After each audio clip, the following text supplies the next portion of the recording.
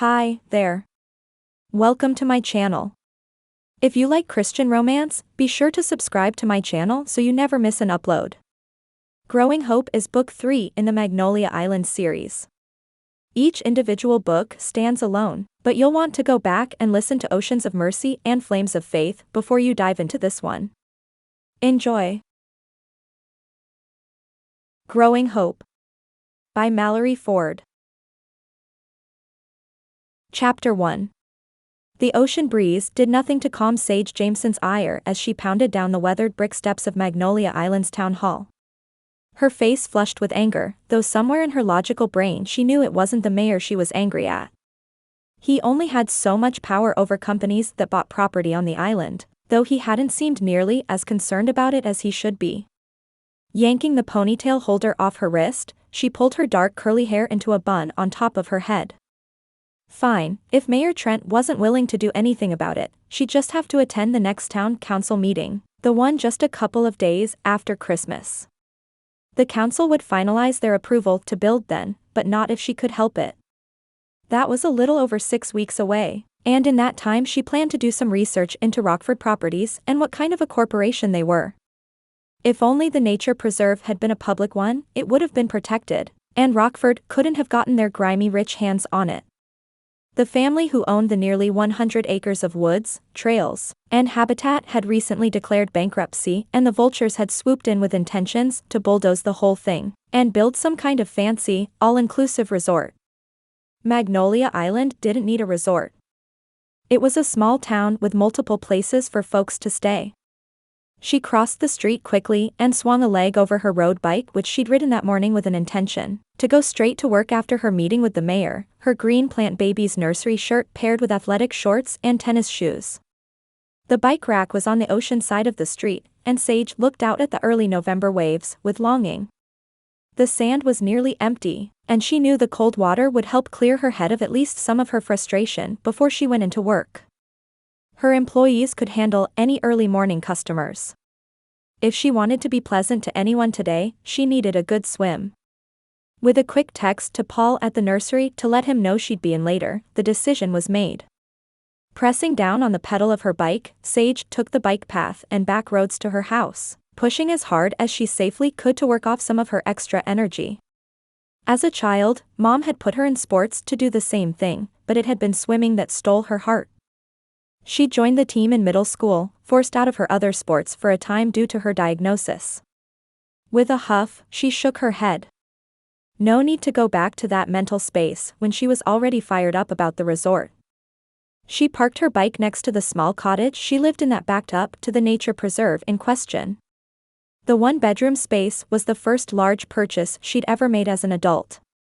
It was peaceful, sitting mostly alone save for the one next door that was in decidedly worse condition. It had been for sale longer than she could remember, but anyone who had half a brain would take one look at the thing and run. Quickly changing into her wetsuit, the one made for cooler waters, she grabbed a towel, goggles, and flip-flops to head back out the door. The trees behind her cottage swayed in the breeze as birds squawked overhead. In the spring, wildflowers would burst from the undergrowth in the woods and fill the air with their fragrance and color. The very earth seemed to dance with the promises of God. How could anyone want to tear it all down? Who could look at something created so beautifully and plan to destroy it? Intent on putting it from her mind for the moment, Sage pedaled the half-mile or so to the beach where she typically got in her swims. Parking her bike once more, she jogged down to the water and took in a quick breath at its chill on her feet and hands. It was good for her anxiety, and she was grateful she'd been in remission long enough that she could step into cold water without days of pain and stiffness afterwards. Reaching deep enough water where she could, Sage dove forward into the dark blue ocean and counted her breaths as she usually did. Focusing on her breathing, her form, and practicing keeping her bearings of the space around her, she felt the nervous energy flow out of her to be replaced with peace. Her sister Allie, a marine biologist and fellow ocean enthusiast, always said she felt the presence of God more in the ocean than she ever did inside a church. Sage had to agree with her. The value of her church community couldn't be overstated, but it was never the building that brought her heart to such a place, it was nature. Whether she was swimming the ocean or running the trails of the nature preserve, nature brought her peace. The tiniest bit of pain tingled in patches across her skin, but she ignored it. It was nothing but the cold. She'd not noticed a single spot when she got dressed that morning. After a good long swim, Sage felt the sand under her feet again as she glanced around to determine exactly where she'd come out. It was only a few hundred yards down the beach from where she'd parked her bike, not bad for the currents she'd worked with that morning. Just as she stepped out of the water, the cool air blowing softly around her, she spotted someone jogging in her direction down the beach. The stranger was tall, that much she could tell from the distance. He was also broad-shouldered with dark hair. If she didn't know any better, she'd have thought it was her older brother, Aiden. She had 3 brothers, but Aiden was the most imposing physical presence. It made sense, as he joined the Marines straight out of high school. That was part of the reason she knew it couldn't be him, as Aiden was currently deployed for another couple of months. He drew closer, and it was clear the runner was no relation to her. She'd never seen a man with quite the same stride, confidence evident even in a light morning jog. His athletic shorts and tank top showed off muscular shoulders and arms, clearly more than just a runner. It made her stomach flutter a little, and she suddenly wished she was wearing anything other than her unflattering wetsuit that made her feel a little bit like a penguin. Only a few feet from her now, the man slowed down and grinned. "How's the water this morning?" He stopped, so Sage followed suit. "Perfect," she answered honestly. All the stress and tension she'd been carrying had all but melted away in the exertion. Another month and it'll be more of a chore to get in a swim, but it's great for now. Lucky thing, as she had the Magnolia Island triathlon in 3 weeks and didn't relish the idea of doing it in January. He grinned, and his chiseled jawline made her heart thump inside her chest. "Excellent. I just got to town, so I haven't unpacked my wetsuit yet. Good to know it won't be quite a polar plunge for a bit." A runner and a swimmer? This guy had to be too good to be true. Not to mention, he was magazine model handsome. No one had any right to look quite that good while in the middle of a run. She sure didn't. "Oh really? Are you just visiting or did you move here?" Ready to mask her disappointment in case he said just visiting, she pasted on a welcoming smile. "Here for a while, though I'm not quite sure how long. You're one of the first people I've met, but I think I just might like it here." He winked at her, and Sage wondered if a heart could actually skip a beat. Was he flirting with her? She'd never been great at flirting. She tended to date more passive guys, and that's probably why it had never worked out. Knowing nothing at all about this handsome stranger, she had to admit nothing about him seemed passive. "Welcome to the island. I'm Sage Jameson." She put out a hand to shake, grateful for the chill so her hands didn't get clammy. "Nice to meet you, Sage Jameson." He reached his own hand out and shook hers with the kind of strong grip she knew folks meant when they talked about her own.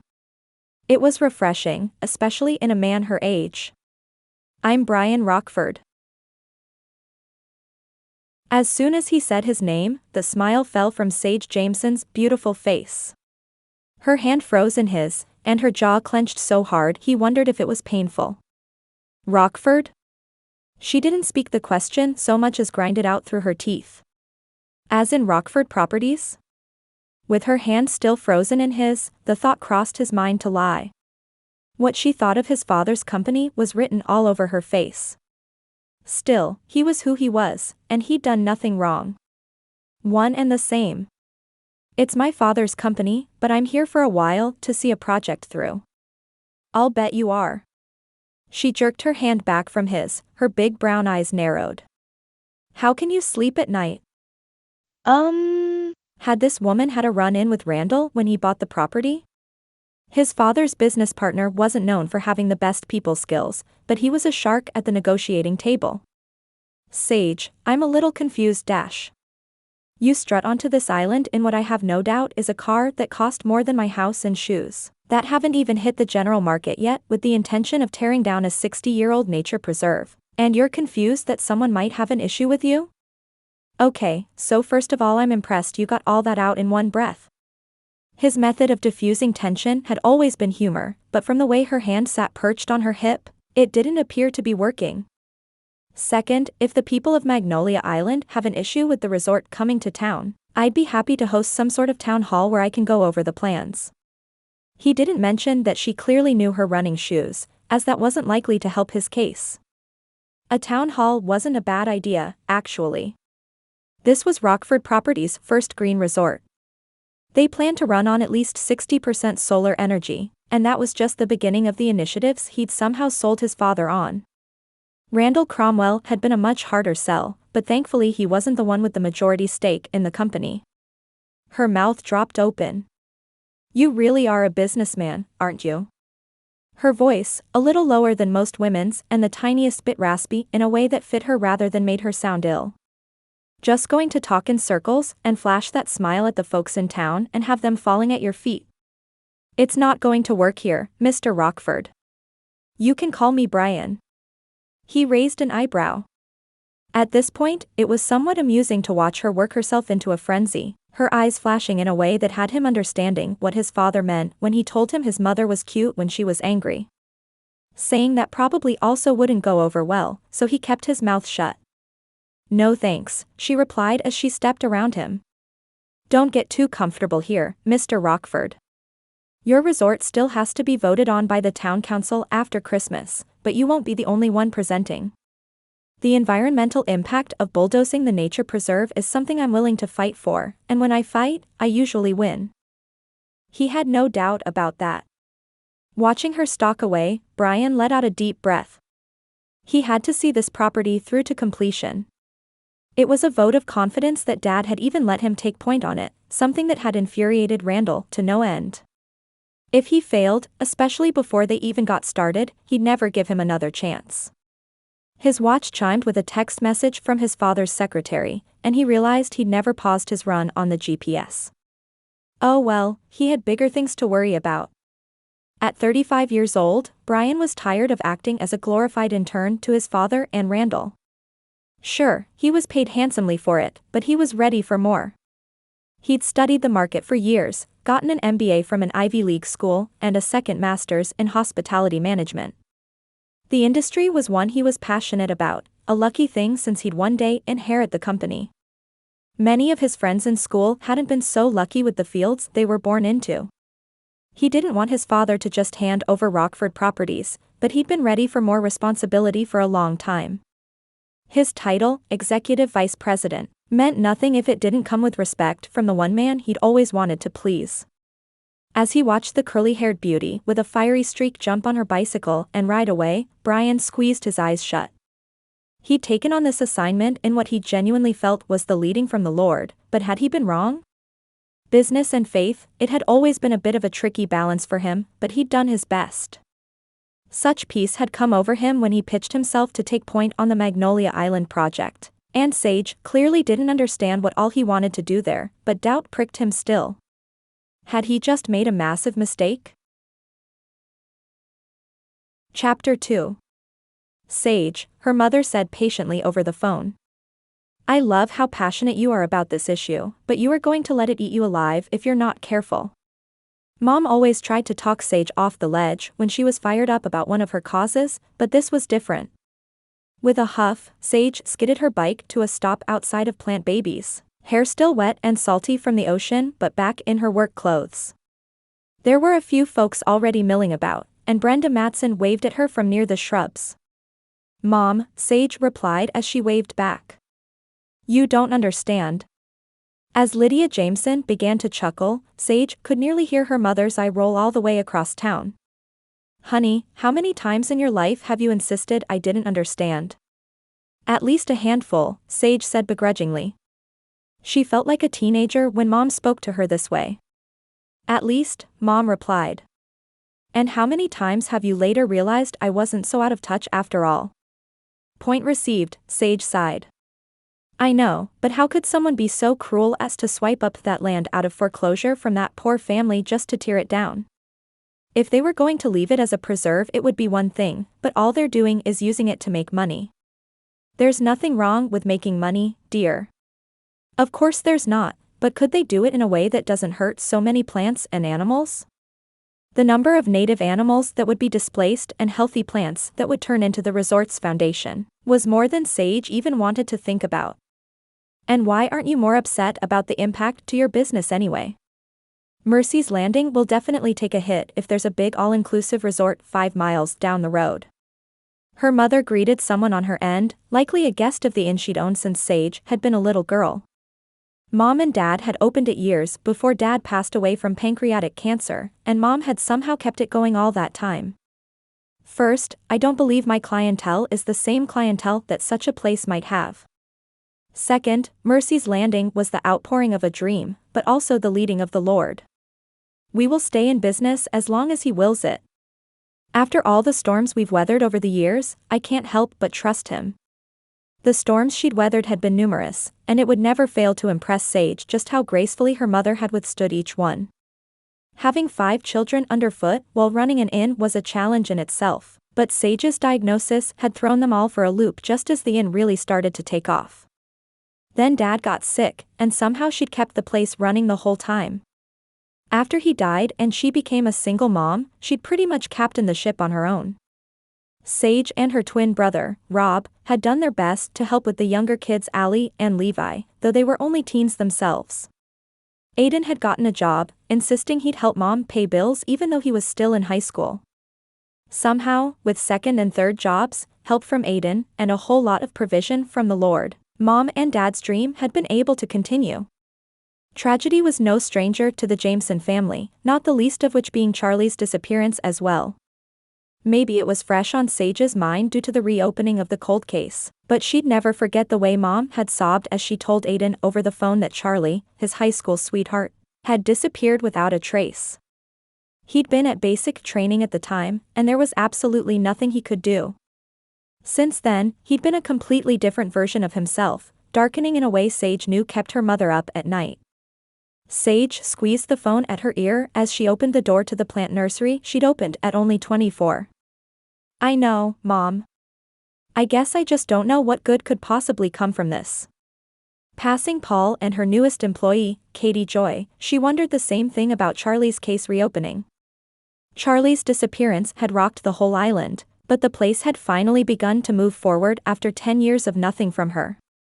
Honestly, Sage had always assumed she was dead, as she couldn't imagine anything would cause a girl to run away from a love like the one she and Aiden shared. They were young, but it was clear to anyone who knew them they fit together like puzzle pieces, soulmates in the purest of ways. It had only been Allie's discovery of Charlie's old bracelet while on a dive last summer that brought her name up again, and a fire at a house in town really got it going. Rudy Grant, resident beatnik fisherman and uncle of Rob's girlfriend, Lexi, had lost his old fishing shack in a fire after a storm in late summer. They'd found multiple belongings of Charlie's there, not to mention Aiden's old Letterman jacket she'd worn almost exclusively. Rudy had been arrested for it. No matter how hard detectives pushed, he'd said nothing and only trusted God would bring the truth to light. He'd been right, and Mrs. Jane King had presented evidence completely exonerating him. Not only had he never hurt Charlie, but he'd actually helped her escape the island for reasons Sage still didn't really understand. She'd left her things there, and the last word anyone had from her was a postcard she sent Mrs. Jane 6 months later to let her know she was okay. Mom still hadn't processed that bit of information completely, and Sage knew that was part of what she referred to when she implored her to trust the Lord. In fact, it was likely what Mom was thinking of as she spoke. I know it's hard sometimes. We can't see God's plan for things that happen as a result of sin in the world, but I have to trust that He is still good. His hand is on every hard thing, even those that grieve Him as much as they grieve us. I lived too many of my younger years in fear of what would happen next, and I refuse to spend my later ones doing the same. Exiting the main building on the Plant Babies property, Sage passed one of the 2 greenhouses and the plethora of outdoor plants soaking in the sunshine and mild November day. There was a reason Lydia Jameson's 2 daughters ended up a horticulturist and a marine biologist. She instilled a deep love and respect for God's creation into them as children, and Sage couldn't imagine her pulling back on that now. Are you saying I shouldn't fight this? Absolutely not, Mom said just as Sage reached the small structure Sage used as her office. You fight for what you believe in, and you fight hard. I just don't want you to hold so much of the responsibility on your shoulders. You carry so much stress for other people and things, my dear. The weight of the world will eventually get too heavy. Without her ever speaking it, Sage knew part of what had her mother worried was the fear she'd have a flare. She'd been in remission for years, and as much as every little ache and pain sent her anxiety into hyperdrive, she'd maintained remission since her early 20s. Still, everyone in her family knew that exorbitant stress was likely to put an end to it. At least, that's what her rheumatologist had always preached. I know, Mom, but I have to give it my best shot. Of course you do, love. You wouldn't be my Spitfire if you didn't. Just think about what I said, okay? I've got to get going. Allie and Knox are coming over this morning so Allie can do some work on my website. Sage chuckled, as her sister rarely went anywhere these days without her best friend turned boyfriend. And I assume Knox will end up doing some type of handyman work while he's there? He usually does. I'll talk to you later. Love you. Love you too, Mom. As she hung up, Sage unlocked the door to her office and plopped her bag in one of the chairs inside. The space was everything she'd dreamed when she'd asked her brothers to help her build it. It was more or less a wooden shed, but it was decorated and outfitted in a way that gave her so much peace. Jewel tones were her favorite, and the multicolored rug that had been her inspiration for the rest of the space pulled everything together perfectly. 2 fluffy green chairs sat on one side of her desk, the side visitors might inhabit, with a small coffee table between them. Bookshelves covered in titles spanning her 3 great passions, plants, business, and conservation, adorned the back wall while the 2 large windows on either side let in the sunshine. Her electric tea kettle sat on top of one of her filing cabinets along with teas of various flavors, and a couple of different fun mugs. Filling her water bottle from the large, refillable water cooler in the corner, Sage took a long swig of the cold liquid. After meeting Bryan, every bit of the tension she'd let out on her swim was back, but she could let it out with a good long day of work at the nursery. Just as she moved to fire up her computer and check on the day's deliveries, her phone pinged with a notification. It was from her little brother, Levi, who was a detective with the Magnolia Island Police Department. Levi, hey, I've got a slot at the woodshed this Saturday morning for paintball. Want to join? The woodshed was an activity venue on the island that catered to outdoor sports. They had axe throwing, paintball, archery, a climbing wall, and had even started offering surf lessons not far from the main campus over the summer. Though she was generally outnumbered by men, Sage loved paintball and could hold her own pretty well. Sage, love to, but I need to check the nursery's schedule to make sure we've got plenty of help. Can I let you know this afternoon? Levi, sure thing. As she logged into her computer, Sage hoped the schedule would tell her she had plenty of employees working Saturday morning. That was the thing about running your own business. Plant Babies was closed on Sundays, but every other day was fair game. She could easily work 60 hours a week if she wanted to, and she had for the first few years she'd been open. As they'd grown more successful, she'd been able to hire more help and delegate more responsibilities. If she were honest, the thing she was the most proud of in her business was the ability to hire many of the women at Rachel Grant's women's shelter. Lexi's mother, Rachel, had gotten them out of a terribly abusive situation with Lexi's father when Lexi was just a child. A while back, she'd decided to pay forward the help she'd received and opened a shelter for women and children on the island out of a precious old house that had previously been a bed and breakfast. Katie Joy was the 3rd of the women she'd been able to hire, and that had felt as good as anything she'd been able to accomplish with the business. After a few minutes checking in on the boring computer work she needed to do, Sage stood and readied herself for another long and wonderfully exhausting day at her absolute dream job. If nothing else, it might at least make her forget the handsome man she'd met on the beach that morning. Bryan Rockford might be many things, some of which her mother would wash her mouth out for speaking aloud, but unattractive he was not. Grabbing a headband to smooth back the flyaways from her unruly mane that had started to come loose from her hastily formed bun, Sage stepped out the door and took a deep breath. The plant's aroma filled the air around her and calmed her like they always did. It would be okay. She'd find a way to stop the Rockfords from destroying the preserve, and all would be right with the world. She had to, and she'd been honest with Bryan earlier. When she fought, she won. Bryan shook his head as he approached his car in one of the public beach parking lots. Had that encounter really just happened? He'd finished his run, and even a solid hour of speed work down the beach and all over the island's bike trail hadn't lifted his mood, after his run-in with the dark-haired beauty, Sage Jameson. Sure, she was pretty, but she had a temper as big as the New York skyscrapers he was used to seeing. Just as he pushed the button to start his SUV, one he was grateful Sage hadn't actually seen him get into since it was indeed as expensive as many houses, his phone rang. "Hey, Dad," he answered as he lifted it to his ear. "What's up?" The background noise told him his father was in the car as well, though he was likely in the back seat while a driver carried him from point A to point B. "Son, how's the island? Are you settling in well?" "I am." How much should he tell his father about his morning? "I think it's going to take a little time to convince some of the townspeople we mean to benefit them with the resort as well, but I'm up for the challenge." There, that was good. He didn't feel right about lying to his father and boss, but this was also his big chance to prove himself. If he messed this one up, who knew how long it would be before they gave him another one? Won't be the first time. Handle it, and if the resort goes the way you planned, they'll be falling at our feet by opening. I'm not so sure about that, but at least they'll know we aren't the monsters some think we are.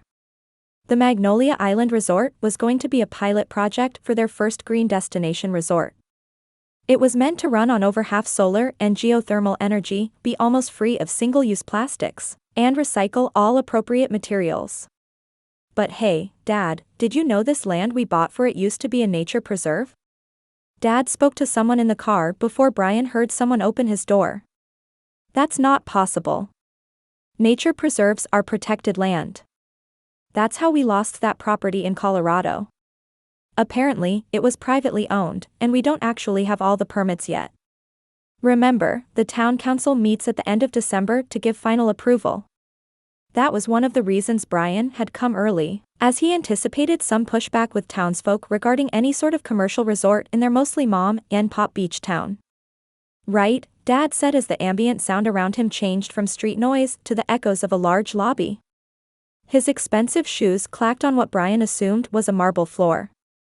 "I didn't know that, but Randall is the one who orchestrated this land purchase. Why he was so dead set on the place I'm not sure, but we've been in business together long enough I trust him." He chuckled and took on the tone he used at the club with his golf buddies. "Wouldn't trust him with my wife, but I trust him with my money." Bryan grimaced. Dad was on his third wife, this one only a few years older than Bryan. Jamie was nice enough, but it was mostly just weird at this point. That should probably tell you something about his character, Dad. It had been Bryan's mother who instilled faith in him, as his father had been more of a Christmas and Easter churchgoer since her death when Bryan was only a boy. Before that, he had memories of sitting in the pew with both parents, but her car accident set his father down a path that had not only put distance between him and the Lord but him and Bryan as well. It had been after Mom's death that Rockford Properties purchased Cromwell Ventures when Dad and Randall had become business partners. Randall Cromwell had never been Bryan's favorite person. He cut corners on things he shouldn't, overcharged clients, and underpaid workers. Part of Bryan's goal with the Magnolia Island property was to convince the public Rockford Properties was moving in a different direction, for a new generation. The world at everyone's fingertips through the internet meant a whole lot more people cared about the integrity of the companies they invested with.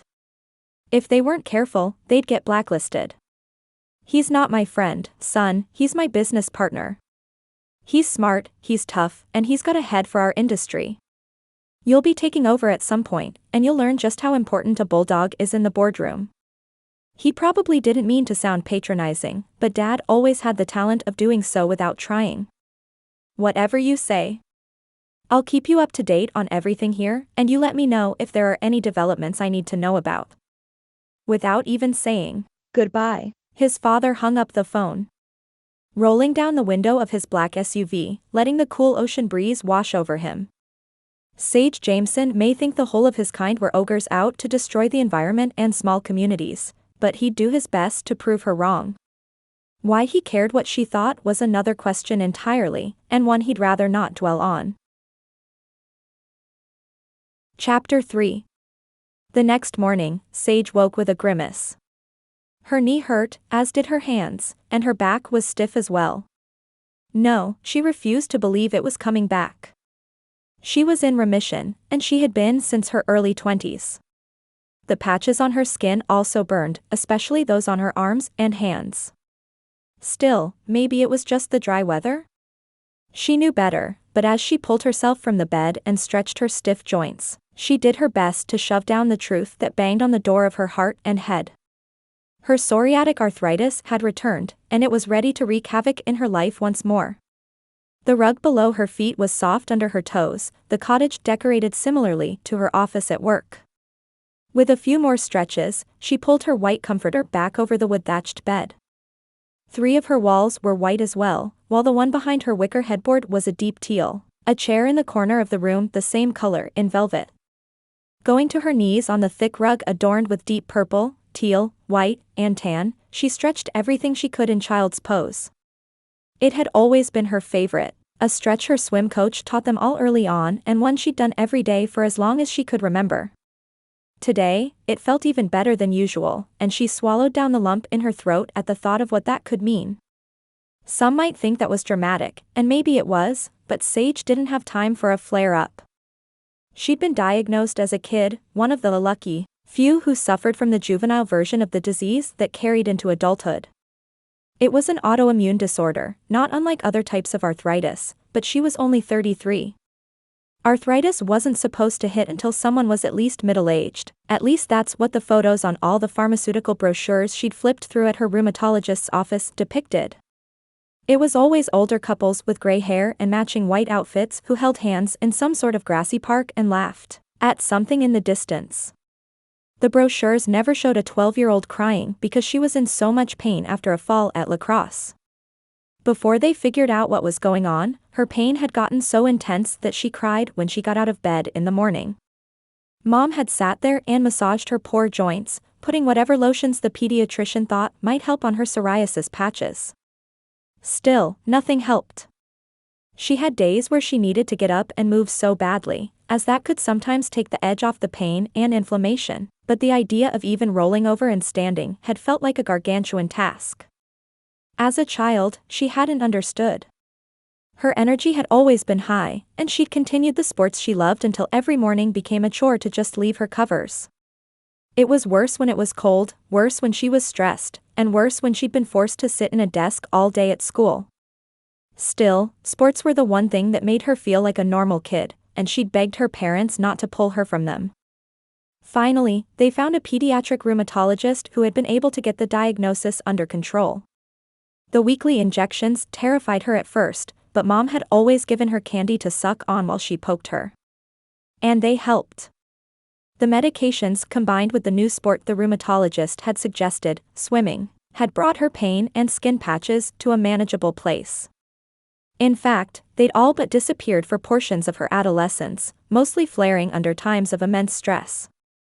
As Sage stiffly waddled into the kitchen, she turned on the electric tea kettle she kept on the counter of her little cottage. She wasn't flaring. She'd just overexerted herself the day before, and the joint damage she'd experienced was bound to cause some residual stiffness now and again. The patches weren't very big anyway, nothing like the ones she'd sobbed over when she looked back at her 10th grade homecoming pictures. They were tiny, and it was likely the dry air. She'd double up on her lotion this morning, for sure. Going through the motions of drinking her tea, making her breakfast, and changing into her leggings, long-sleeved DRI fit top, and running shoes had the stiffness mostly gone. Her knee still twinged, but she could have easily tweaked it at the nursery the day before. A glance in the mirror told her that a hat might be in order for the morning's run. Her hair, something she'd once lamented but now truly enjoyed in her adulthood, stuck out in 1,000 different angles. It had taken her years to learn to care for her curls in a way that kept her from ending up with a frizzy mess. Still, morning hair was always a challenge. Grabbing her hat from the hook by the door, she jammed it on her head and pulled her unruly mane out the back. She'd tame it after she showered. For the moment, she just needed to run. The triathlon was coming up in just a few weeks, and she needed to be ready. As she stepped out onto her cottage's front porch, she spotted something that made her freeze in place. A large black SUV sat parked in front of the cottage next door, and the dilapidated for sale sign was missing. Had someone seriously bought that dump? Not to mention, the car was definitely worth more than the cottage. It was one of those fancy ones Aiden would drool over with chrome this and tricked out that. Why would someone who could afford such a thing buy the little cottage next door to make roommates with the mice? Just then, the front door opened and a tall, broad, and familiar man stepped out onto the porch in his own running attire. Sage's jaw dropped open. You bought the cottage next door? She didn't even try to keep the accusation from her tone, dripping with her own frustration over his purpose in town and the way her own stomach flipped both times she'd met him. Turning from where he locked his front door, Bryan's eyes widened as he spotted her. He sighed and shrugged his shoulders. What are the odds? You live there, I'm guessing? He pointed at her cottage, much prettier and better taken care of than his own. I do, she replied with a raised brow. I've lived here for 7 years. She pointed at the beautiful woods behind them. You know what that is? That's the nature preserve you're hoping to bulldoze. The view from our back porches won't be quite so picturesque if you have your way. He stepped down off the porch, an infuriating smirk on his face. You've got some strong opinions, Miss Jameson. Any chance I can assuage some of them over coffee or even a run? The confidence in the way he held himself screamed of the money that undoubtedly purchased that car. Not if you were the last man on earth. Sage took a step back and looked past his broad shoulders to his cottage. Besides, I'm liking my chances more and more. Who in their right mind would buy this trash heap of a cottage when you've got a car that costs more than what I make in a year? Doesn't seem like your decision-making skills are quite up to snuff. That, or you bought the property sight unseen, which seems like something a real estate tycoon would know better than to do. He cocked his head to the side, smirk still firmly in place. Maybe I'm not very smart. Or maybe, just maybe, I've lived in a penthouse apartment in the city my whole life with a doorman and a maintenance team, and I wanted to learn to fix up a place of my own. Maybe I gave myself a budget for the project to keep from getting in over my head. And since the renovations will cost more than the building itself, I decided to start small. Or, it could just be my father's the real estate tycoon and I'm just a spoiled rich boy with no sense. His eyes flashed with something Sage couldn't quite identify at the last part, but she refused to back down. You won't have to worry about most of the renovations there, since the town council is going to strike down your proposal at next month's meeting. I've already started researching your company, Mr. Rockford, and I plan to fight this every step of the way. I'm sure you will. And again, call me Bryan. Mr. Rockford is my father, and since we're neighbors and all. Sage glanced behind him again before turning on her heel and heading toward the road for her jog. Fine. And Bryan? She called the words over her shoulder but turned then to watch his reaction. You might want to check the latch on your front window. Pretty sure Edna just found a place to have her babies. Who's Edna? Just as he asked, the raccoon's tail disappeared through his front window and a large crash echoed from inside the structure. Chuckling to herself as she set off on her run, Sage silently blessed the raccoon who'd been squatting at the little cottage as long as she could remember. She was friendly, and she actually helped a little with some of the smaller pests that liked to snack on Sage's garden. Mostly, she was just destructive. Good timing, Edna. Jogging back to his cottage at the sound of the crash, Bryan froze at the sight of a very pregnant raccoon sitting next to the end table she'd knocked over. Her eyes went big when she spotted him, and she backed slowly into the corner with something that sounded like a mix between a hiss and a growl. Not intent on getting rabies, Bryan held up his hands. Easy now, I'm not going to hurt you. Edna, is it? I hear you're expecting. Congratulations. He was talking to a raccoon. If his father could see him in that moment, he'd probably pull him off the project straight away.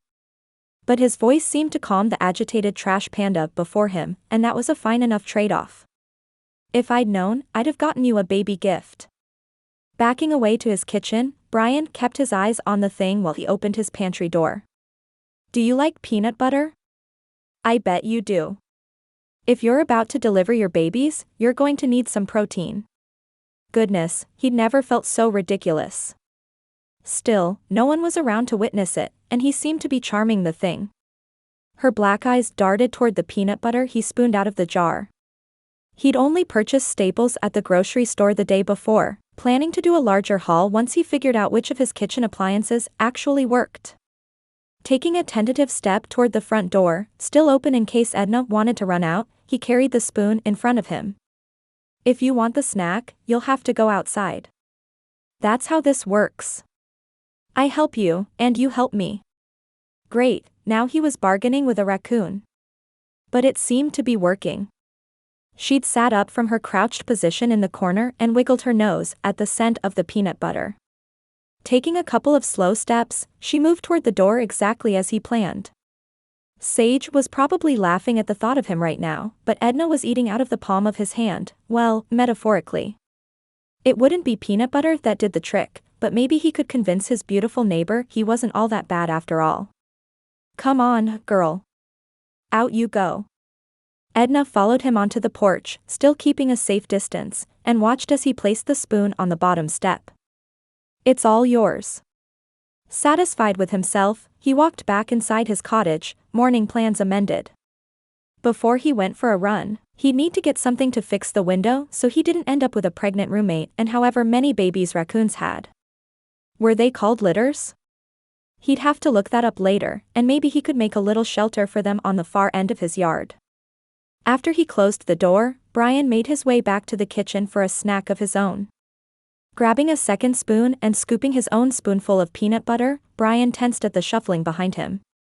He turned to see Edna right back in the corner from which he just coaxed her, spoon in hand. Fine. You win this round, but I'm going to the store this morning, and you're not going to like what I do when I come back. He refused to have a raccoon as a pet, something Edna appeared to have in mind as she eyed him hopefully and lifted the spoon with her little black hands. No more peanut butter. She crouched back down in her previous position with what looked like all the world to be a huff of frustration. Women. Were all the women on the island destined to hate him, or was it just the two he'd met so far? Mrs. Gina at the grocery store had seemed nice enough, but his track record wasn't looking great to this point. It was a little jarring, especially because the women in New York had always treated him like the property empire heir he was. They'd all been after his money, of course, something he'd had to watch with both girls he dated and guys who wanted to buddy up alike. Everyone, from the time he was in college, had always seemed to have a hidden agenda behind their apparent sincerity. It was mainly just his friend Greg from childhood that he spoke to on a regular basis. Greg was a husband and father of two who lived outside the city. He was an electrician, and his wife, Becca, taught at their kids' school. Their life was normal, despite the privileged upbringing he'd experienced right alongside Bryan. After high school, their paths had diverged, but they'd remained close. In fact, as he shut the front door behind him on his way out to the hardware store, it was Greg's name he pulled up in his phone. Typing out a quick text, he chuckled as he thought of the morning's events, Sage's angry glare included. You're never going to guess what happened to me this morning. Chapter 4. That's it, Sage said as she stood to her feet and wiped her greasy hands on her overalls. I'm tired of trying to bandage this worn-out part. I bet the hardware store has another one that we won't have to spray down every other week to get it to lower. She stepped back and studied the retractable greenhouse wall with narrowed eyes. The week may have started out poorly with meeting Bryan on the beach and realizing he lived next to her, but the rest of it had gone pretty well. She'd had a few large orders come in at plant babies that would mean Christmas bonuses for each of her employees, and her pain and stiffness had calmed down significantly. The patches were still there, but no one could see them in her long-sleeve work shirt, and the turmeric tea she'd been drinking to fight inflammation appeared to be helping. At least, that's what she was going with. Paul, her longest-running employee who worked part-time at his retirement job, looked at her with skepticism. His gray mustache hid his mouth, but she had no doubt his lips were pursed into a line as he studied the scene before him. Why don't you just call Knox and ask him if he has time to fix it? He told you to call any time. Men. She'd fixed more than one thing around the nursery, and she'd at least give it a shot before she called in reinforcements. I think I know how to fix it, and there's no need to call Knox when he has a job of his own. Knox was her soon-to-be brother-in-law, though he and her little sister, Allie, weren't engaged yet. They'd been best friends for so long most folks in town assumed they'd wed eventually. Finally, over the summer, they'd gotten their acts together and told the other how they felt. Knox was as handy as could be, a boat captain who spent many of his days off fixing things for folks around town. He always refused payment, especially from the elderly, and as such he'd earned a bit of a reputation around the island as a handyman. Still, he was busy, and she wouldn't call him if it wasn't absolutely necessary. Miss Sage, I know you probably can figure it out watching how to videos on that phone yours, but I'm just saying you might have other things to do today. Aren't you training for some race? Paul meant well, but he'd always hovered a bit more than necessary. It's nearly 5 o'clock now and you've been here since at least 8 o'clock this morning. I already got in my training for the day before I came in, Sage replied to his huff and grumble. She didn't know exactly what he said, but she could just make out the words sleep and hard-headed in his nearly silent complaints. Fine, he said a little louder as Sage fought to keep the grin off her face. If you decide to leave it until tomorrow, I'll try and help you. If not, good luck, and try and leave here at a reasonable time so you can go have a life. Young things like you ought to be out with your friends or a string of young men, not working yourself into an early grave. As he stalked away, punching the time clock on the wall with a little more force than necessary, Sage chuckled and shook her head. Katie Joy, one of the part-time employees she'd hired from the shelter, approached as she eyed the man warily. Understandably, angry men, even those with marshmallow insides, made her nervous. Do you need any help, Miss Sage? Lexi's watching Marlo for me, but I could stay a little longer if you need me to. Lexi was Sage's twin brother Rob's girlfriend. They'd rekindled their college romance and had settled into a relationship miles different from the one they'd had in their younger days. Lexi taught at the elementary school, but she still helped out at the shelter her mother ran whenever she could. If she had to guess, Rob's daughter, Bryn, was also helping out if there were small children involved. She might still be a child herself, but Bryn loved babies. No, you go on home to your baby. How are you two settling in? Tears sprang to Katie Joy's eyes as she smiled. It's been a godsend, this whole place. When I left my husband in Charleston, I'd have never imagined I'd land in such a wonderful situation. For once, I feel safe and like I can actually provide for Marlo. I need lots of help, but it's a start. Sage didn't know all of Katie Joy's background, but watching the woman pull herself up from such an awful situation and move forward was inspiring. I'm so glad. We're happy to have you here, and I know Lexi is loving getting some baby snuggles. A motherly expression of love filled Katie Joy's face, and peace seemed to settle over her as she thought about her daughter. I know she is. Anyway, I'll see you tomorrow morning. Let me know if I can bring you a coffee or anything. With a wave, Sage pulled out her phone to see what kind of parts she might need to fix the pulley on the retractable door. You two have a good night, and get some rest. I'll see you tomorrow. As she studied the type of system the greenhouse door used, she felt confident she could replace the pulley system if the hardware store had what she needed.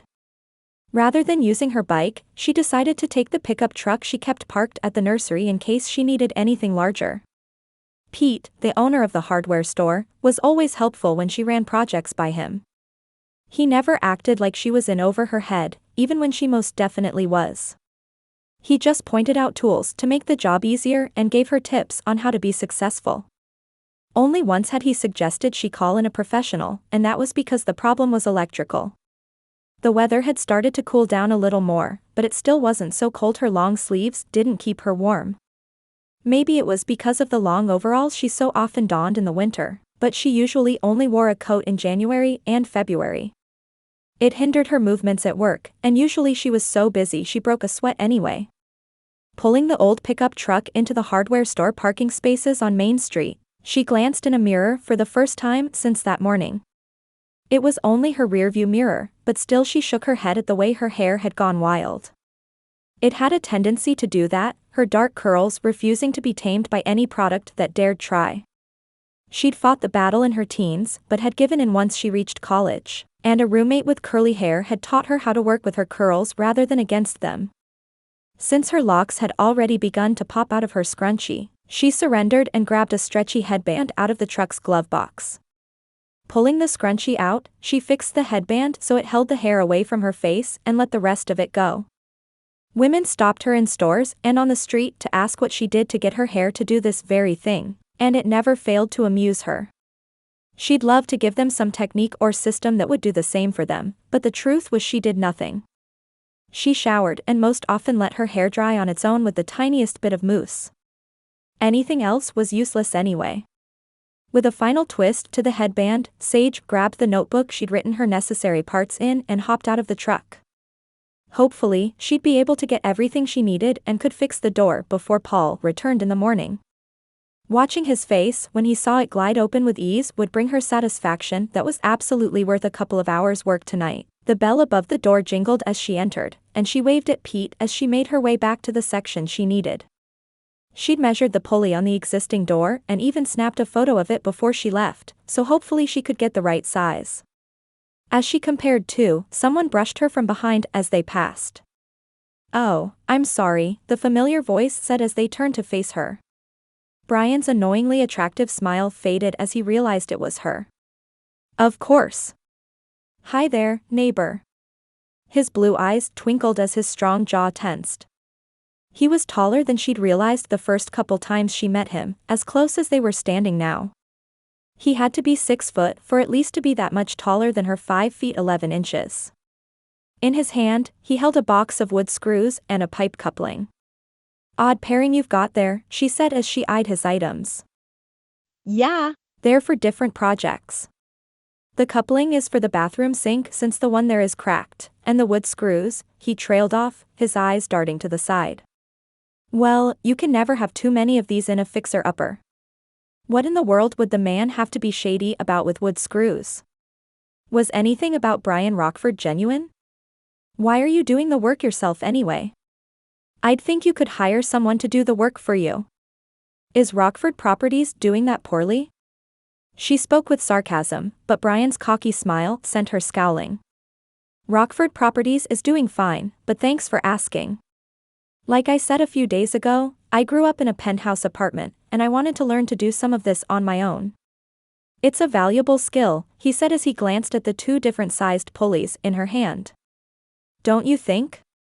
She could respect the desire to learn a new skill, particularly one that was so easily hired out, but this was Bryan Rockford.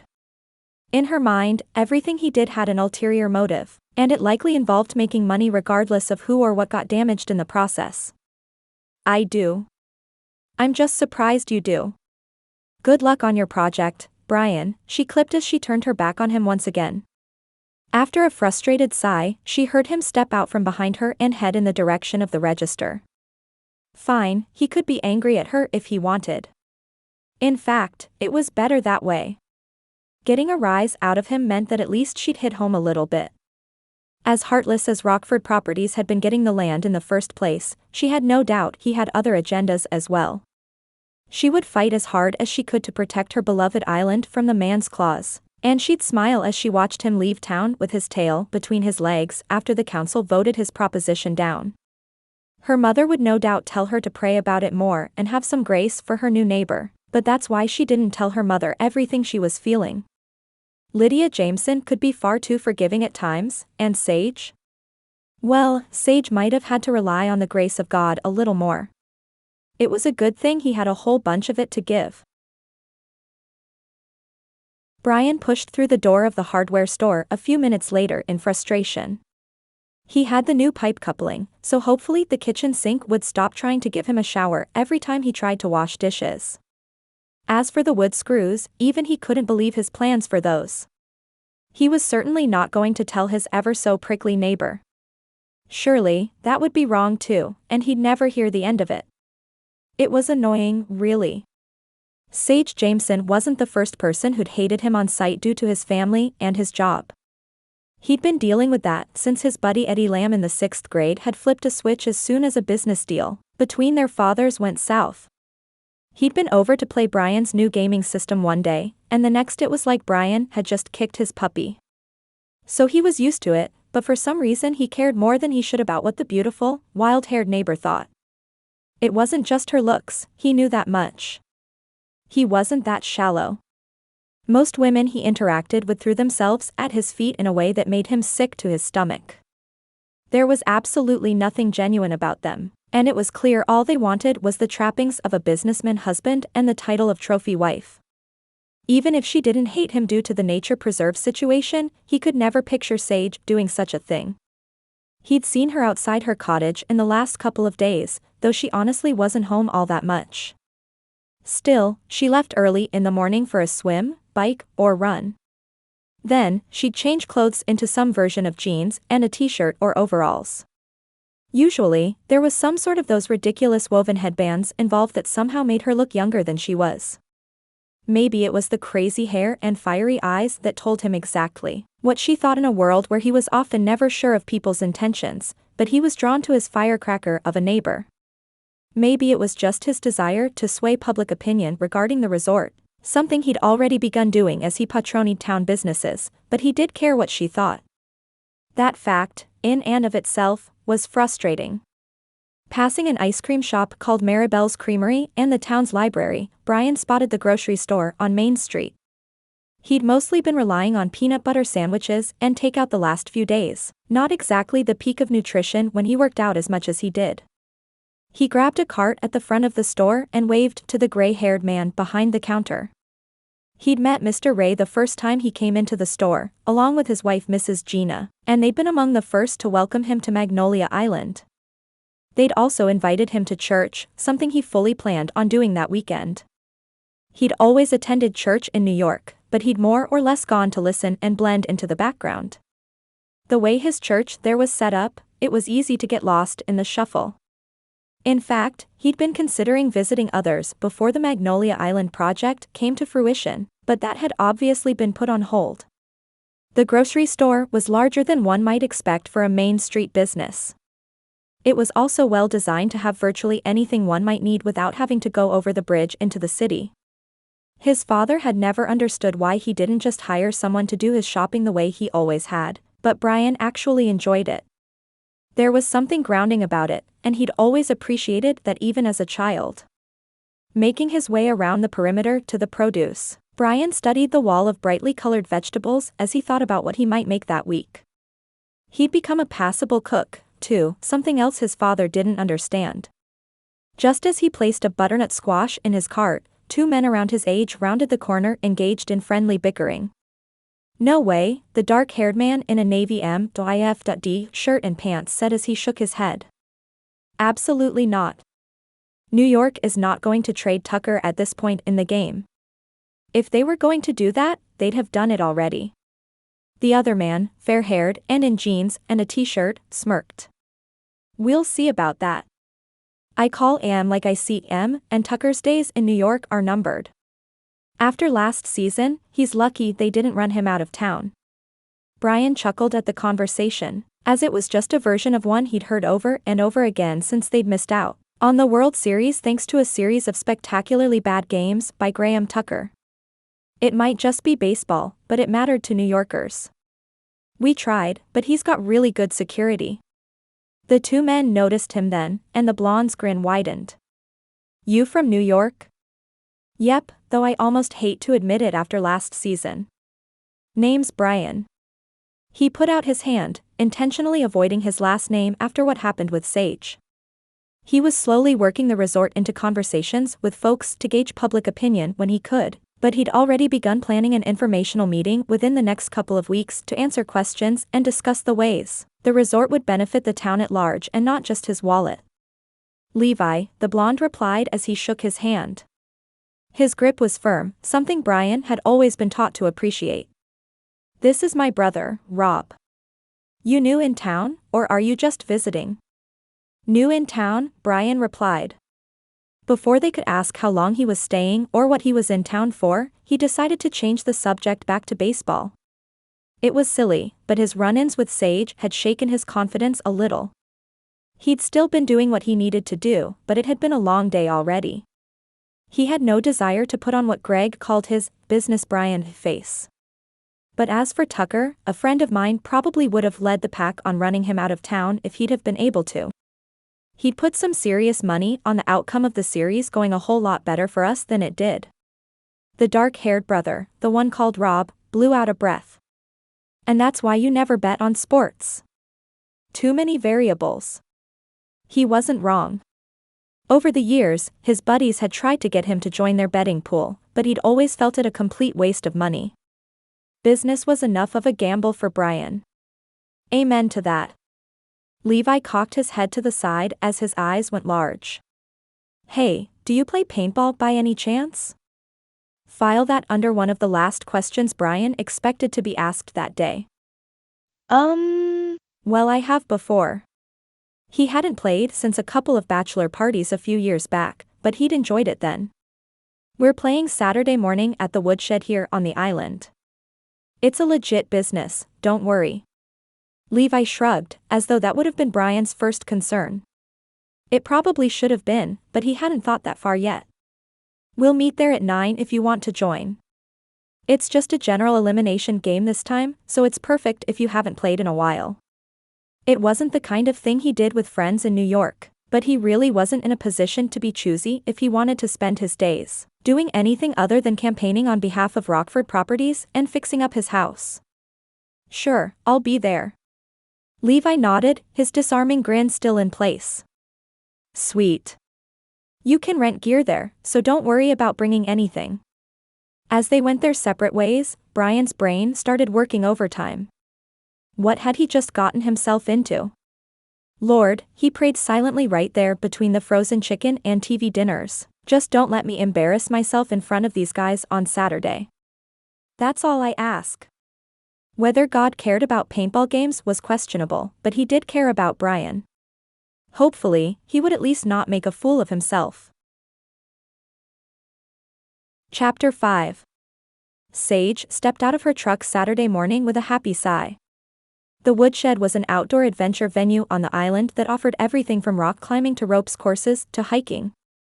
Her favorite activity, paintball, was on the agenda that morning. She'd started playing paintball with her brothers in high school in an attempt to prove she was just as tough as any of them despite her arthritis. At first, they'd resisted, but Aiden finally decreed she could try in the kind of finality only the oldest of 5 can hand down. He probably figured she'd feel the sting of getting hit once and bow out, but he would quickly learn differently. Instead of tucking her tail and heading home, Sage turned into a bit of an animal on the woodsy course with all kinds of structures built from driftwood and stone. She climbed trees, hid in spaces none of the men could fit into, and played in such a strategic way that all 3 of her brothers, plus Knox and a few of their other friends, had been speechless. Over the years, she'd only gotten better, and it relieved stress for her in a way even swimming couldn't accomplish. Pulling her bag of gear from the back of the truck, she swung it over her shoulder with a confident smirk. Living next door to the closest thing she'd ever had to an archenemy had kept a tension in her shoulders and neck all week. Even fixing the greenhouse door hadn't helped, and usually projects like that could do the trick. No, the anticipation of seeing him every time she walked out her door combined with the complete annoyance at how her stomach flipped every time she saw him created a need for release. Hello boys, she said as she approached her brothers and a few of their friends who'd become regulars over the years. Knox and Nick Pruitt were there, as were a couple of guys from church that showed up on occasion. She tossed her bag on the ground and started to pull her hair into a low braid. It would look horrible by the time she was done with the combination of sweat and her helmet, but she didn't care one bit. Levi looked up from his phone and raised a brow. You made it. Good. That keeps our teams even. A quick glance told her the teams were not even, as there were only 9 people there. Who else is coming? Before he could answer, the sound of a second car approaching the wooded parking lot did the job for him. Sage turned to see who it was, his identity clear with the SUV she saw parked next door every single day. You're kidding me. Bryan stepped out of his big black SUV, the one she'd rightfully guessed cost more than her house, and spotted her. Seriously? Are you everywhere on this island? You guys know each other? Rob stepped forward with an expression that was half amused, half protective. They were twins, and he knew well how she could take care of herself. Still, he always made sure she knew he had her back. Unfortunately, Sage said dryly. Bryan stepped forward slowly, as though she was about to start swinging. We're neighbors. Levi let out a guffaw. You bought the house next door to her? That thing should have been condemned ages ago. Glancing between the two of them, he raised an eyebrow at Sage. Are you always this unfriendly to neighbors, or is there something we should know? I think it's just reserved for me, Bryan replied as he reached the group. I didn't tell you my last name at the grocery store, but I'm Bryan Rockford of Rockford Properties. Understanding dawned on the face of every man there. They all knew her, and she'd spoken up enough about the nature preserve that no further explanation was needed.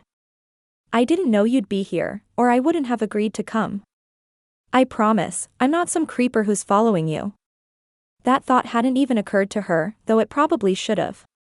He had shown up in an unfortunate number of places she had recently. Lucky for you, I don't think you're a creeper. I just think you're a greedy businessman with no regard for the world around him or the people he steps on to get to the top. She'd done some research into his company in the past few days, and what she found was a curious mixture. They had some resorts that had provided a buoy to local economies and all but revitalized dying towns in beautiful places, while other evidence of their acquisitions were shady at best. That's good, I guess. Bryan turned his attention to Levi with a sigh. Thanks for the invite, Levi, but I think I'll head back home. No. Her brother shook his head and strode forward. We'll be uneven then, and then someone will have to sit out. Sage can get over it, can't you, Saz? Besides, what better place to work out your differences than a paintball course? Of course, he'd used the childhood nickname he'd given her as children. He always did that when he wanted something. She narrowed her eyes at Bryan while deciding. I wouldn't have pegged you for a paintball enthusiast. I'm not, he said with a shrug. Just trying to get involved here on the island. Despite what you think, I'm not a villain out to get you and everyone you love. She'd let that one go for the moment, the prospect of taking him down on the course more and more appealing by the minute. Fine, but we're on opposite teams. You got it, Levi replied as he stuck his hand in the air. Bryan, you can rent your gear over there in that building, and we'll pick teams while you do that. As Bryan moved toward the building, Rob elbowed Sage lightly in the ribs. You gonna give him a break? He really doesn't seem like a bad guy. Knox scoffed from behind them as he pulled on his helmet. I can't believe anyone would buy that dump next door to you. I thought for sure you'd buy the lot one day and clear it entirely. He apparently wants to fix it up, she said with a shrug. Though, I'm pretty sure he doesn't know a jigsaw from an Allen wrench. Look at his car. Does that look like the car of someone who can fix up a place like that? Guess we'll find out, Rob replied. Might not be a bad idea to give him a chance to prove you wrong. You know, in the name of grace and all. He smiled knowingly at her, earning himself an eye roll. Why are you here today, anyway? Where's my niece? Bryn hadn't ventured out onto the paintball course just yet, but a few more years and Sage planned to train her to stick it to any boys who said she couldn't play. She's with Mom and Lexi this morning at the Pretty Potter. Lexi wanted to try and make something with those gold bits Mom talks about, and she asked Bryn to tag along. Despite her annoyance at Bryan's presence, Sage was genuinely happy for her brother. Good. Lexi's good for you both. Don't screw it up this time, okay? Rob and Lexi were giving their relationship a second round, having dated in college well before either of them were ready for it. Now, with Bryn's birth mother being an absolute whack job, she was a godsend to the family. Doing my best, he replied. As the rest of the group suited up and Bryan got his rented gear, Sage realized this might actually be an excellent chance to relieve some of her frustration after all. Okay, Levi said as he rattled off the team names. We've got me as one team captain and Rob as the other. My team will be red, and Rob's is blue. Y'all know the rules, he said with a smirk at Bryan. But this is just your typical capture the flag. Points are a combination of the team with the least paint on them and whatever man grabs the flag. Sage pretended to cough, her efforts comically obvious. Cough, or woman, cough. Of course, Levi said with a roll of his eyes. Or woman. When the clock runs out, the horn will blow. Are we ready? Everyone around her, Bryan included, nodded. She couldn't see his face due to the fact he already had his face guard down, but the grip on his gun betrayed his nerves. He was holding it correctly, as though whoever was working the desk today had told him how, but his hands were tight and tense rather than relaxed. He'd likely end up firing off an accidental round if he wasn't careful. Great, Levi continued as he slapped down his face mask. Let's do this. As they took their sides, the speakers started blaring the 80s rock the owners loved to run during matches. Sage scoped out her normal spots, wondering if she should switch it up a little.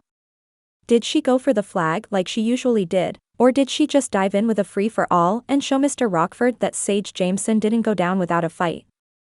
As the music's volume lowered enough to hear the beeps that signaled their starting countdown, Sage spotted her target, who had taken the high ground on top of some rocks. It was a strategy, though not a great one. He could see anyone approaching, sure, but a well-placed paintball would nail him right in the face mask. She wouldn't go for a cheap shot like that. Or would she? Silencing the voice inside her head beckoning her to be kind, she pursed her lips. The voice sounded an awful lot like her mother, and what Mom didn't know wouldn't hurt her. All was fair in love and war, and at the moment, paintball felt a lot like the latter. Bryan had never seen someone move the way Sage did on the paintball course, and he couldn't keep from being impressed. His spot on the rocks gave him a pretty good view of those before him, though it left him exposed as well. He dodged a couple of shots, and fired off a few of his own, but it was time to move to a different spot before Sage reached him. Was she going for the flag, or was he her target? As Bryan crept along in the leaves, still higher up on the hill than many of his teammates, he peeled his eyes behind his face mask.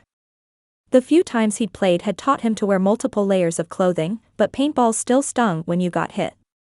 If only she'd just listened to him about the resort, she wouldn't hate him so deeply. Yes, the nature preserve would be taken down, but could they not reach some kind of compromise folks felt good about? The sound of leaves crinkling behind him had him whipping around. There, a little further up the hill than his hiding spot behind one of the wooden forts, was Sage. How in the world had she gotten behind him? Had she swung through the trees like a monkey? They were separated by about 20 feet, and he realized she must have walked across one of the wooden obstacles like a balance beam. Common sense told him he had to shoot, though something in him still bristled at the idea of firing at a woman. She apparently held no such hesitation as she fired off her first shot, her paintball hitting him square in the gut as he felt the blue paint seeping through his clothes to what he was sure would be a bruise the next day. "All right," he muttered as he returned fire, "if that's the way you want it." The next 20 minutes were spent as though the whole match was just between Sage and Bryan, and it was only when the 5-minute warning announcement came over the loudspeaker that Sage glanced over at their flag. It was in a tower defended by Knox about 30 yards to the left, and Bryan realized just then how far they'd moved away from his original position.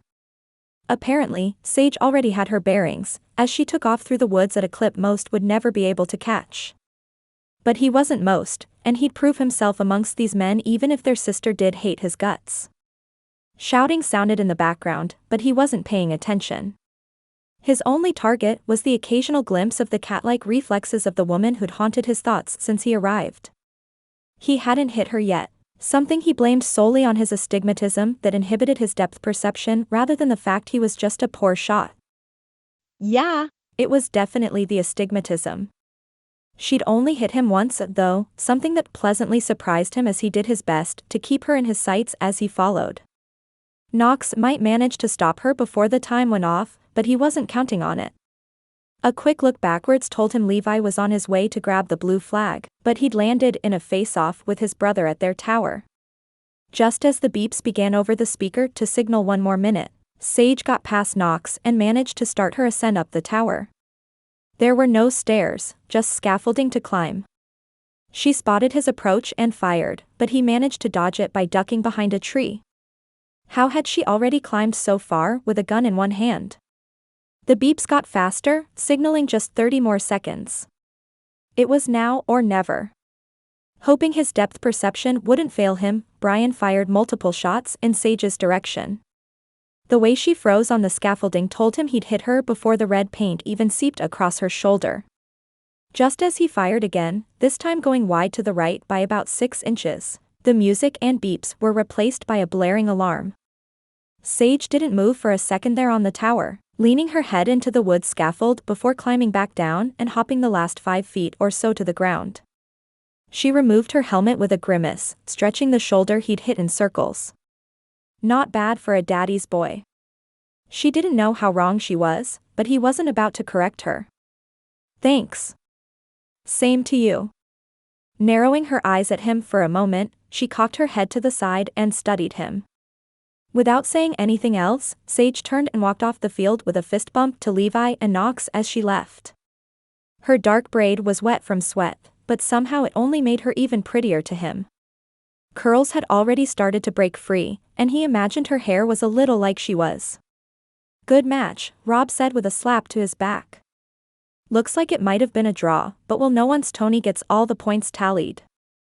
He shrugged, staring after Sage the same way Bryan was. She was still stretching her shoulder, standing in front of the man named Tony as he tallied the one hit he'd gotten in. I'd say her bark's worse than her bite, but that's not exactly true. She's passionate about things she cares about, and she's a fighter. That much was obvious. I've gathered that, but if she just listened to my plans, I promise I'm not a monster. With a chuckle, Rob shook his head. I know you're not. Sage tends to leap before she looks, and she puts every bit of her energy into everything she does. He checked his watch. I've got to get going. I've got a date with a unicorn princess and her favorite ice queen, again. Despite the feigned frustration, it was clear the man was looking forward to it. You're a dad. Yep. Bryn's 8, and I promised her a daddy/daughter day if she spent the morning with my mom and girlfriend. A wide grin spread across his face. I doubt it was any hardship for her. Just then, Levi waved them over from where Tony stood with a clipboard. Come on, guys. We only have the place for a half hour. Tony wouldn't charge us extra, Rob muttered to Bryan as they headed that direction. Levi just wants to know if his team won. Will we see you at church tomorrow? They approached the rest of the group, though Sage had already headed back towards the parking lot. I thought I'd check it out. What time does service start? Young professional class is at 9:30, and the service starts at 10:30. You should check them both out. The service sounded good, but a quick glance at Sage's retreating back had him second-guessing going to a class where she'd probably be. I'll definitely be at the service. We'll see about the class.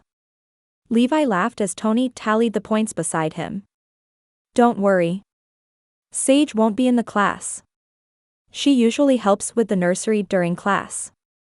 He strutted over to Bryan and nudged him in the ribs, just to the left of where Sage had gotten in a square hit with the blue paint. We'll protect you. Chapter 6. Sage flipped the kickstand on her bike the next morning and parked it in its usual spot next to her house. The air had gotten chillier overnight it seemed, though the brisk ride had heated her body through fairly well. She'd woken up stiff again, not due in small part to the weather turning colder, and her patches were starting to get worse. They itched, and they'd started burning again in a way that always preceded a full-blown flare-up, but she still didn't want to admit the defeat. Maybe upping her anti-inflammatory teas would help, though they'd only taken the edge off thus far. Swinging her leg over the bike seat, she checked her watch. It was a little over 2 hours until church started, so she had some time to get in some good stretching before her shower. Her shoulder needed it, that much was absolutely certain. The spot where Bryan had hit her with the paintball the day before had not only sent pain radiating down her arm and up her neck, at the time, but it had also caused the joint to swell. She'd felt it as soon as it happened, but that was part of paintball. There were plenty of things to hold against the billionaire businessman with an annoyingly charming smile, but that wasn't one of them. Thankfully, she hadn't seen him that morning when she left for her bike ride, though she had noticed a stack of lumber on his porch. What was he building? It wasn't flooring, though the whole house needed its flooring replaced pronto. At least it appeared he wasn't planning on using the wood screws he bought on the pipe coupling. Pulling the arm with the sore shoulder over her head as she climbed her own porch steps, Sage hoped she could calm down the inflammation enough to play with the babies in the nursery that morning without pain. She loved getting down on the floor with them and lifting them high overhead. If she couldn't do that for a while, it would just be yet another thing her arthritis had taken from her over the years. No, she refused to throw in the towel just yet. It was probably worth a call to her rheumatologist, but for some reason she couldn't bring herself to do that just yet. It felt like a surrender to do that, and Sage didn't surrender to anything or anyone save the Lord. Though, if she were honest with herself, she could admit it was pride holding her back. It didn't say much for her submission to the Lord if pride still had such a hold over her, but that was something she was working out with him. 2 hours later, Sage approached the church on foot with her Bible in hand. The stretches and some over-the-counter pain relievers had dulled her shoulder pain pretty significantly, and made the stiffness in the rest of her body disappear. It was something, at least, and she could definitely play with the sweet babies who'd stolen her heart.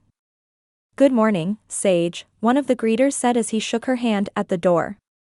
Mr. Hell ran the bait and tackle shop in town and was Stephanie Wyatt's father. "Don't you look pretty as a picture today?" She grinned, admittedly happy with the way she looked that morning. Her tan and brown wide-leg cotton pants had little brown and white flowers printed all over them, and her white long-sleeve top was tied at the waist to keep the excess fabric out of her way. The pants were high-waisted enough that it looked like all one piece, dressy enough for church while comfortable enough to allow her the movement she preferred to have in the nursery. Her hair was also tamed, wild as always, but half was pinned back to keep it out of her face, to the best of her ability that morning. It all curled as usual, her curl pattern well defined due to drying it with a diffuser after her shower. "Thanks, Hal. Have you stocked up on tissues for the wedding in a couple of weeks?" Nick and Stephanie's wedding would take place the first week of December, and she had no doubt the big, burly Hal would cry like a baby as he gave his only daughter away. He'd raised her mostly on his own, as her mother had left town when she was just a child. Stephanie had lived in New York for a while as she chased her culinary dreams, but realized she preferred the small-town feel of the island and opened the Magnolia Dreams food truck there instead. "I sure am," he said with a wistful expression. "But don't tell anyone. Can't ruin my reputation as a grumpy Ola man." He winked but then grew distracted by someone behind her. Sage turned and raised an eyebrow at the sight of Lexi's mother, Rachel, approaching, then turned back to Hal to see him watching her with longing. "You're not grumpy, Hal, and you've still got plenty of good years left. I think there's a romantic in there just knocking to get out." As he realized he'd been caught starting, Hal sputtered for a second and blushed red. Sage grinned and grabbed a program from his hand as she continued into the church. Rachel and Hal? She'd never thought about it before, but that might just be a match made in heaven. Rachel hadn't dated anyone Sage knew of since she'd fled Lexi's father 2 decades before. She deserved to be happy in love again if that was what she wanted, and Hal was a kind and gentle giant. Filing that thought away for later, Sage moved through the lobby towards the preschool hallway when none other than Bryan Rockford exited the restroom and stepped right in her path. "Oh," he said quickly as he dodged her. "Sorry." He studied her for a moment, appreciation for her appearance clear on his face. "Didn't mean to bowl you over." She'd be lying if she said his obvious attention wasn't flattering, though she'd stop short of admitting it had been her goal. But this was Bryan Rockford. Her infuriating attraction to him didn't matter in the slightest because of who he was and all he stood for. Why does it matter what effect you have on others? It's never bothered you before. Before he could respond, her mother's voice sounded from behind her.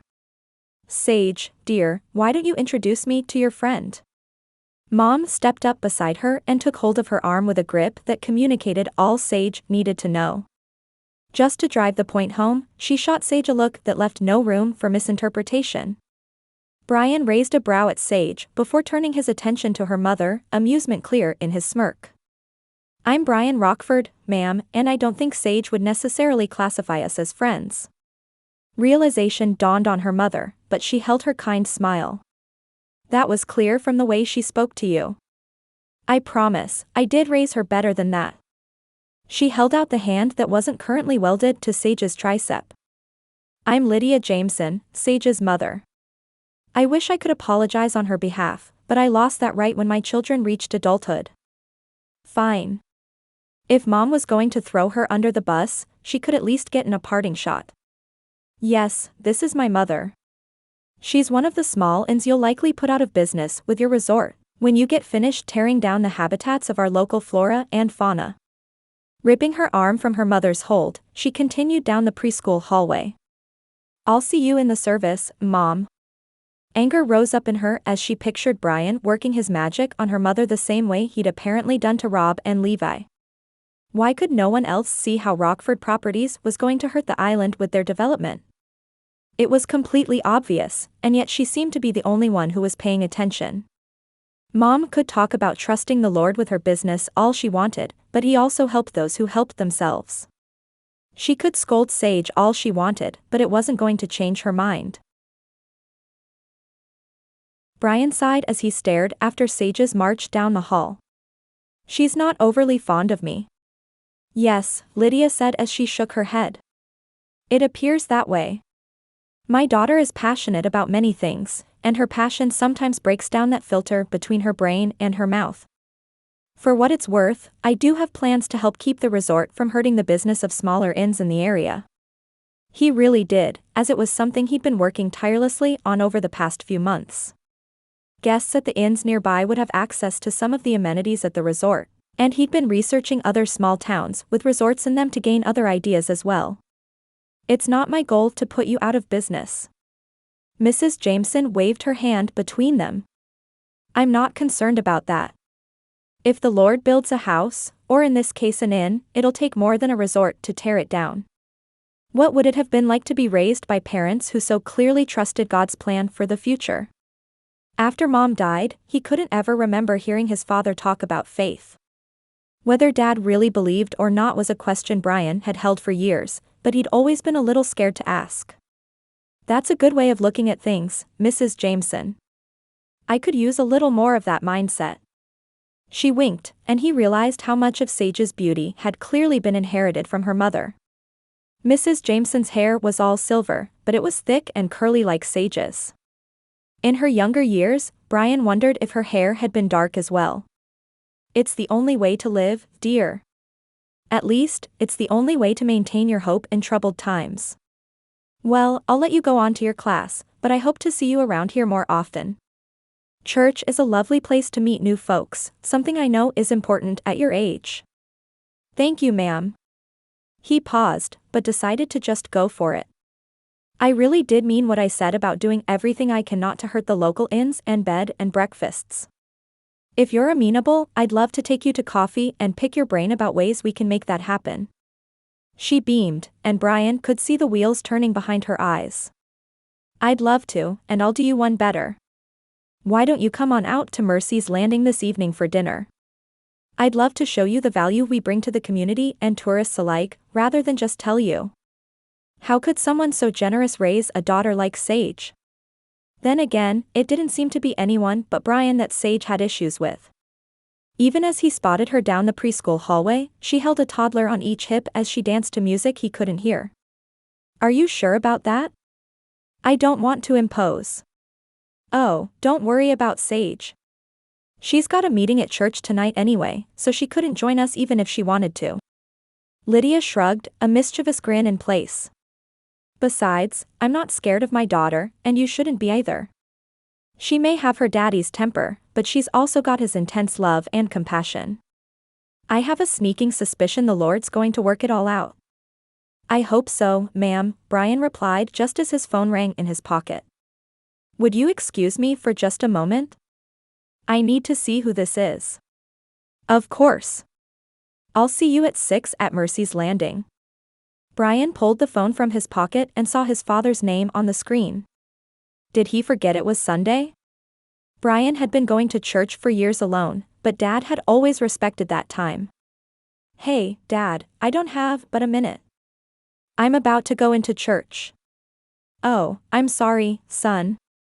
The lack of background noise told Bryan his father was probably in his home office or the one at work. He tended to work 7 days a week, and he often forgot that others didn't. Randall has just been in a bit of an odd mood lately, and I wanted to see if you knew anything about what's bothering him. Dad, I don't speak to Randall any more than I have to. Why his father would think otherwise was a mystery.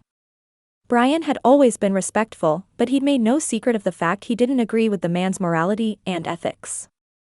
What's he upset about? Dad sighed on the other end of the line. He's not so much upset as just really tense all the time. He keeps checking in about the Magnolia Island property, and he's even brought up that cold case I asked you about a time or two. Do you know anything about the Charlie Edwards cold case? It's apparently firing up again, and Randall's concerned it might affect business. If he's concerned, why did he buy the property in the first place? And how would a 10-year-old missing persons case affect folks visiting now? That was all he knew about it, as he'd done a perfunctory online search after hearing whispers about it from folks in town. That, I couldn't tell you. But anyway, I know you need to go. Is everything going well there? Yes, sir. I've acquired a few of the necessary licenses and should receive the last of them this week. I've interviewed a couple of general contractors interested from Charleston, but I'd really like to find one on the island if I can. He didn't mention the work he'd done to fix up his house, though that seemed like something a son would normally tell his father. For some reason, he just didn't want to bring it up and risk his father's disapproval. Would he think it a productive use of Bryan's time? Maybe, but he also might think it was silly when he could afford a move-in-ready home. It wasn't about earning money, so he might not think it was a good use of his time. Good call, his father replied. Using a local contractor will help you at the town council meeting. Small towns love that kind of stuff. That wasn't the point, but the effect was the same. Okay, Dad, I've got to go. Have a good Sunday. The line went dead before his father replied, though that was typical. Dad often didn't sign off with so much as a Bye. or a love you, son. In fact, Bryan couldn't remember the last time his father had shown affection of any kind. The closest he'd gotten in decades had been when he allowed Bryan to take over the Magnolia Island project. Shoving the phone back in his pocket, Bryan started down the hallway where the greeter had said the young professionals class would take place. He was in an odd age bracket, no longer in his 20s but also not married with children. Still, at least the church had something to offer him, and it wasn't really about the class anyway. Chapter 7. Sage scanned her clipboard to make sure everyone had arrived. Welcome everyone to the first planning session for this year's Christmas season on Magnolia Island. I appreciate each of you for agreeing to participate, and I know this is going to be the best year yet. In attendance was Marigold from Marigold's Creamery, Stephanie Wyatt and her dad Hal, Lexi's mom Rachel Grant, Mrs. Brenda Matson from the library, Levi thanks to Sage's arm twisting, Pastor John's wife Ella, and Allie's boyfriend Knox. Allie had resisted Sage's arm twisting, but unlike her sister, Knox actually had some town spirit. It was Sunday evening, and they'd decided to meet at the church, as Pastor John agreed to let them use the church facilities for any events they needed over the Christmas season. The mayor's office pretty much gave the committee free rein as long as they didn't go against any town ordinances, something Levi was there to help with. So, Sage began. Last year the events that were the biggest hits were the boat parade, the hot chocolate read aloud at the library, the Christmas tree lighting with carolers from the elementary school, and the family movie night on the beach. The last one had been chilly, but folks had bundled up themselves and their kiddos to sit on the beach and watch a classic Christmas movie on the town's floating projector screen anchored to the ocean floor below. The food trucks had come out, and they'd served popcorn and warm drinks as well. As for those that didn't go quite so well, everyone in the room chuckled, Ella most of all. I told John the live nativity wasn't a great idea, but he insisted. To be fair, Mrs. Brenda replied, it would have been fine if one of our shepherds hadn't been hiding candy in his pocket. That wasn't the donkey's fault, and Ryan Baker should have known better than to carry around strong-smelling snacks around livestock. She shrugged. Pastor John did tell them that beforehand, but teenagers think they know everything. True, Sage said as she brought the conversation back around, but the pastor and I have agreed that any bum-biting donkeys will be excluded from this year's Christmas festivities. They moved on to other events that had not gone quite as well as others, or ones that had just taken more time than their volunteers could reasonably give. Working down her list and assigning folks to spearhead events as was appropriate, Sage felt good about the season coming up when the meeting started to wind down. Well, I think that's everything other than finding someone to help me with buying and decorating the Christmas tree. I'll handle that myself, so I think we're all good here. Mrs. Brenda piped up, her eyes wide. Oh, How about that nice new young Rockford boy? He's so handsome and strong. He'd absolutely be able to help you with that tree. It really is too big for you to handle yourself. No. Absolutely not. She already had to deal with Bryan at home and at church, not to mention all the times she'd run into him in town. It was out of the question to have him involved in the tree lighting as well. I think I can make it work, but thank you for the suggestion. Of course you can, dear, Mrs. Matson said with faux gentility. But you don't have to. It seems like the perfect opportunity to get him involved in town events, does it not? After all, the more he gets involved, the more likely his company will do their best to complement the town's small businesses rather than compete with them. Her eyebrows raised in a knowing manner, and Sage realized her tiff with Bryan was probably the talk of the town. Still, she wouldn't be hamstrung into asking him for help. I'll think about it. She'd do as she said, for about 10 seconds. There was no way Bryan Rockford would worm his way into one more area of her life, something she reiterated to Stephanie and Levi as they exited the church building. I get it, Stephanie said as she pulled on the door to make sure it locked. I know you really don't like Bryan, but he probably could help. He might even offer to rent some sort of equipment to make the whole process easier. Levi's smile spread into a Cheshire cat grin as he patted Sage on the back. Come on, Steph, you know how this is going to go. Sage will fight it with everything in her until she and Bryan are forced together to plan the Christmas tree lighting, and they'll fall in love to a background of Christmas carols and twinkle lights. That's how those movies go, right? He winked, and Sage elbowed him in the gut. Not this one. I think we'll be just fine without him. Anyway, I've got to head over to Mom's and help her get some of her plants covered. It's supposed to get below 40 tonight. Sage was extra careful with some of the plants at the inn because of the care she'd taken in planning the landscaping. During the spring and summer, the look was absolutely perfect in a way she didn't want to screw up due to a freeze. Sure, Levi said. Change the subject. Steph, are you headed back home? She pointed toward Nick's truck in the parking lot, where Sage hadn't noticed it earlier.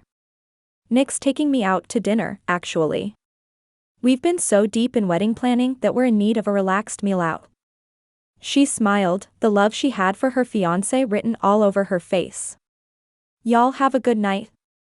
As she left and Sage bid goodbye to Levi, she headed in the direction of Mercy's Landing.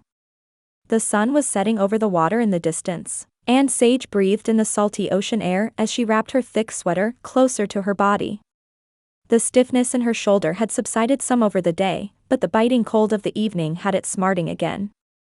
Approaching the inn, Sage took in the space before her. Her favorite spot at the inn was the large pergola and tunnel she'd adorned with climbing vines up the support beams and on top. In the spring and summer, the jasmine filled the air with its fragrance, but the clematis Sage had included meant it still looked lush and green even in the winter. The tunnel sat to the right of the inn, with the ocean in view behind it. Wooden benches were placed sporadically through it, and patrons often took a cup of coffee or tea out to sit under it in the morning. It was a healing place, a place Sage had designed for her mother to spend time thinking and praying. She knew Mom still grieved the loss of Dad, even years later. She probably always would, and the small bit of paradise there on the inn's property was Sage's method of helping her feel peace. As she rounded the corner and stared down the tunnel, she stopped short at the sight of her mother and Bryan Rockford standing on the ocean side staring out at the sea, while having what looked to be like a perfectly normal conversation. Bryan chuckled at something her mother said, and they both held steaming mugs in their hands. Anger rising in her at the sight of her mother with the enemy, Sage stomped down the aged brick walkway at a fast clip. Seriously? Mom, what is going on here? Lydia grinned wide at the sound of her daughter's voice, sending a wink Bryan's way before she turned to look down the long tunnel of wooden arches and deep green vines. Well, what does it look like, dear? She reached over and threaded her arm through his with a shrug. I hate for you to find out this way, honey, but Bryan's going to be your new stepfather. Choking back a laugh, Bryan studied the ground until he could compose himself. Sage's face told him she realized her mother's sarcasm, but he figured he'd egg it on a little anyway. Sometimes, you just can't fight love. Come to think of it, he realized he didn't know what happened to Sage's father. It hadn't really occurred to him until that moment, but he found himself wishing the angry beauty striding toward them hadn't had to go through whatever it was. Very funny, Sage replied in her slightly husky voice. He couldn't quite explain the sound, but it intrigued him every time she spoke. Have you convinced her to sell the inn so you can bulldoze it and put up a gas station? Oh. Or maybe a parking lot. The fire in her eyes was clear, but it only made her prettier. Actually, he replied as Lydia pulled her arm from his with a smirk still in place. I was talking with your mom about some ways the resort could partner with local inns and other businesses to ensure the property is a blessing to the community rather than a curse. His other ideas for the property to have a carbon-neutral footprint within 10 years were ones he'd actually like to discuss with Sage herself, but in some ways it was just funny to watch her stew.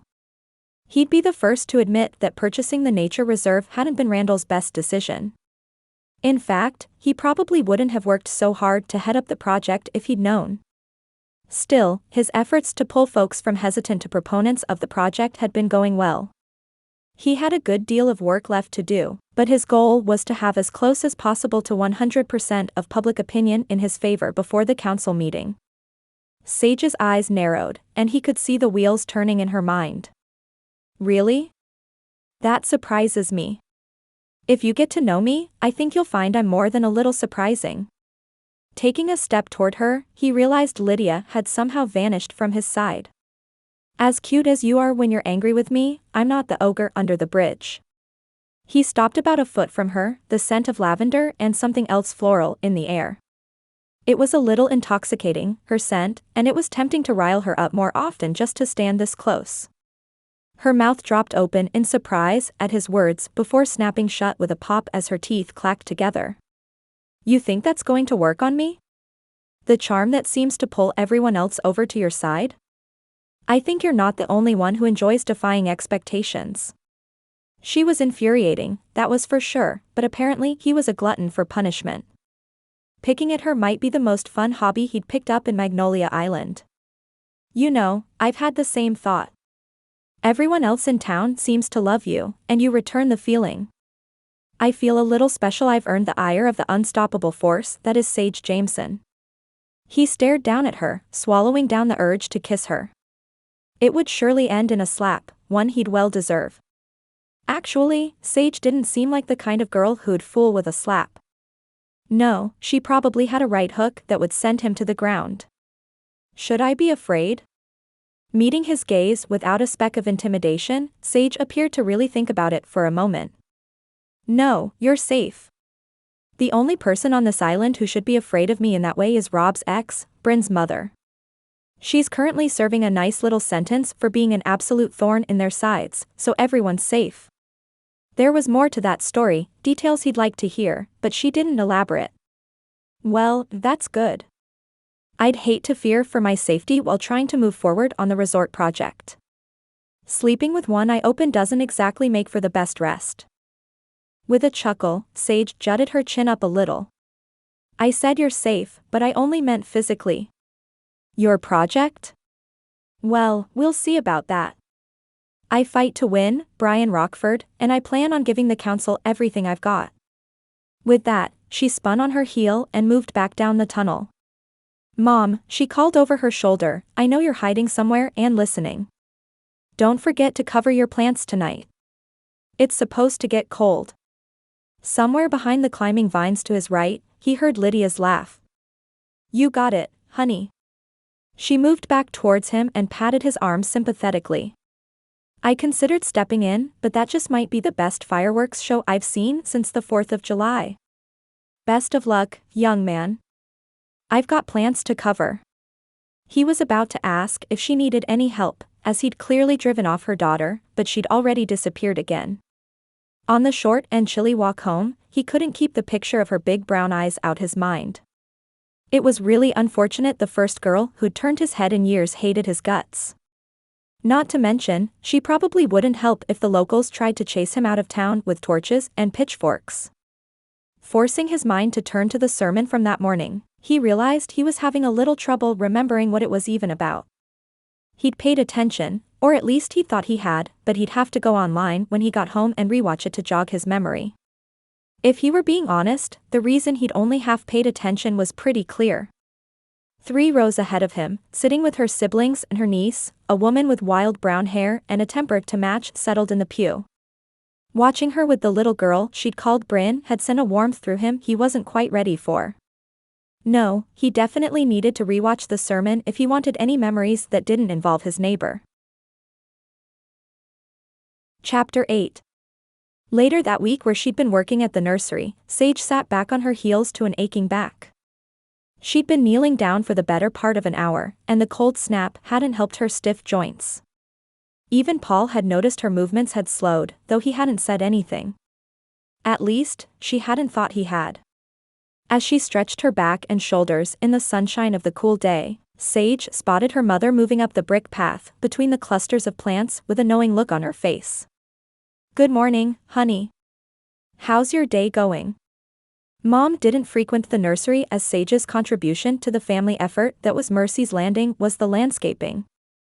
She showed up on occasion to purchase gifts for friends, but that was it. "It's good. What brings you by this morning?" She didn't even attempt to keep the suspicion out of her voice, especially when she noticed her mother's eyes dart to the psoriasis patch on her neck and her gloved hands. She couldn't see that Sage's fingers had started to swell, but it was clear she suspected. "Neither one of us have time to beat around the bush," Mom said sternly. "I try not to meddle in the decisions of my adult children, but there are times when it's necessary. Why are you moving like you've got molasses in your joints, and why is there a clear rash on your neck? If you're handling it with Dr. Poole, I'll drop it now and treat you to a coffee for my nosiness, but if you're not..." Sage let out a long breath, caught in her denial of what she'd finally had to admit was real. Her psoriatic arthritis hadn't just returned, but it had waged war in her body. The only thing that made her feel better was training for the island's upcoming triathlon, as the warming of her body and its movement fought back against the inflammation. "I haven't called him. I figured."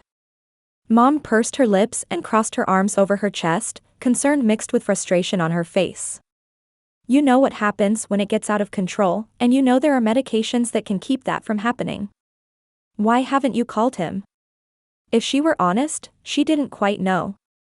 All she could say was it felt like weakness to admit she needed help. Sage was the helper. She always had been. "I'll get around to it. I've been doing some non-pharmaceutical things to work through some of the stiffness." "And how's that working for you?" Mom had reached full mama bear mode, the fact made even more complicated by the fact the person hurting Sage was herself. She knew it, her mother knew it, and as soon as she called Dr. Poole, he would know it too. As her back and shoulders screamed at her, Sage fought the urge to hunch over. It might relieve the pain for a moment, but it ultimately made it worse in the long run. Not to mention, it'd be a dead giveaway. At least she still had her gloves on, so her swollen fingers didn't betray her as well. Standing as quickly as she could in her stiff state, Sage shook her head. "It's not, okay? I know I need to call. I've just been really busy." Her mother scoffed, but in frustration rather than teasing. "Honey, you know that's not true. You're so wrapped up in your pride you can't even see how badly you're hurting yourself. Every week you let this go, the longer it'll take to get back under control." Tears sprang to Mom's eyes, and Sage's annoyance at her interference started to wane. "Do you remember all the nights you cried in my arms while I massaged every joint I could? Do you remember the day you came home from lacrosse practice and could barely move until your daddy picked you up and carried you out to the water to work out the stiffness? I do. I remember those times. I don't care how old you are, young lady, I will drag you to Dr. Poole's office myself if I have to. Mom's eyes blazed through the sheen of tears, and it reminded Sage of the way she'd felt as a kid when she'd gotten in trouble. Okay, I'll do it. I'll call him. Good, Mom replied with a satisfied smile. Her arms were still crossed, but she seemed to have calmed somewhat. I love you, honey, and I don't want you to hurt. Sometimes, you're your own worst enemy. She dropped her arms from their crossed position before pulling Sage into a hug. I told Allie once she was like the water, but you were some beautiful blend of land and fire. You're so grounded in so many ways, but in others not so much. She pulled back and smoothed a piece of Sage's hair from her face. If you'd like to go alone, I won't push. But if you'd like someone to go with you to Dr. Poole's, I'll clear my schedule. A lump welled in her throat. Thanks, Mom. I'll let you know what they say. They talked for a few more minutes before Mom had to head back to the inn. She had a couple of guests checking in that afternoon and needed to make sure their rooms were ready for them. True to her word, Sage called Dr. Poole on her lunch break and promptly texted her mother to let her know about her upcoming appointment the next week. That would actually be perfect, as the triathlon was that weekend and they might be able to give her something to calm down the inflammation before the race. That evening, Sage pulled her bike into her driveway to the sound of power tools coming from Bryan's house. There in his yard, he worked to saw over some lumber before tossing it into a pile of similarly sized boards. What was he doing? The boards all looked too small to be floorboards, though the floorboards in that house definitely needed to be replaced. Did he even know how to build something? He'd definitely purchased the right tools from the looks of it, but buying things was no hardship for him. Her research into Rockford Industries told her they were very successful, though part of that was due to some pending lawsuits against them for negative environmental and infrastructure impacts they'd had on the areas where they built. It wasn't everywhere, but poring over the court documents had been enlightening. He fired up the saw again and tossed another board into the pile before stopping and looking at something on his phone. He cocked his head to the side, using 2 fingers to zoom into whatever was on the screen. While he'd looked infuriatingly handsome in his athletic shorts and sweatshirt working the tools, he somehow looked even cuter as he studied whatever was on his phone and scratched his head. With a sigh she could hear even from her vantage point in her own yard, he looked up from his phone and spotted her staring. The frustration on his face gave way to a smirk, and he lifted his hand in a 2-finger wave her direction. Enjoying the view? Sage's eyes rolled so hard she thought they might get stuck. More like wondering if you have any idea what you're doing over there. Still intent on learning some blue-collar skills? She'd walk over hot coals before she'd admit she had enjoyed the view, both of his work and watching him try to reason out whatever had him stumped. Doing my best, but I think it's time I call in some help. Have a nice night, Sage. He turned back to his work and scrolled through his phone for a second before lifting it to his ear. She couldn't hear his end of the phone call, but it wouldn't shock her if he just called in a professional to do the work for him. His type usually did. Bryan hung up the phone with a sigh of relief. He cut his eyes toward Edna where she stared at him from under the porch, her little black eyes studying his progress. You'd better appreciate this when I'm done. Her mouth stretched into what he could swear was a grin, the raccoon's belly dragging the ground as she pulled herself closer. With all the stuff that actually needs to be done inside the house, I'm out here wasting time building a dog house for a raccoon and her babies. He shook his head, ready to be laughed at when Rob arrived to help him. The plans online for the dog house had been pretty straightforward so far, but he'd gotten stuck on a couple of techniques he didn't know. Rather than take twice as long to probably do it badly, he'd get Rob to teach him how despite the embarrassment of a grown man still learning basic building techniques. Oh well, if nothing else, fixing up his house would humble him. He'd known that from the beginning. About 30 minutes later, 3 different trucks pulled into his yard. Who had Rob brought? Nick Pruitt hopped out of one of the pickups, a grin firmly cemented on his face. I had to see this, he said as he approached Bryan's workbench. Plus, Rob's only about a step above you in his handiness. Rob followed Nick and clapped him on the shoulder. You're not much better than I am unless the project has an engine. He turned to Bryan with a shrug. Don't worry, we brought the real handyman on the island for reinforcements. We all happened to be at Nick's house finishing up something when you called, and they insisted on coming to see Edna's new digs. Bryan fought down the embarrassment at his lack of building prowess and the project at hand. Who'd have thought I'd be building a house for a raccoon? But if she won't stay out of my house, I have to find some safe place for her to have her babies. Approaching from his own pickup, Knox Parker kneeled down to rub his fingers together. Edna approached quickly, as thought she'd known him all her life, and let him pet her soft head. You do know raccoons usually find their own places to give birth in the woods, right? He smirked as Edna cuddled up to his hand. As much peanut butter as Bryan had given her the last few weeks, she still hadn't let her pet him. Yep, but she seems intent on making herself my roommate, so I figure if I evict her I should at least give her some new digs. If his father could see him now, he'd probably think Bryan had completely lost his mind. He'd never been allowed to have a pet growing up, as their penthouse apartment would make taking a dog out to use the bathroom a chore.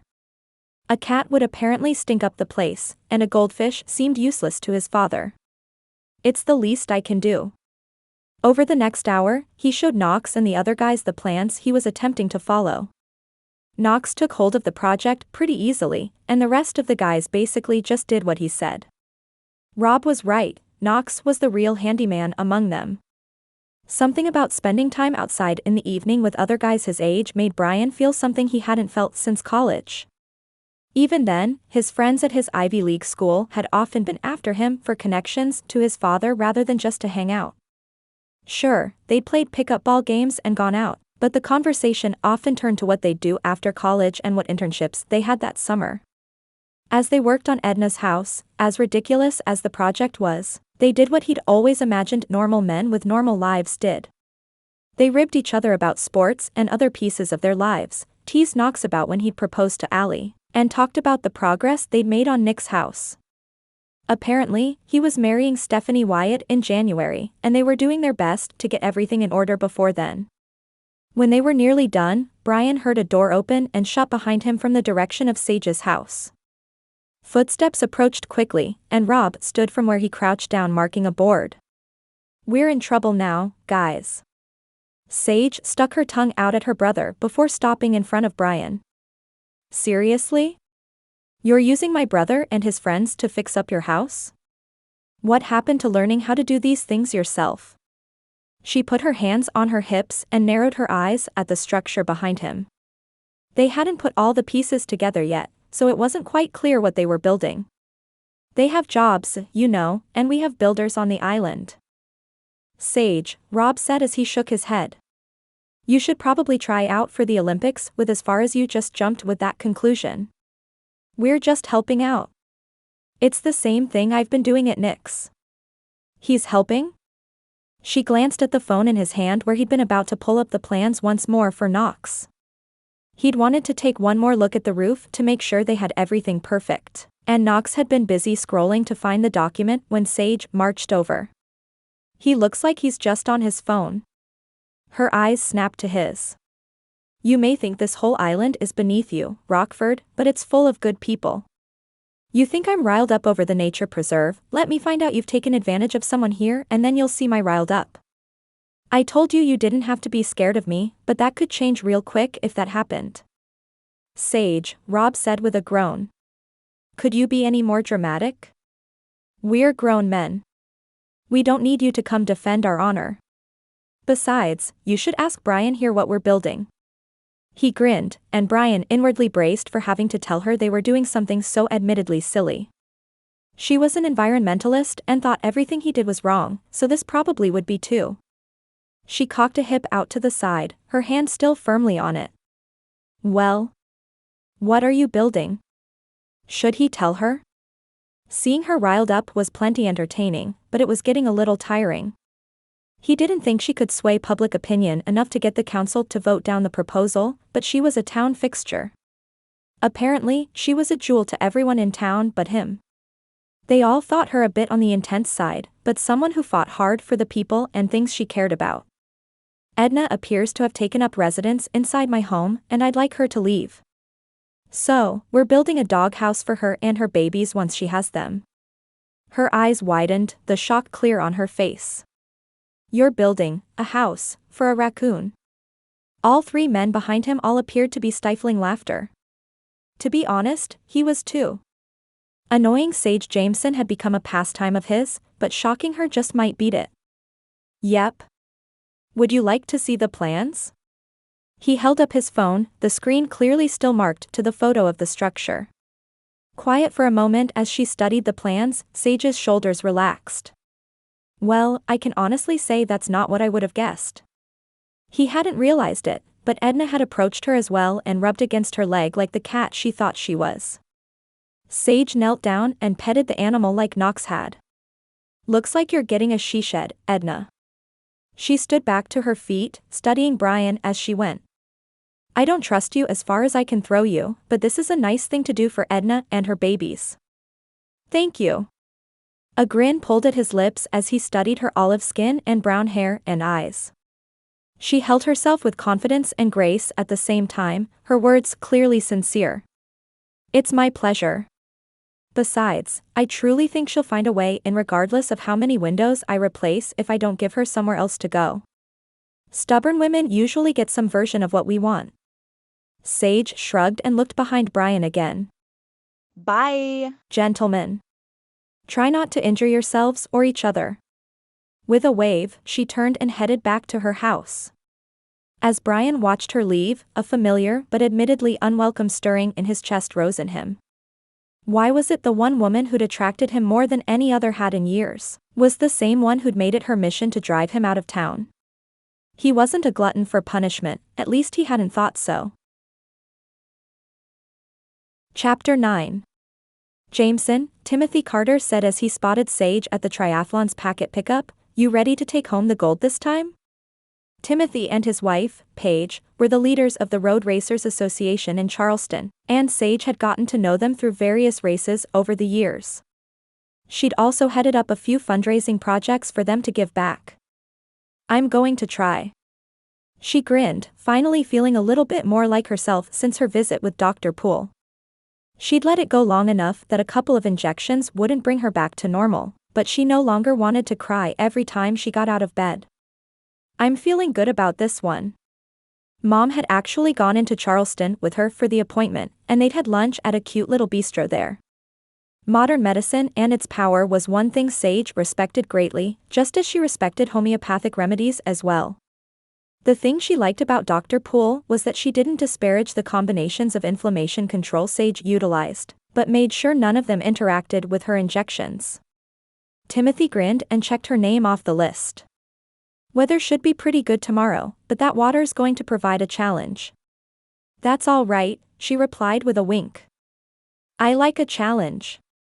A familiar voice from behind her washed over her like the cold water she'd dive into the next day at the race. Of course you do. Bryan's voice sounded amused, but she could see the frustration in his eyes as she turned. I'm not sure why I didn't assume you'd be here. You're everywhere. Lifting her lip into a smirk, confidence bolstered by feeling so much better, Sage shrugged. And don't you forget it. She gestured to the pickup table at the small expo they'd put on at the high school. You're competing tomorrow? It shouldn't surprise her. He was out running as often as she was, and he'd mentioned swimming the first time she'd met him. She hadn't noticed a bike, but that didn't mean he didn't have one. Thought I would. He stepped around her and addressed Timothy. Bryan Rockford in the 30s age group. Eyes darting between the two of them, Timothy grinned as he turned to find Bryan's packet. He had it all wrong, but Sage didn't feel like correcting him for the moment. How's Edna's birthing suite coming along? She's bound to have those babies any day. Based on the looks of it, they'd finished the doghouse the week before, but mentioning the structure seemed to knock him off kilter. They'd barely seen each other, and they hadn't spoken since the night Rob and the guys came over to help. Gonna take on the role of raccoon midwife as well? In truth, she was impressed he'd had the foresight and compassion to care so much about an animal, but watching him turn red was worth it. Unfortunately, the blush made him even more attractive, something she really wished she could kick. Embarrassment aside, he still managed to retort. Would you know it, there's not a whole lot of information on that online? Seems wildlife like to have their babies alone. He took his packet from Timothy with a thanks, his blue eyes bearing down on her like an incoming wave. But I'm sure you knew that, Miss Environmentalist. The reminder of her problem with Bryan and his reason for being in her life at all flared her ire. That's a designation I'll happily accept. Her eyes narrowed his direction, one hand on her hip while the other held her packet. I fight to win. Her double meaning, that of both the race and the bid to the town council, clear in her statement. What a coincidence, Bryan said as his lips stretched into a wide grin. So do I. He took a step back with a nod at Timothy, high-fiving both her brothers as they approached to pick up their own packets on his way out. See you at the start line, Sage. Levi's Cheshire cat grin was almost too much as he strutted forward next to Rob's steady gait.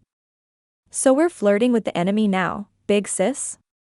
He nudged Rob in the ribs, the latter rolling his eyes at Levi's antics.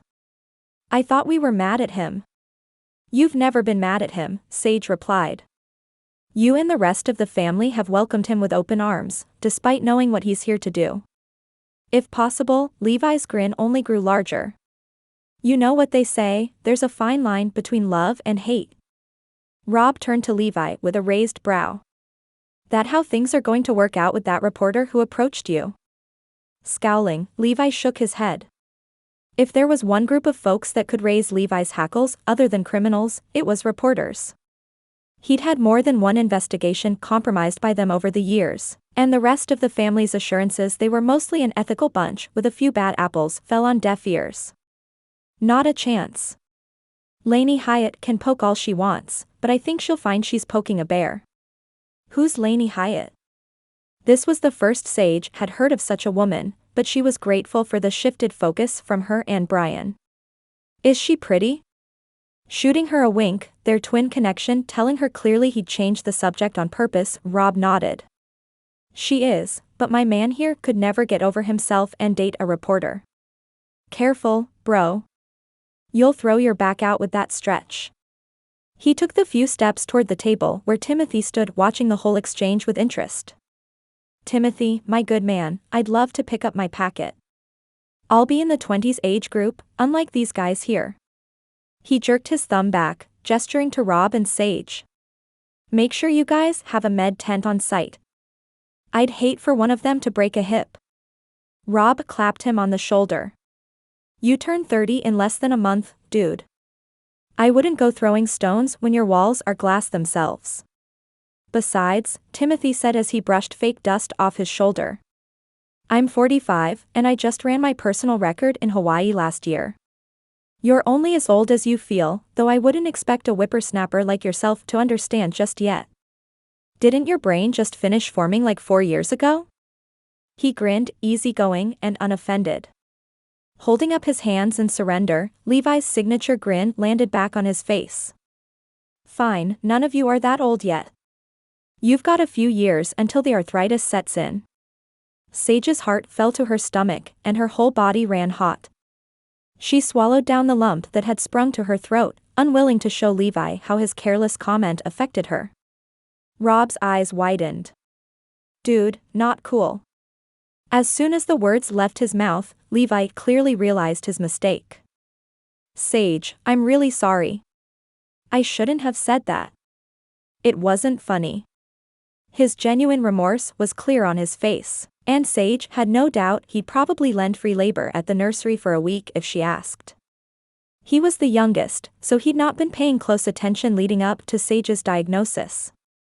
All he really knew was she switched to swimming and suddenly had more energy. Still, Sage didn't hold it against him. It had honestly been her goal through her remission that folks would forget about what she'd always seen as a weakness in herself. Ultimately, he'd just done what she'd wanted. As far as she knew, no one in the family but Mom even knew she'd had to go back on her medication. All forgiven, little brother. Besides, I'll whoop your tail on the course tomorrow regardless. She took a step towards her brother, his comment still smarting her pride. I really am sorry. If anything, Levi's regret bordered on pity for her, and she'd rather him go back to teasing her. How can I make it up to you? Raising her chin in defiance at the idea that anyone should feel sorry for her, a corner of Sage's lips quirked up. Come to think of it, I could use a hand mowing my lawn this summer. Levi's shoulders fell and he groaned. For real? Can I at least use my own mower? She'd only been teasing, but his clear dread had her and Rob both chuckling. Sage used an old-school manual reel mower. It released no vapors into the air like a regular gas mower did, and she didn't even have to charge it like she would an electric. I'm just kidding, Levi. I'd never let you touch my yard. She was a horticulturist, for crying out loud. His uneven lines and missed spots weren't worth the help. Patting his cheek the way only an older sister can, she grinned. I promise, we're good. Bryan watched Sage pat Levi on the cheek from his spot at one of the expo booths. He'd pretended to listen as the representative extolled the virtues of this protein bar over another one, but the truth was he'd been watching Sage's interaction with her brothers. He couldn't hear what they said, but the way her face dropped at something Levi had said, only to be immediately masked with a confident smirk and jut of her chin, held his attention. Whatever he'd said, she'd apparently let it go. Still, as she waved goodbye at their little group at the pickup table, he watched the cocky set of her shoulders fall. She almost curled in on herself, her head dropping as well as her brothers had already turned back to pick up their packets. They didn't notice, but he did. Something about watching her defenses fall had his feet moving out the door of their own accord. Sage, wait up. He jogged towards her, unsure what he'd even say as he got there. As he got closer, he heard her sniff before turning back to him with the mask firmly back in place. What? Her eyebrow raised, and her chocolate brown eyes studied him warily.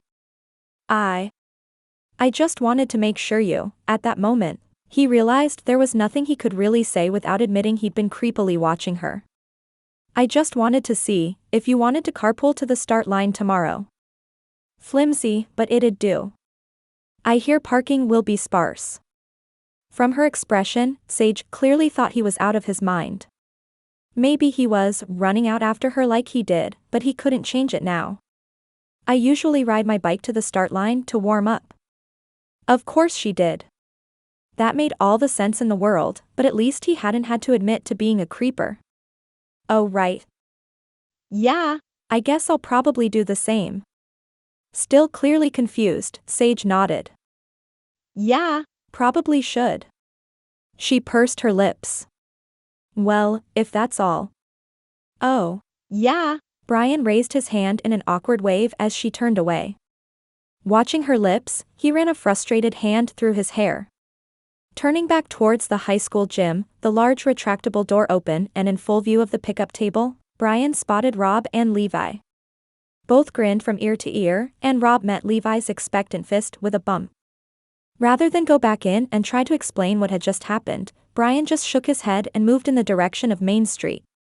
It was the exact opposite direction of his house, but there was no way he'd risk running into Sage and sharing a very awkward walk home. Chapter 10. Jumping up and down to warm her body before stretching, Sage stared out at the ocean she'd be jumping into in just a moment. She wore her wetsuit, her running clothes underneath so she could strip the wetsuit off after the swim and hop on her bike. Sage, her friend, Tina, called as she rushed her way. I really hoped you'd be running this year. She pulled Sage into a quick hug, decked out in her sponsor gear from head to toe. Tina was a professional runner, one Sage had met through a running club she'd participated in during college. Tina could run circles around her on longer runs, but Sage could usually hold her own in the middle distance. Tina had always graciously only invited Sage on her easy runs. You're back. Why haven't I seen any news about it? Tina had taken the last year off of competing after announcing her pregnancy and the birth of her daughter. She still looked fit, of course she did, but her muscle tone was a little bit diminished from how Sage was used to seeing her. I have alerts set up in my phone for you, you know. She winked, and Tina's face flushed. I'm trying to fly under the radar with this one, but my maternity leave pay is officially up. She shrugged, the nerves clear on her face. Honestly, I'm not ready, but we can't afford for me not to compete. That was an unfortunate reality for many female professional runners.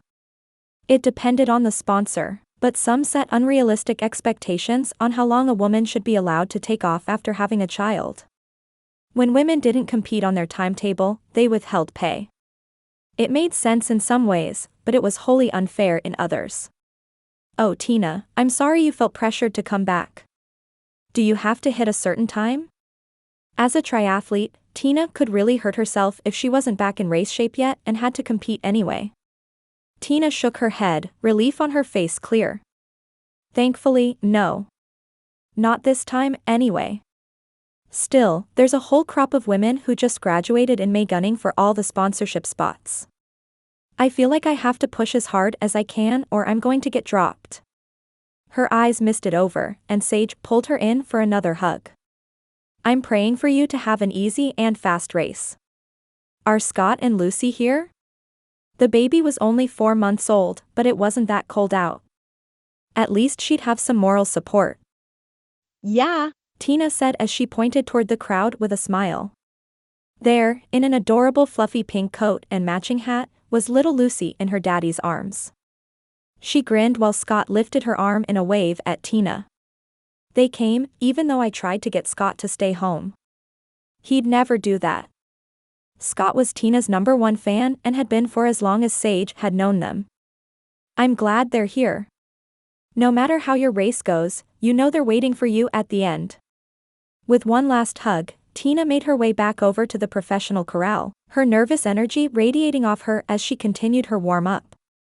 Sage's best supporter and biggest cheerleader, Mom, came her way and prepped the plastic container full of water that she'd dip her feet into after the swim, so she didn't have sand on her feet through the bike and run. How's Tina?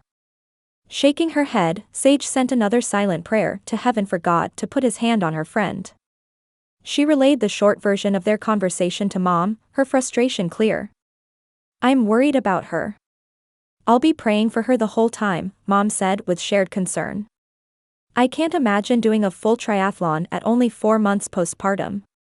Sage took a deep breath and tried to focus on her own race. Me too. I'm proud of you, honey. You've worked hard for this, and I can't wait to see whether you can break your old record. Sage held the record for this particular triathlon's finishing time among the amateur female age groups. There were a couple of professionals competing who'd smoke her, but she hoped to hold her own again among those who just competed for the fun of it. We'll see. My training cycle this time got a little hamstrung by my stubbornness. She winked at her mother, her meaning clear. The medication still had some lingering effects to calm, but for the most part she could wake up pain-free and ready to go.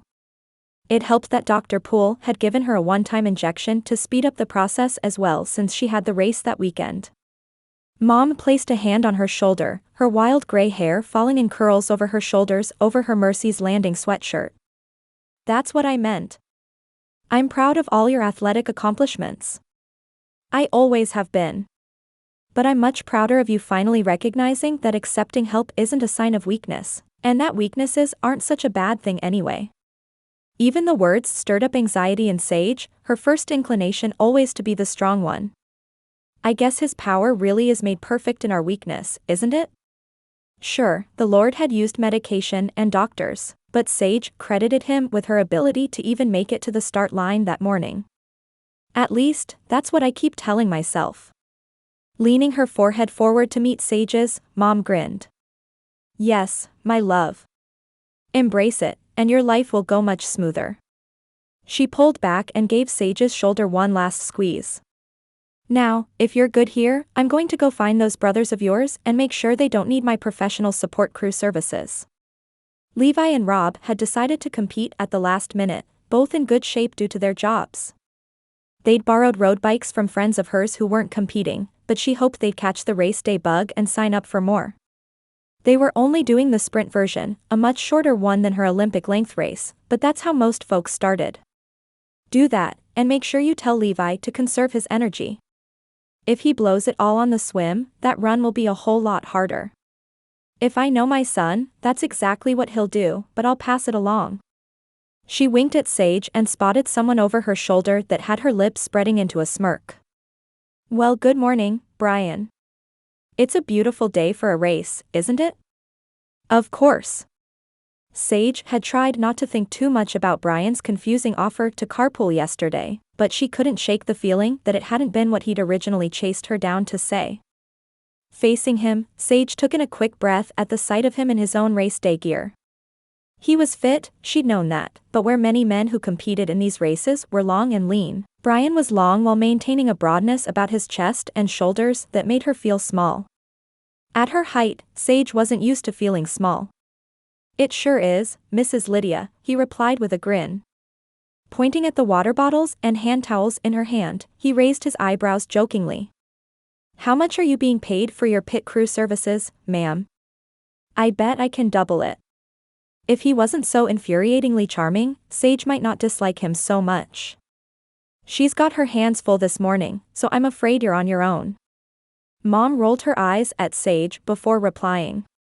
I'd be happy to help you out, Bryan, despite what my very rude daughter seems to think. That's all right, ma'am. I've been doing these races on my own for years. I guess I've got my system down to a science by now. As Mom walked away, Bryan settled his attention on her.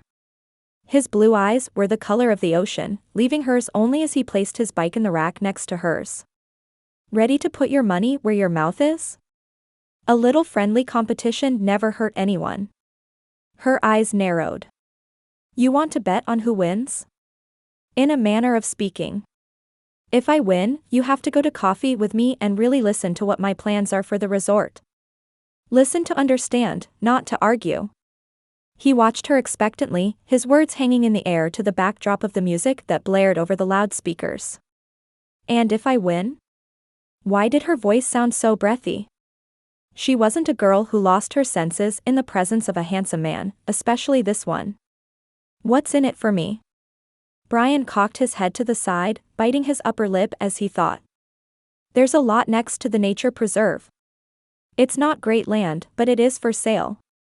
If you win, I'll do everything I can to convince the owners to sell it to me. He looked unsure, but genuine in his offer. You have my word, I'm not just stringing you along. I will do my best to sell the idea to both our board and those who own the property currently. Was he for real? The land on the other side of the nature preserve from their cottages was more or less swampland. It would take twice as much money to get it to a point where they could build the resort. Still, there was plenty more swampland on the island that the animals who lived there could move on. You're serious?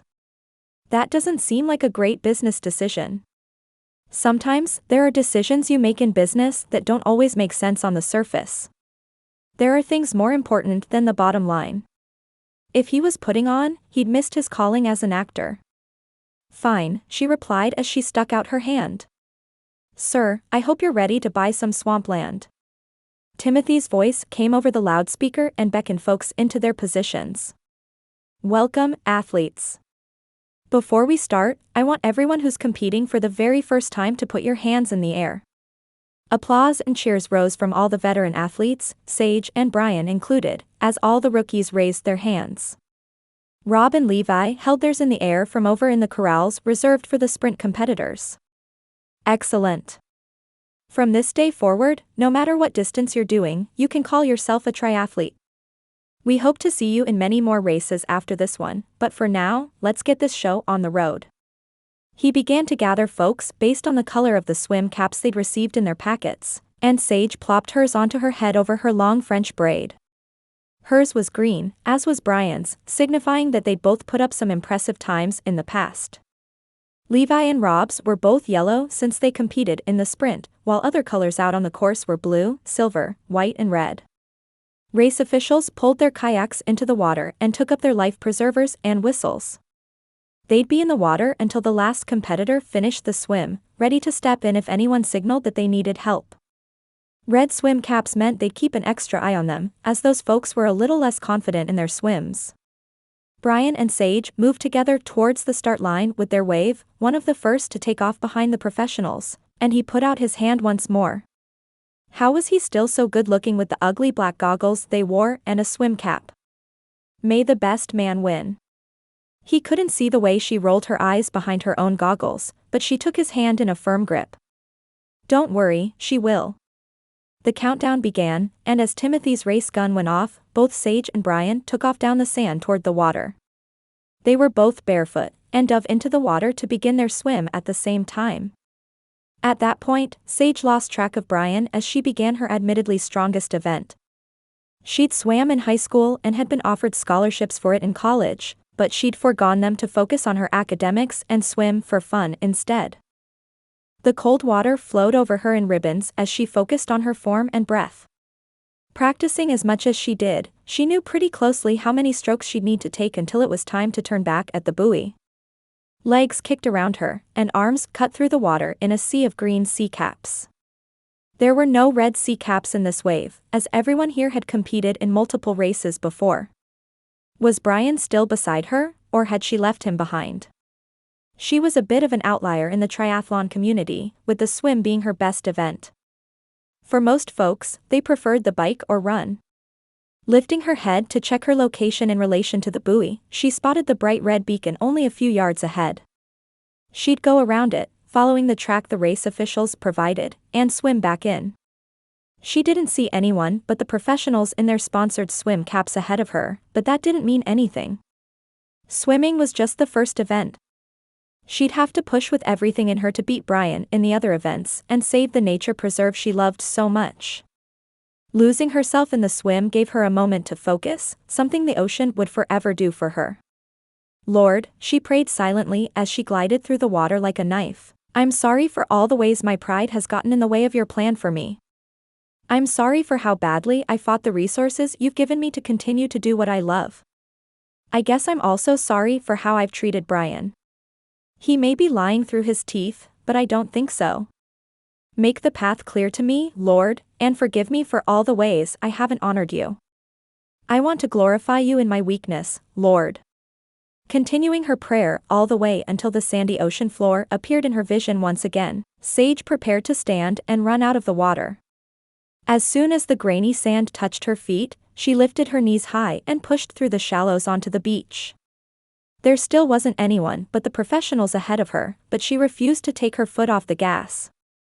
Relief filled her at the sight of Tina looking strong as she hopped on her bike and rode out to the course. Reaching the bike corral, she quickly rinsed her feet in the plastic container Mom had clearly poured some warm water from her thermos into.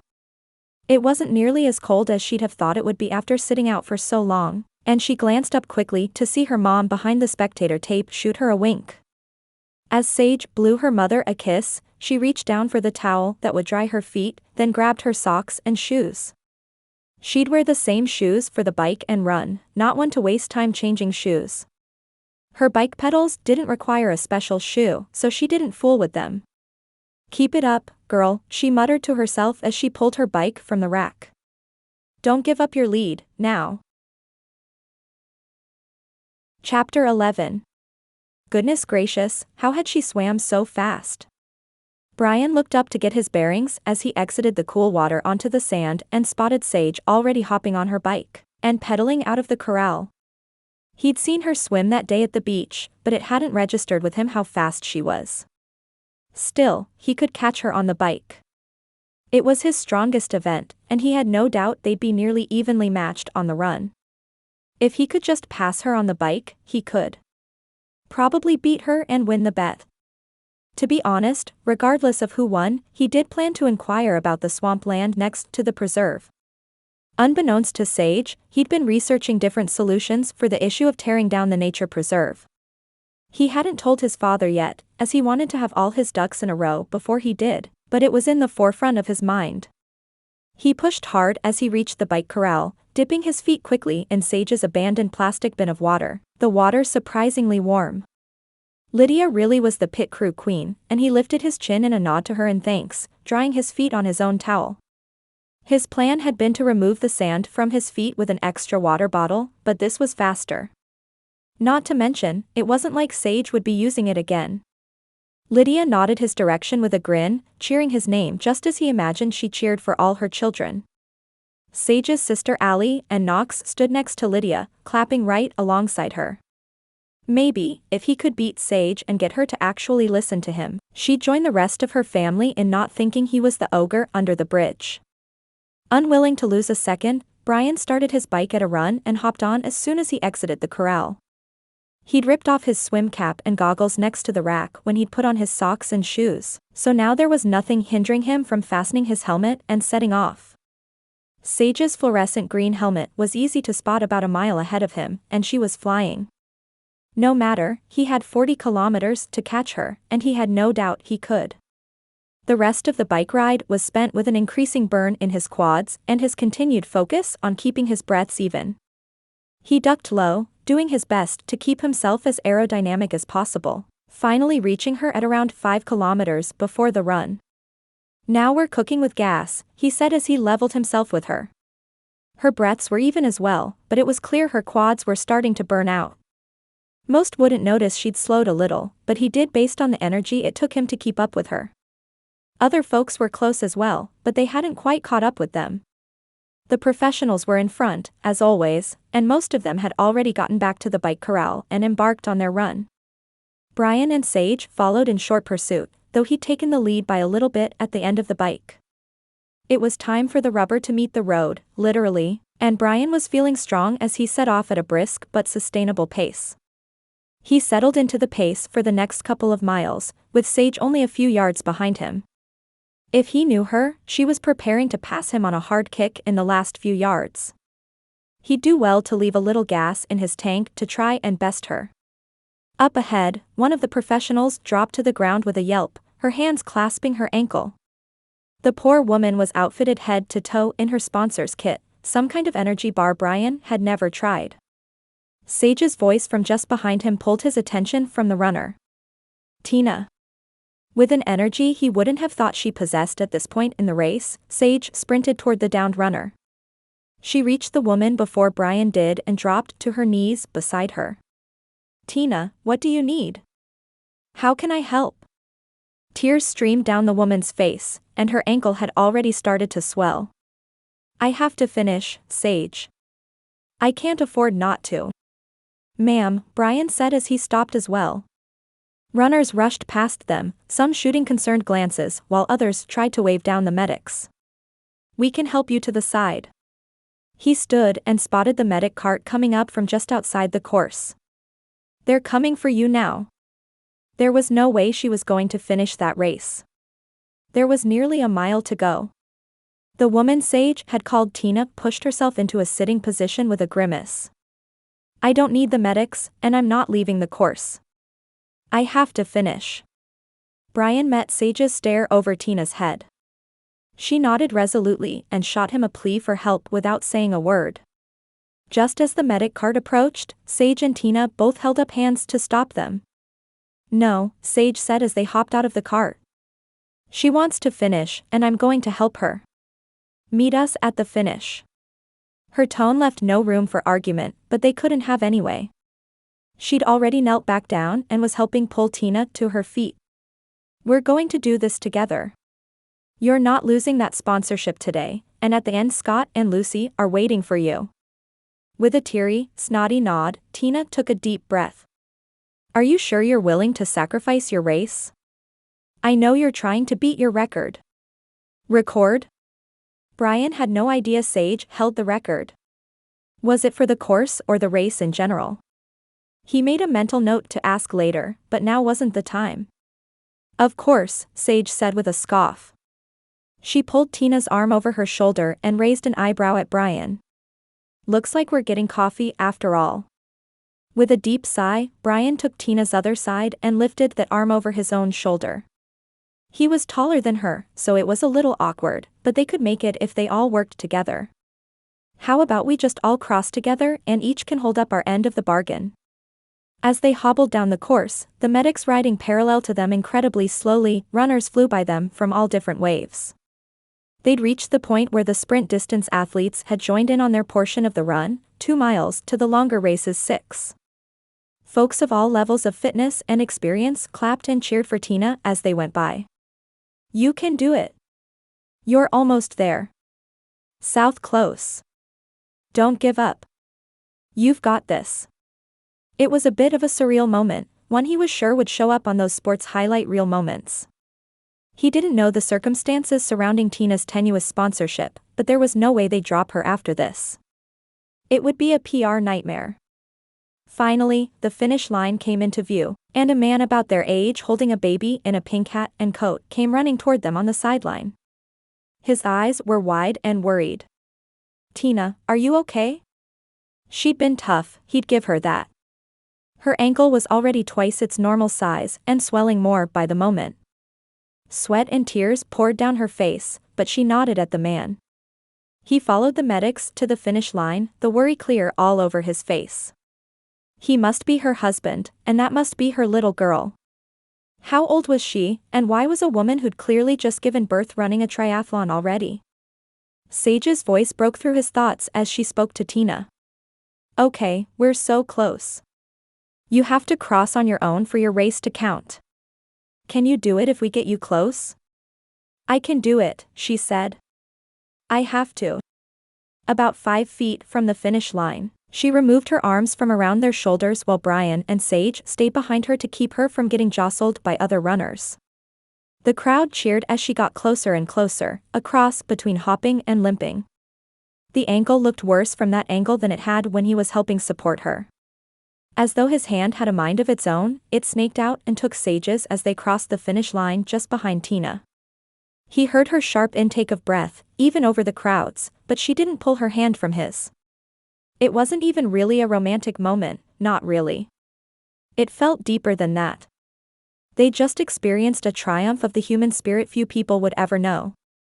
Crossing the line at a slow walk, she pulled away as she took hold of Tina again and the medics rushed the injured woman. Over the next 20 minutes or so, there was a flurry of activity as Tina's husband and baby met them under the medic tent a few yards away and Sage helped her get settled. He wasn't needed anymore, so Bryan walked over to the table with fruit and protein bars for all the athletes who just finished the race. He just finished a long swig of water when Sage placed her hand on his arm. Scott's taking her to the hospital now. They are pretty sure it's broken, but she finished. I just hope that's good enough for her sponsors. She scowled, but he didn't ask any further questions. It was pretty clear what had happened. So, a record? She rolled her eyes. It's silly. I wouldn't have broken it today anyway, not after this training cycle. What happened this training cycle? It seemed like every time he'd seen her not in her work clothes, she'd been in some sort of workout gear on the way to train. She hesitated, and he was reminded of the expression she'd worn the day before at the expo. Time just got away from me is all. Listen, thanks for helping with Tina. I guess I owe you that coffee after all, and I promised to listen. Praise the Lord, that was all he'd wanted. And I promised to look into other options for the resort. He was interrupted by his phone ringing in the pocket of his bike shorts, as he'd slipped it in there after the swim. Can I catch up with you later and set a time? She studied him for a moment, her wheels turning behind those big brown eyes. Yeah. See you later. Good job, today. You too, Sage. Glancing down at his phone, his brow furrowed. Why was Jamie calling? His stepmother never called except to make sure he was coming to some business gala she was putting on for Rockford Properties. Even then, all he had to do was make an appearance for the sake of appearing a happy family. Hello? On the other end of the line, Jamie sniffed loudly. Bryan, I'm glad I got you. What's wrong? She sounded really upset. Jamie took a shuddering breath before speaking. It's your dad. His cancer's back. 5 years ago, his dad had battled lung cancer after smoking for more years than Bryan could remember. They'd said he'd kicked it, but had they been wrong? How bad is it? It's spread already, Bryan. He doesn't have long. If he makes it to this Christmas, it'll be his last. She paused and sniffed again. He said specifically you're not to come home until after the town council approves this project, if then. You're to see this project through. He doesn't even know I'm calling you. Indecision warred within him, but there really wasn't anything he could do in New York that Jamie couldn't take care of in his absence. Thank you for telling me, Jamie. Let me know what you need, and I'll make sure you get it. And please call me if it looks like it's close. I know what Dad said, but I'm going to come say Goodbye. His own breath shuddered, and an odd combination of grief, regret, and numbness swirling in his gut. I will, she said before they hung up. Dad was dying, and it sounded like it would come soon. What did that mean for Rockford Properties? And honestly, did Bryan even care? He'd spent so much of his adult life trying to be good enough for his father, but did he even want to continue with the company if his father was gone? Not if Randall Cromwell was in charge, that was for sure. That night, he'd have to make some phone calls, but he wouldn't bother his father. Most important documents he could get from his assistant or the company's legal team. Looking around, he no longer wanted to be around the revelry of those crossing the finish line. Rob and Levi finished, and Rob lifted his little girl in the air as she waved her hands in the air and laughed.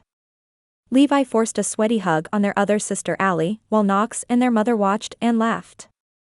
Sage sucked down a sports drink and looked every bit as happy as the rest of them. And they should, but he couldn't. Not at the moment. Hopefully without attracting any attention, Bryan turned and disappeared into the crowd of spectators to grab his bike and head home. His feelings, whatever they were, would have to wait. Chapter 12. I can't believe it's already Thanksgiving week, Lexi told Sage as they walked into the church for their Christmas committee planning meeting that Monday. It feels like school just started back, and now we're so close to Christmas. Sage couldn't believe it either. The race that weekend had been a far different experience than the one she thought she'd have, but it hadn't failed to take space in her mind ever since. The Bryan she thought she knew and the Bryan he'd been on Saturday seemed like two entirely different people. Lexi eyed her with a raised brow. You seem a little distracted tonight. Could it be you're thinking of a fellow race competitor from Saturday who held your hand crossing the finish line? Lexi had been there to support Rob, but she'd been the only one to mention Bryan taking her hand at the finish. Everyone else either hadn't noticed due to what happened with Tina, or they just hadn't said anything. It wasn't like that. We were just trying to make sure Tina didn't get run over. At least, that's what she kept telling herself. The jolt of electricity that seemed to travel up her arm the moment he took her hand was only the adrenaline of the day. It had nothing to do with realizing she might have misjudged him after all. Sure, Lexi replied, but you two did experience something really special together. Any chance you might call a truce, especially since Mrs. Brenda hamstrung him into joining the Christmas committee? Groaning, Sage shut her eyes. Did she really? Sage might be in charge of the Christmas festivities, but Mrs. Brenda did what she wanted. She'd been helping with Christmas on the island longer than Sage had been alive, so they pretty much gave her free rein. He doesn't have time for something like that. Business dealings aside, Bryan seemed to be spending every spare minute fixing up his house. Now that he'd finished Edna's birthing suite, as Sage sarcastically called it, he'd moved inside to all the things that needed fixing inside the house. Every time Sage walked out her front door, she heard some kind of hammering, sawing, or power tools going. Apparently he does, Lexi said with a conspiratorial grin. He's here. Dipping her head to point toward the Sunday school room where they met, she drew Sage's attention to Bryan's figure disappearing through the door. So, how about that truce? Sage had to admit, the idea of a truce looked a whole lot better after Saturday, but she still didn't fully trust him. Was he stringing her along with the idea of the swampland next to the nature preserve? It wouldn't be the first resort built on what had previously been undesirable land. There were whole resorts and theme parks in Florida built on such places, but it'd be expensive to transform the place. Entering the classroom, it was clear Sage wasn't the only one with things on her mind. Bryan looked subdued, his normal smirk and tendency to tease her nowhere to be seen. He sat with one leg crossed over the other in his black folding chair and listened intently through the whole meeting, even giving suggestions and volunteering for certain jobs, but he barely cracked a smile the whole time. Even when Mrs. Brenda and Hal Wyatt got into an argument about whether or not they should have hot apple cider or coffee at the toy drive sign and table, he still only looked mildly amused. By the time Sage adjourned the meeting, her curiosity got the better of her. "Bryan," she said as she gathered up the sign-up sheets from the table beside her. "Could you come here for a second?" He raised an eyebrow in her direction but did as she asked. Other than Lexi shooting her a wink on her way out the door, no one else really seemed to notice and followed the still bickering Hal and Brenda down the hall. "What can I do for you?" Even his voice was more subdued than normal, a little scratchy as though he was coming down with something or having trouble sleeping. As she looked a little closer, his eyes were a little red as well. Bags under them told her it was probably a lack of sleep, but what could be keeping him up so late? Was the project going poorly? He hadn't reached out to set a date about coffee, something she realized with some surprise had disappointed her. "Are you doing okay? You seemed a little off, I guess." His eyes narrowed, no longer the Bryan from race day. "Why would you even care? Just looking for one more thing to use against me, maybe a chink in my armor?" His words stung, the heavy swing from Saturday enough to give her whiplash. "Whoa, sorry. I just wanted to check on you since you look like you haven't had a good night's sleep in a week. Unless Etna had her babies and you're on diaper duty, I just figured you might have something on your mind." He shook his head, running his hand through messy brown hair. "You're really something, you know that? You do nothing but insult and berate me for weeks, then you suddenly decide that we're friends and that you can nose into my life? Think again, neighbor." He blew out a breath and backed away from the table. "Let me know if there's something toy drive related you need from me, but otherwise, maybe stay in your own lane." Watching him storm out of the classroom had Sage running through a bevy of emotions. What in the world had gotten into him? She'd only tried to be kind. Thoughts of Saturday only fueled her ire at the fact he'd called her nosy. Then, he wasn't entirely wrong. She hadn't really shown herself to be someone he should confide in since he got to the island. Embarrassment and a little hurt ran in her veins as she replayed his words in her head. Turning off the classroom's lights as she went, Sage spotted someone in the church's sanctuary staring at the painting of Jesus' ascension behind the baptistry. It was Bryan, and he sat in the church's front pew with his head in his hands. She only recognized him by his blue coat, as he hunched over in the manner of a defeated warrior. What had gone so wrong for him? Clearly, her prying wasn't welcome, so Sage left the building and sat on the half-brick wall on the side of the church to wait until he left. She'd told Pastor John she'd lock up, but staying inside felt intrusive to whatever issues Bryan was having. Any remnant of anger over his snapping at her faded away as she thought of what she'd just seen in the sanctuary. There was something wrong, really wrong, and Mom had always taught them scared dogs snap the hardest. It was nearly an hour before Bryan left the church, so intent on the path before him he didn't notice Sage sitting there on the half-wall beside the church. Once he'd gotten in his car and left the lot, she went through the steps of locking up before walking home. The cold air might be biting to some, and if her medication hadn't taken effect it would be to her as well. Still, it cleared her mind, and the dark walk home to the soundtrack of the island's waves in the background always brought her peace no matter how her insides rolled. "Lord," she mumbled as she crossed away from the lights of Main Street and down the road to her cottage, "I don't know what's happened with him, and it's not really my right to. But you do. You know, and you care. Give him your peace, Lord, and help him find people to walk beside him even if those people aren't me." Thinking of the truce Lexi mentioned at the beginning of the meeting, Sage wondered if she'd let her pride get in the way of more than just her arthritis treatment. Had she decided something about Bryan early on and her dogged quest to save the preserve had clouded her from the truth? Pride had gotten in her way more than once, as had stubbornness. Unfortunately, it seemed to be her thorn in the flesh, like Paul talked about in scripture. Her pride was the thing that kept poking her over and over again, the thing that had likely kept her from things God had called her to do. Was there a way he could use her passion without her pride? It didn't seem possible to separate the two, but then, maybe that was because it was. For her, anyway. As she continued the short walk home, her dark cottage coming into view, her prayer continued. Lord, forgive me of all the ways my pride has blocked what your plan was for me. Use me, mold me, refine me despite the ugliness of my own sin. I'm sorry, but I don't know how to turn down who I am. I don't even know if I should. Folks had always said she was too intense about things, but wasn't that how God made her? Whoever she was, and whoever she was meant to be, compassion welled in her as she spotted Bryan's cottage next to hers. The lights were on inside, and power tools blared despite the hour. Whatever had gotten hold of him hadn't let go yet, that much was clear. It was 5 o'clock on Thanksgiving evening, and Bryan sat alone in Marlon's grill picking at his plate of fish and chips. It had sounded good earlier today, but now the realization he was the sole customer in the diner while everyone else spent the meal with their families did nothing but depress him. The diner was nice enough, and the food was pretty good. Fluorescent lighting overhead gave the whole thing a bit of a yellow tinge, but the blue walls were covered in newspaper clippings from different catches folks in town had made. Framed on one wall were awards from something called a fishing rodeo, while another wall had printed photos of people who'd been able to finish their hot wing challenge. His waitress, an older woman with a kind smile, had kept his coffee filled since he walked in.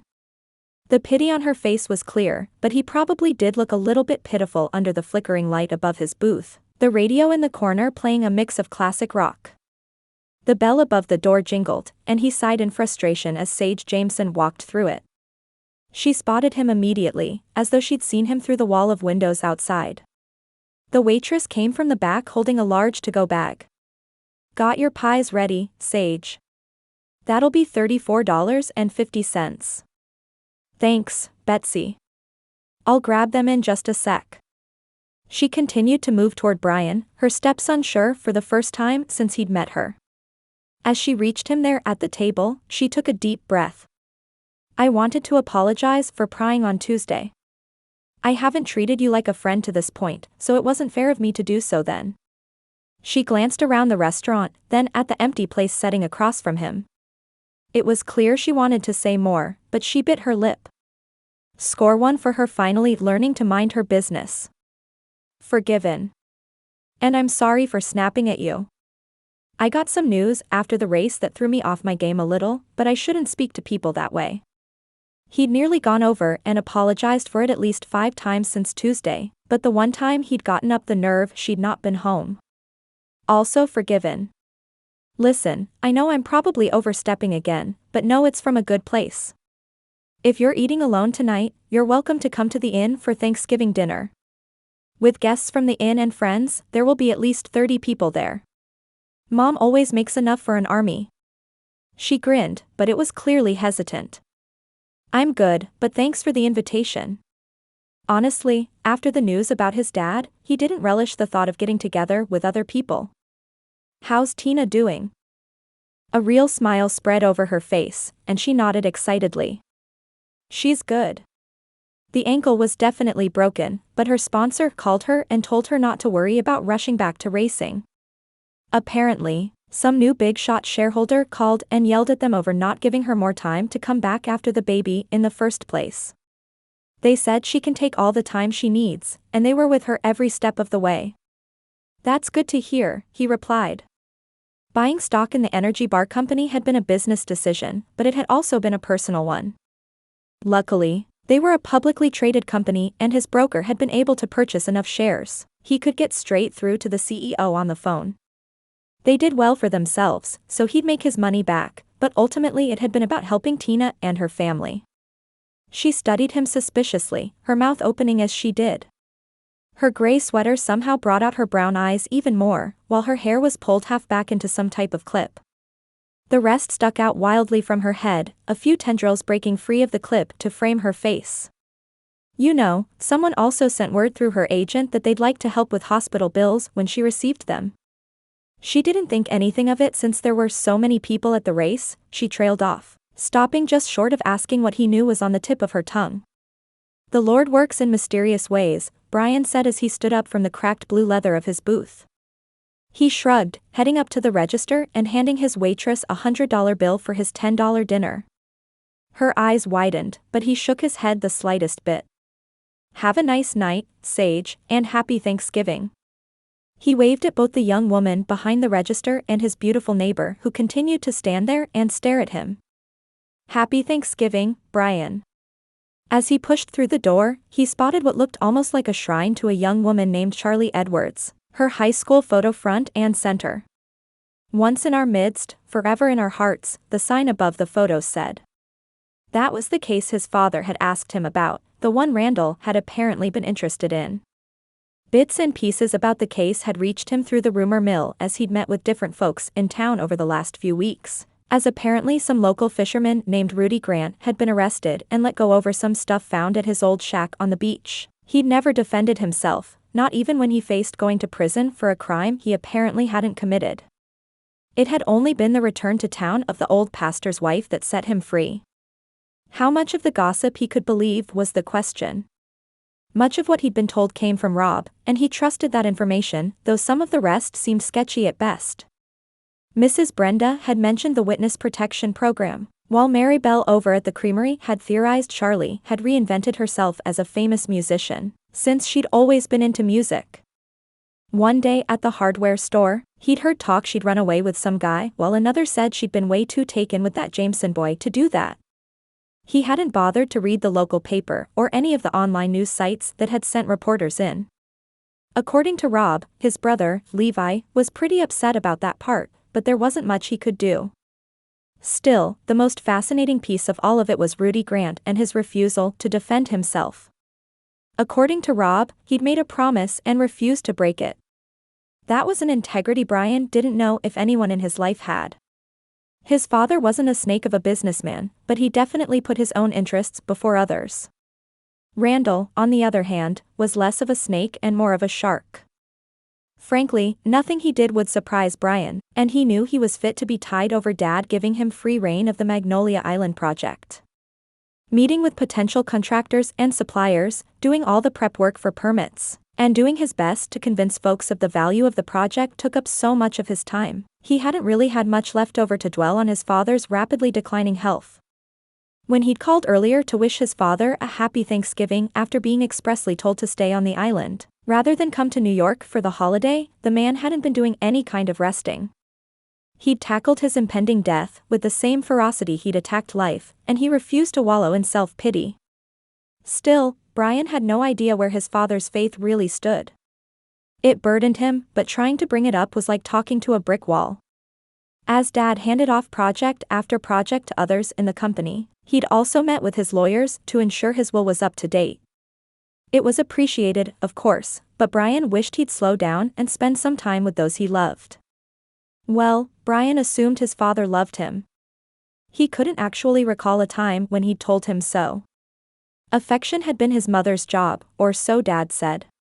As Bryan walked home from Marlin's that night, he wondered what it might have been like to grow up in a different kind of household. He'd lacked for nothing, of course, at least in terms of things. But still, as his father sat in his home office growing sicker by the day, none of that really seemed to matter anymore. His father could scrape up every bit of energy he had in work until the day he passed, but what did it really mean? In the cool night air, Bryan pictured Sage and her family gathered around the inn's table as they laughed together over shared memories.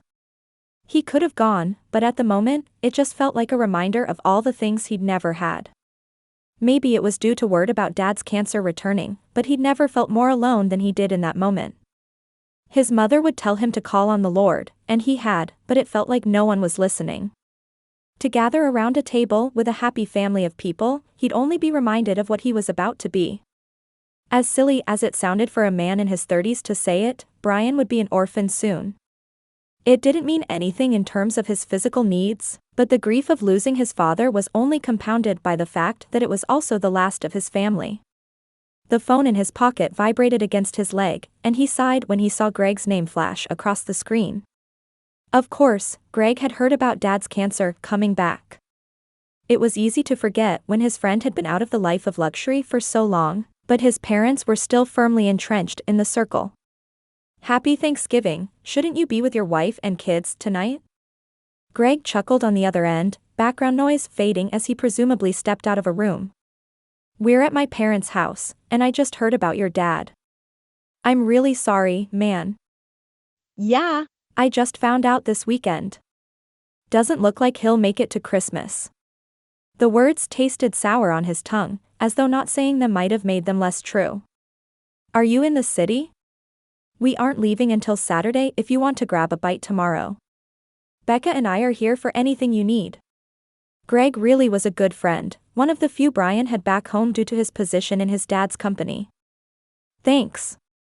I'm actually still on the island. Dad told me not to come home since the council meeting is getting closer. He said it was silly to waste time traveling. Honestly, I think he doesn't want me to see him sick. He tried to call his father in the past few days, but if the man even answered, they only talked for a minute or two. Even those phone calls were interrupted by his father's hacking cough. They spoke for a few more minutes before Bryan hung up and took a deep breath of the cool night air.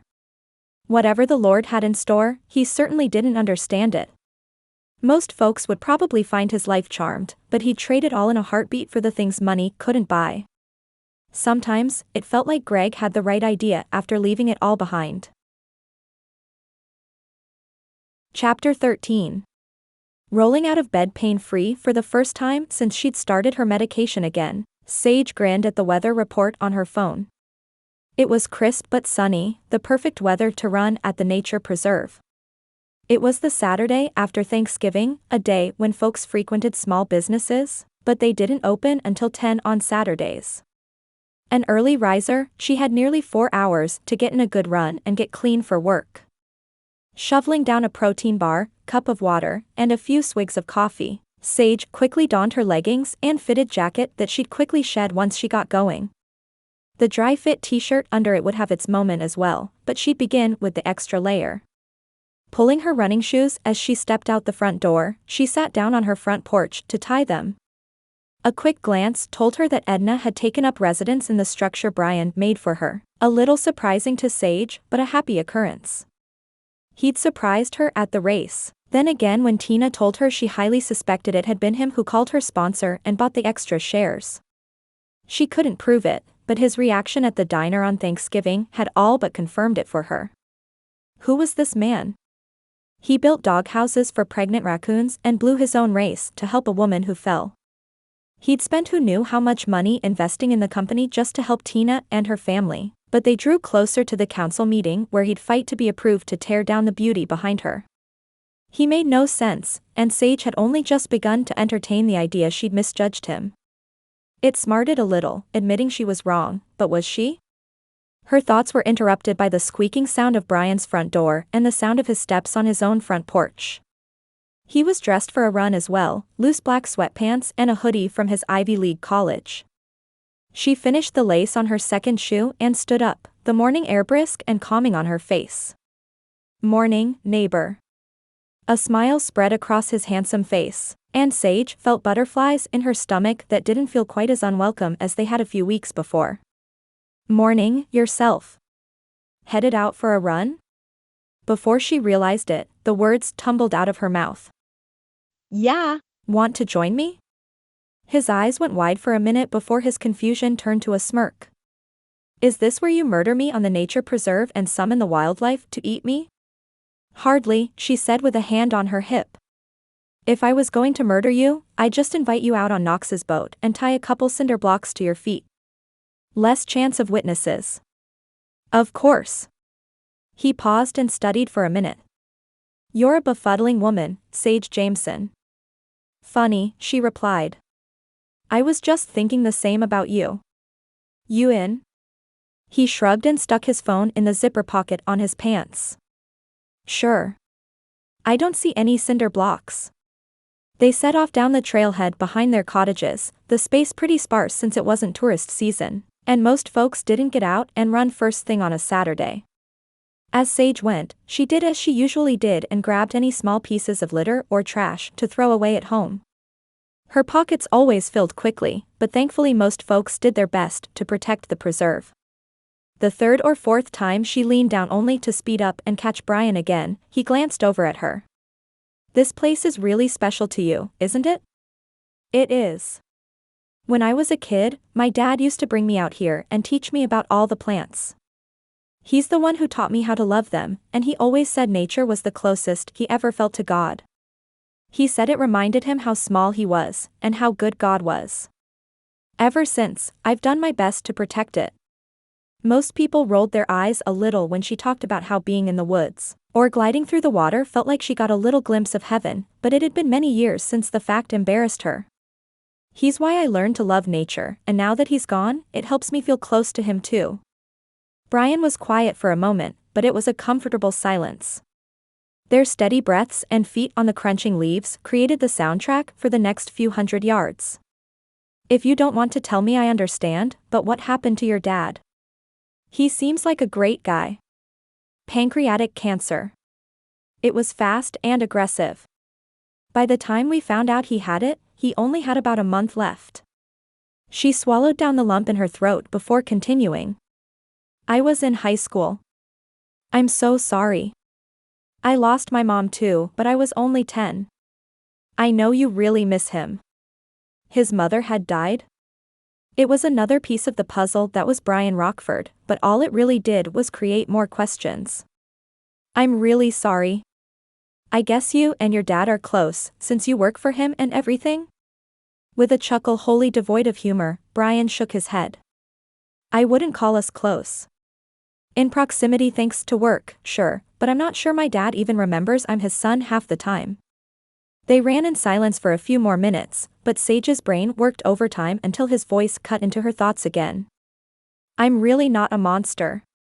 I'm not the one who purchased this land, and I don't like the idea of bulldozing it. You mentioned trying to buy the land next to it. If you did, would you sell the preserve again? It would band-aid the problem, but the likelihood the next buyer would try and develop it was pretty high as well. They'd be right back to square one.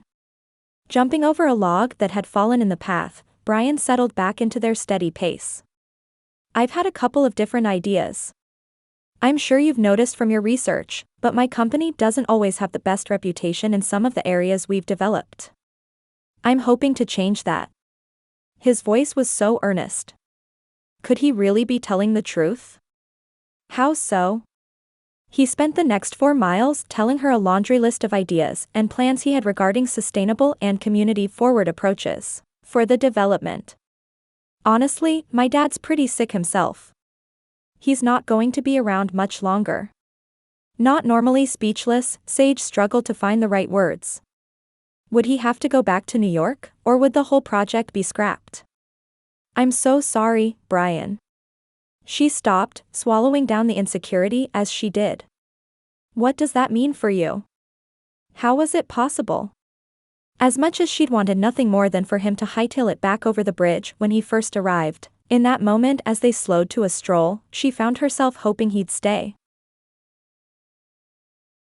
Bryan stared at the beautiful woman in front of him, her dark hair breaking free from the bun she'd pulled it into at the beginning of their run. Her brown eyes were so earnest, more so than any other woman he'd ever met, and his mouth suddenly went dry as they slowed even further to stop and face each other.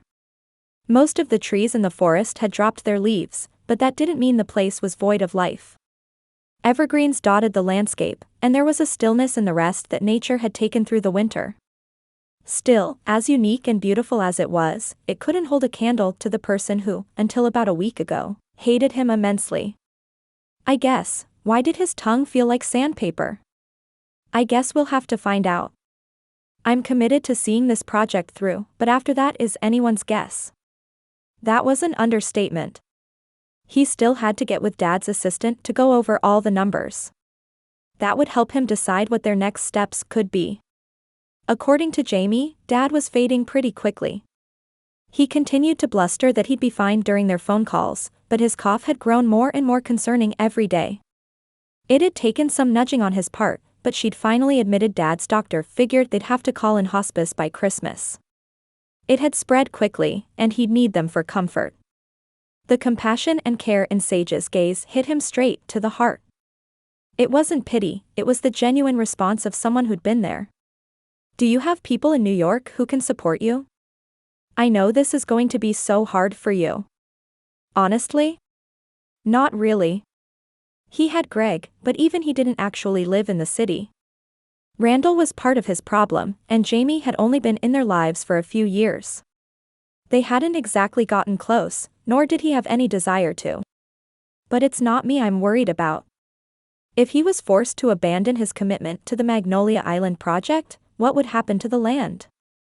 The idea of Randall taking over and having anything to do with this island and its people turned his stomach. That's the problem, Sage said. Her already husky voice had grown a little more so with the chill. I'm not sure anyone is worrying about you. She didn't drop her eyes from his, and he wished he knew what was going on behind them. As if of their own accord, his hands reached out and ran down the sides of her arms. They stopped on her hands, taking them in a loose hold. She didn't step back, didn't slap him, didn't do any of the things he would have thought. Instead, she took a step closer, tightening their joined hands with the slightest pressure. Her lips parted, as though she wanted to say something, before they snapped shut again. Suddenly, just as he was about to do something stupid like lower his lips to hers, leaves to their side rattled and pulled them both from the trance. Sage's eyes went wide, and she stepped backwards just as Edna stepped out onto the trail. The raccoon's large belly dragged the ground, the expression on her face one that made him imagine she had to be uncomfortable. Sitting back on her haunches, Edna looked between them. I don't have any peanut butter, Bryan said with more than a little frustration. Had he really been about to kiss Sage? And why did the raccoon's interference annoy him so much? You're on your own. Breaking into laughter at Edna's huff, Sage knelt to the ground and reached into her pocket that didn't hold litter. Come on, girl. I've got your favorite. Edna shuffled her way just as Sage produced a gummy bear from her jacket. She laid it on the ground in front of them, and Edna gobbled it up as though Bryan hadn't filled a bowl full of cat food for her in the doghouse. Sage stood with a smirk and shrugged. She is eating for 2, or 3, or 4, you know. We ought to be prepared. Shaking his head, Bryan rolled his eyes. You're a gummy bear runner? Some runners preferred gels or goos on long runs, but others just used candy to keep from depleting their glycogen stores. Their 6 or 7 mile that morning didn't necessitate a snack, but watching her pull another gummy bear from her pocket and plop it in her mouth had him deciding it might be his new favorite candy. Cheaper, and it does the trick. The moment before broken, they continued the trek back to their cottages. As they ran in comfortable silence, Bryan couldn't decide whether he should give Edna an extra treat for keeping him from doing something stupid or if he wished she hadn't. Later that day, after a meeting with a couple more business owners in town, Bryan decided to head down to the beach and walk around a little. He'd barely been able to focus on the meeting, the moment in the woods with Sage still as fresh as it had been that morning. Whoa there, a voice said as he nearly walked straight into a fishing line. Its owner was a wrinkled man with leathery skin like he'd spent the whole of his life in the sunshine. His hair was long and gray, his button-down flannel shirt and cargo pants probably from the last century. He didn't have any shoes on, and the cuffs of his pants were wet about 6 inches up. That's a good way to get a hook in the eye, son. Sorry, I wasn't paying attention. Bryan stepped toward the eccentric older man and put out a hand to shake. Bryan Rockford, it's nice to meet you. Are the fish biting this afternoon? The man stood from his old beach chair and took his hand. I know who you are, boy. My niece, Lexi, and her boyfriend have told me all about you and your project here on the island. He gestured toward the water. As for the fish? You get the right bait, and they'll bite every time. He winked, the crow's feet beside his eyes wrinkling in a way that made him look even more endearing. Name's Rudy Grant. Rudy Grant? He was the one who'd nearly taken the fall for a crime he didn't commit, and all for what?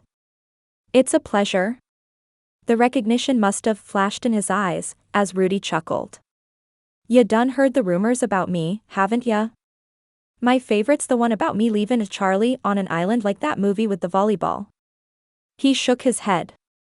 If I knew of a deserted island, I'd go live there myself. People are just too much for me these days. He could relate. I've heard a few things, but the island is a new one for me. I did hear that you nearly let yourself be incriminated for something you didn't do. That takes guts. It also took a little bit of crazy, but he didn't add that. Nah, Rudy said as he pulled his fishing pole from his perch in the sand. He stared out at the ocean, slowly drawing in his catch with the rod and reel. Ain't nothin' special. The measure of a man is whether or not he keeps his promises no matter what it costs him. I may talk like I'm simple, but there's been times in my life that my integrity was all I had. The Lord came through, just like I knew he would. In one swift motion, he reeled the small fish the rest of the way in. Just as quickly, he pulled it from the hook and tossed it back in the water. What would it mean to see the world in such a black and white way? His father's business dealings had always been legal but sometimes morally questionable, something he'd always accepted as a necessity in big business. Randall, on the other hand, Bryan wasn't sure if he even knew the meaning of the word integrity. You were really willing to go down for something you didn't do? Casting again with the precision of a seasoned fisherman, Rudy took a seat back in his chair. The good Lord has a way of making paths where it seems like there's only walls. Besides, his belly shook as he chuckled hard, yet ain't lived until you've spent a couple nights in the clink with Marvin Patrick. That man has more tall tales than them books my niece has in her classroom. Better than TV, those stories. Rudy Grant was an interesting man, one Bryan would like to get to know better if he had the chance. I hope to hear some of them one day. I'll let you get back to your fishing. Sorry, I almost walked into your line. With a wave, Rudy plopped a hat down low on his face and leaned back in his chair. Nice to meet you too, son. Don't let Rob's sister scare you too much. She's got fire, that one, but she's a good one to have on your side. Chapter 14. I think that's everything, Sage told Paul as she pulled the last of the plant delivery off the truck. Katie Joy, did everything get checked off? The petite, blonde woman nodded as she did a last check of everything on the order list. Looks like it. We had 12 of the knockout roses? Yep. Sage hopped down from the delivery truck as Paul shook hands with the driver. We're definitely going to need more of those, but that should get us through February. Knockout roses grow well here, and they're hard to kill, so lots of folks start with them when they're landscaping. She glanced at her watch, her day's schedule running through her head. They still had 4 hours before she needed to be at the church for the toy drive, so everything should get in its place before she left. They also give people enough confidence to keep going with plants. Katie Joy listened eagerly. She'd only been working there about 2 months, but she'd really taken to learning about each of the plants. Having the background she did, she'd said the plants gave her a sense of peace. Sage could understand. No matter how upside down her life had gotten over the years, sitting in the midst of flora had always calmed her. If God, in his infinite wisdom and creativity, could form each plant so perfectly, he could work in her life, too. When she started doing everything herself, she'd walk by a beanstalk and watch it tether itself to its trellis with sticky little vines that sprung out of their own accord. It reminded her to anchor herself to God's word first, and she'd stand firm regardless of her circumstances. When it felt like everything was pelting her from all directions, she'd set to pruning back some of her hydrangeas and be reminded that the pruning was often what produced the most beauty. From roots to blooms, every bit of the plants were so intricately designed in a way that worshipped the Lord with their very growth. Her pride had gotten in the way more than once, but her walk with Bryan on the nature preserve the day before had reminded her that her temper had too. Her mother sometimes called her the fire child. She had passion and drive, but it could consume her if she wasn't careful. Like fire in the right context could bring about new life and beauty in the hands of a controlled burn, it could also destroy. She'd been so sure Bryan was going to kiss her the day before as they stood in the middle of the trail. If they hadn't been interrupted by Edna, would he have done so? The thought sent chills up her spine, but not the bad kind. Unfortunately, her train of thought was short-lived as Katie Joy's wide-eyed gasp pulled her from her thoughts. The woman's face had drained of color as she stared at the nursery's parking lot, an old blue truck coming to a thudding stop in the parking lot. The door swung open, and a man about Sage's size jumped out and looked around with narrowed eyes. He wore faded jeans and a ratty t-shirt, but that wasn't out of place in a place like Plant Babies. Sage herself wore her old overalls that had at least 10 layers of dirt on them despite her washing machine's best efforts. Her employee stood there and stared at the man as though her feet were frozen on the gravel lot. Katie Joy had come to the women's shelter just before Rachel Grant contacted Sage about a job for her. Her baby, Marlo, was only about 6 or 7 months old, but from what little Katie Joy had told her, the girl's father was the reason they'd sought shelter. The man's eyes narrowed as he spotted the young mother, and Sage approached her with a steady head and thumping heart. "Katie Joy, is this Marlo's father? I need you to talk to me, honey." She nodded, her eyes still wide with fear. That was enough for Sage. "Paul, call the police," she said quietly as she grabbed a stick of rebar out of the bucket they kept by the loading zone. They were used for various things around the nursery, but at the moment it felt like the best choice she had for a weapon. Moving closer, she held the rebar in her hand and prepared herself to have to swing it if he escalated before the police arrived. "Can I help you, sir?" She knew her eyes burned with anger as she stepped in front of Katie Joy, the woman still frozen in place at the sight of her abuser. His voice, low and threatening with a bit of a gravelly tone, sent an entirely different kind of chill down her spine to the one she'd felt earlier. "Just need to talk to my wife for a minute." He took in the scene before him as he came to a relaxed stance about 3 feet from Sage. Crossing his arms over his chest, he puffed out his chest in what she could only assume was an effort to look threatening. "I've missed you, Kate." Kate? Was that what he called her? It wouldn't be unheard of for her to have gone by a different name once she got away from her husband, but the way he spit her name had Sage tensing. "Look, I know who you are and what you've done, so why don't you move along? We've already called the police, and this isn't a big island. They'll be here soon." He took another step forward, doing his best to look down on Sage despite their roughly equal heights. "And just who might you be, darlin'?" "Sage Jameson, and I don't take kindly to men who try to intimidate women with their words or their fists." Her heart continued to pound inside her chest, but it wasn't from fear. No, this type of man was the kind who stirred Sage's anger more than any other, and nothing in the world would make her back down. He eyed the rebar in her right hand, his arrogance clear as he spit some chaw to the gravel at their feet. "Well, Miss Jameson, I'll ask you one more time to step aside before I have to make you. Kate has my baby, and I plan to get her back."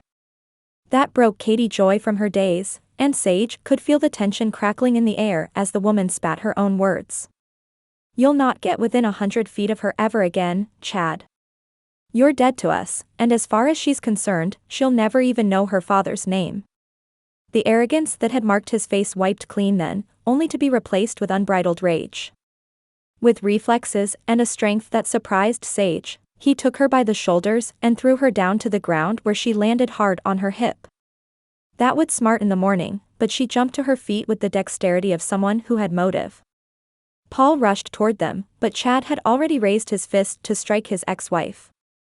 Apparently, he hadn't expected Sage to hop up so quickly, as she took him off balance when she grabbed his arm and twisted it behind his back in a move Levi taught both her and Allie a few years before. Levi taught women's self-defense classes down at the station, and he'd basically forced the two of them to come take it 3 different times. He'd always said it wasn't about head knowledge in the heat of the moment, it was about muscle memory and reflexes. As such, he'd recruited Rob and Knox to practice with them over and over until Sage's body knew what to do without an ounce of help from her brain. Just as Sage twisted Chad's arm behind him, she kicked his legs out from under him in a way that had him falling forward with just enough momentum for her to slam his body down into the gravel. Paul reached them then, grabbing the rebar Sage had dropped when she'd hit the ground, and secured Chad's feet to it with the duct tape he forever had looped on his tool belt. While he did that, she subdued the other arm with her foot and sat on his back to keep him from getting away. It was a shame she didn't have a third hand, as she'd love nothing more than to push the man's head down into the rough gravel so he couldn't talk. Since she didn't, his head whipped around as he spewed profanities and threats of suing them for assault. Sage chuckled through gritted teeth as she used a good bit of strength to hold him in place. "You're on camera starting the whole thing, Chad." Sirens in the distance had relief flooding her body as she realized help was on the way. "And I think that just might be your ride." As 2 different cop cars flew into the parking lot, Sage spotted Levi's blonde hair first. He jumped out of the passenger's side of one of the SUVs and sprinted over to her with his firearm pulled and facing the ground. As he took in the situation before him, Levi holstered his weapon, and his familiar smirk returned to its rightful place. Well, why'd you call us, Saz? Looks like you and Paul have things under control here. Figured you could use a success testimonial for your self-defense classes, she replied. You know, so folks will stop assuming you're just putting them on to pick up women. The beat cop who'd been driving the car approached then, a bit more relaxed than her brother had been. Sage couldn't remember the woman's name, but she'd gone to school with them and was around Levi's age. I could snap a picture if you want, Levi. She winked at Sage, making it clear she wasn't serious, before turning to Katie Joy's terrified face. Ma'am, the officer said as she stepped toward her with caution. My name is Meredith, and I need to take a statement from you in a moment, all right? Katie Joy nodded as Levi and two other uniformed cops helped remove the duct tape and rebar from Chad's feet, while placing cuffs on his hands. Once they had him headed towards the cop car, Levi's smirk faded and he studied Sage carefully. You okay? He didn't get you, did he? The firm set of his jaw betrayed the concealed anger that bubbled beneath the surface, something easygoing Levi didn't show often. He threw her to the ground, Paul said matter-of-factly from where he spoke to another officer with a notebook in hand. Landed on that left hip. She might oughta get that checked out. Levi took a deep breath through his nose before turning back to Sage. Do you need to go to the hospital? No, she said with a roll of her eyes. I'm fine. She wasn't, but no one in her family needed to know that. Her hip, damaged from inflammation through the years, didn't take kindly to the direct hit to a gravel parking lot. She'd call Dr. Poole once they left to let her know what had happened, but that was all. She didn't need her little brother treating her like an invalid. Really, don't worry about it. I'll see you tonight at the toy drive, and you'll see everything's fine. In a tone that brooked no nonsense, she closed that line of questioning. Fine, but for the record, I don't believe you. He pointed to the cameras that dotted the property. Can you get me the footage from those? Happy to. First, let me check on Katie Joy. Cocking her head to the side, the fact that he was even there dawned on her. Were you out on patrol, detective? How did you respond to this call? Meredith answered from her spot next to Katie Joy. He heard your nursery come in as the location, and he jumped in the cruiser before anyone could stop him. There was no way he wasn't responding. Easy manner back, Levi shrugged. I know my sister. Had to make sure she didn't kill anyone. Even if it is an accident and the guy's scum, that's a whole lot of paperwork. The toy drive had already started by the time Bryan got there. He was only 2 minutes late, as an infuriating phone call with his father's assistant had gone long, but there was already a line of people ready to donate things and visit with folks as they placed their donations into the large crates. Glad the phone call was finally over, Bryan let out a long breath and tried to let it go.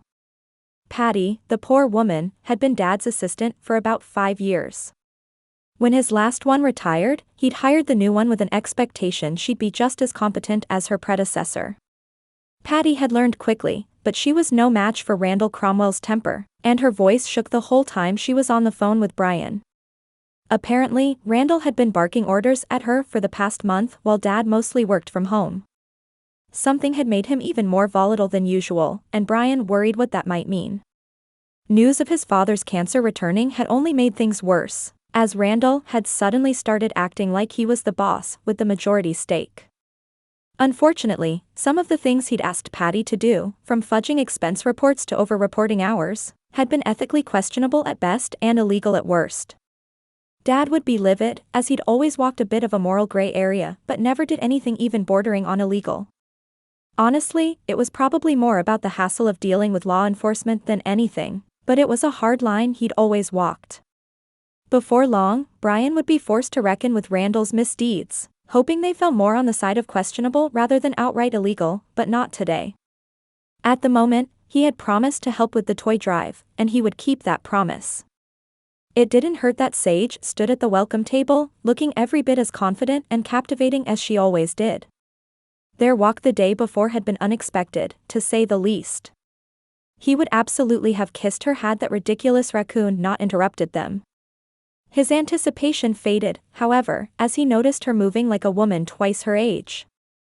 She walked stiffly and winced as she sat down in the metal folding chair behind her. Stopping at the table, he tried to keep his tone light. Did our walk yesterday wear you out that much? Or did you just have a tough workout this morning?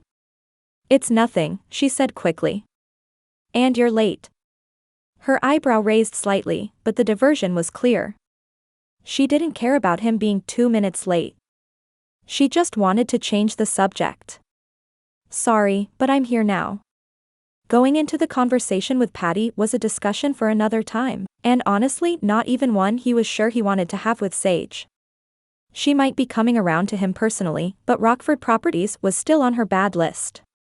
She'd probably relish the opportunity to take them down. Where can I help? She pointed towards where Levi and Rob loaded a large truck with crates that had already been filled with toys. That truck is going to take the donations to the children's hospital in the city when we finish tonight. You can help them load. Happy to help, Bryan allowed his hand to brush hers as he passed. She tensed for a moment, her eyes popping to his as he did so, but he let the moment pass. Two could play her game. If she was going to hold back whatever it was that had her moving like she had a board strapped to her back, he'd have a little fun with her. Rob and Levi pushed a crate into the back of the truck while Knox pulled it as far back as he could inside. Hey, guys, I've been sent to help. Both men shared a look with each other, a little unease passing between them. Had he done something to upset them? Had they taken issue with his hike with Sage? Surely not. In fact, Levi seemed to do his best to push the two of them together more often than not. Patience already depleted for the day, Bryan didn't have time to play games. Okay, what's wrong? They shared another look in which Rob nodded hesitantly. When Levi spoke, his voice wasn't its normal, playful timbre. It was more serious, almost angry. Did Sage tell you what happened at the nursery today? His head whipped to the side to see her, even though he knew he'd just spoken to her not 2 minutes before. Still, ice ran through his veins at Levi's words. No, what happened? Katie Joy's ex showed up trying to talk to her. Sage jumped in and actually took him down, but he threw her down in the gravel lot first. She landed on her hip. She won't admit it, but it's clearly hurting. Mom's been in Atlanta with Knox's mom since Sunday, or she'd probably have driven Sage to the doctor herself.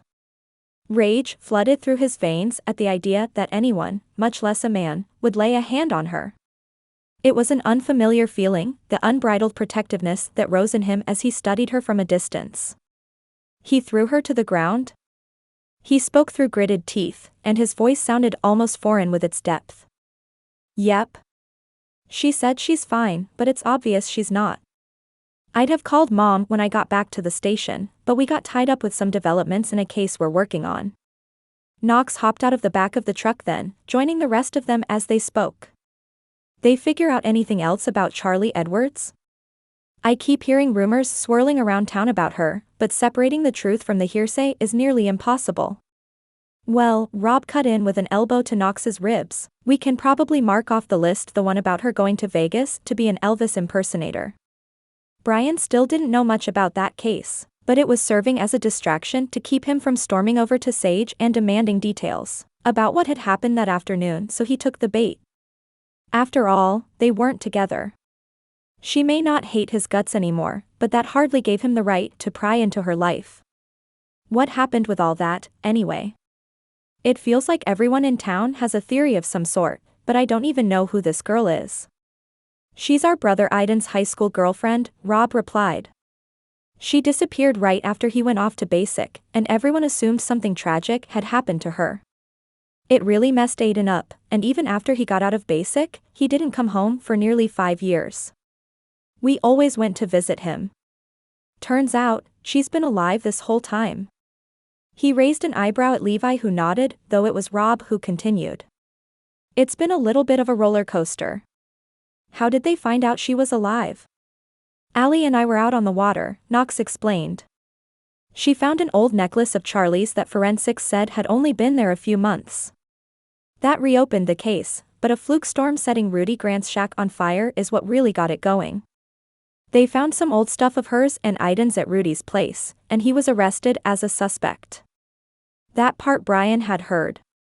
He got let go though, right? Mrs. Brenda went on and on about how he said nothing to defend himself and would probably have gone to prison for it, if Mrs. King hadn't come back to town. If someone spent enough time around Marlin's grill, they'd hear more than their fair share of information. It may not all be true, but they'd hear it. Lucky for him, Rob answered. Rather than being responsible for hurting her, it had actually been Rudy who'd helped her get off the island. Past that, I don't think anyone really knows where she is or what really happened. He eyed Levi. Well, the cops might, but we don't. Levi stayed quiet, his non-answer clear enough. At least talk of the case had taken Bryan's mind off the anger coursing through his body. I assume the guy who hurt Sage is in jail tonight? Nodding, Levi stepped toward another crate full of toys. Yep, and that's probably the safest place for him to be. Chapter 15. 20 minutes into her run down the beach the next morning, Sage's hip could take the jostling no longer and sent a jolt of pain down her leg so intensely her knee locked, and it took every bit of her core strength to keep from face planting in the sand. Tears she'd been holding back for the entire run spilled over onto her cheeks, and she lowered herself gently to the sand. Compared to the fear Katie Joy had experienced at the hands of her ex, Sage's hip pain from where he'd thrown her to the ground was nothing. She'd called Dr. Poole that morning, but waiting on a call back was always a process for their office. Still, her hands shook with frustration and pain as the joint barked its protest. Why, Lord? Quietly, her head in her hands, she sobbed her prayers. The toy drive had gone well the night before, but her hip had pained her the whole time. If she stood, it grew stiff and locked up. If she walked, it felt like a knife stabbed her with every step. When she sat, it had only gotten worse. By the time she'd gotten home the night before, she'd rubbed every topical pain reliever she had on it only to swallow as many pills as she could safely do as well. Why does this have to be my life? It wasn't fair. In some ways, she knew she should be grateful the treatments existed. Dr. Poole had told her if she'd been born even 50 years earlier, the likelihood of her ending up in a wheelchair in early adulthood was strong. She had things to be thankful for, and she was. But still, as she sat on the deserted beach that morning wondering how she was going to get back to the parking lot where she'd racked her bike, she couldn't remember what they were. Sage? Bryan's familiar voice broke through her sobs, and she groaned. Of course, he'd be the one to find her like this. What's wrong? His alarmed voice grew louder as he dropped to the ground beside her. Are you hurt? How can I help? She shook her head, her pity party-esque sobs as shameful to her as they were impossible to stop. This wasn't who she was. She was the strong one, the one who never fell apart. Whether that was healthy or not was something she could unpack in therapy, not here on the chilled sand with Bryan's warm hand on her back. She choked out, fine. Well, file that answer in the column under not the slightest bit convincing. His hand rubbed slow circles on her back, the touch nice as she worked to catch her breath. I'm not even going to dignify that with a response. Instead, tell me what's wrong. A few more deep breaths. Could she tell him? What would he say if he found out about her arthritis? Even her siblings didn't know she was no longer in remission, though she was pretty sure Rob suspected. Would Bryan use her weakness against her? No, she didn't think he would, but what if he pitted or baited her? That would somehow be worse. For Sage, the sad look in people's eyes when they found out about all she'd gone through was enough to drive her crazy in the best of times. At the moment, with her hip screaming at her, it would probably do her in. Looking up to meet his concerned gaze, Sage took one more shuddering breath. That was courage, right? It took courage to let people in even when you couldn't control their response. Have you ever heard of psoriatic arthritis? Over the next 20 minutes or so, they sat there in the sand and she told him everything. She told him of her mother staying up late with her in the night to massage her aching joints, to finding the pediatric rheumatologist and eventually Dr. Poole, to realizing she'd come out of remission despite her best efforts to deny it. She even told him about Chad coming to the nursery the day before, stretching her aching hip as she did so. I thought I could shake it off like I usually can, but I was wrong. That's when you found me sobbing like a toddler. He was kind and gentle as he listened, the only flash of anger at the mention of the scene at the nursery that had caused her so much pain. It's probably a good thing he's in jail right now, and I'm not talking about your brothers. She shrugged, her embarrassment mostly gone as it had been pushed out of the way by her exhaustion. It's nothing compared to what Katie Joy is going through and the fear she must feel at the thought he even knows where she is. His hand crossed the unspoken boundary as he placed it gently on her knee. You don't have to worry about that. I'm going to make sure he doesn't come anywhere near Katie Joy or her baby again. His jaw ticked, and she realized once again how maybe all the romance writers over the years hadn't been exaggerating the draw of a chiseled jaw. How do you plan to do that? He had money, sure, but he wasn't in law enforcement. How could he have any influence on the court system on Magnolia Island? With a quick shake of his head, he shut his eyes. Don't worry about it. He won't come near any of you again. Their eyes met, and goosebumps raised on her arms as he leaned closer. If I kiss you right now, will you slap me? His words were low, quiet, and she didn't know if she could even find her voice to answer. Rather than risk croaking out her next words, Sage lifted her hand to his cheek and closed the distance between them herself. It was sweet, but she'd never had a kiss that made her insides melt the way this one did. His hand left her knee as he turned to face her more, and she felt his soft touch in her hair. Pulling back with a smirk, Sage let her own hand fall back to his muscular arm. I think you're safe. Lips stretched into a wide grin, Bryan's objective good looks were turned up even further. You're just full of surprises, aren't you? I like to think I am. She shifted her weight and winced as her hip smarted again. Now, if only I can get my body to cooperate, then it'd be a really good day. Can I drive you back home? It's probably something you need to rest. The feeling of anyone trying to take care of her wasn't something she welcomed, but at least now she recognized the harm of letting her pride take the wheel. I really hate resting. Chuckling at her grumbled words, Bryan turned his attention back to the ocean. I bet you hate accepting help even more. It makes you feel weak, doesn't it? How did he know? Astute observation, Mr. Rockford. Am I that obvious? Yes, he answered with a wink. But it's easier to see in someone when you're the same way. And please don't call me Mr. Rockford. He paused for a moment, studying the ocean as the waves lightly lapped the shore. You're not the only one with hang-ups about weakness. Sage's voice, low and husky, broke through his swirling thoughts. And what makes you feel weak? Is this like a superhero movie? I tell you my weakness, and you use it to defeat me? She pursed her lips and studied the ocean herself.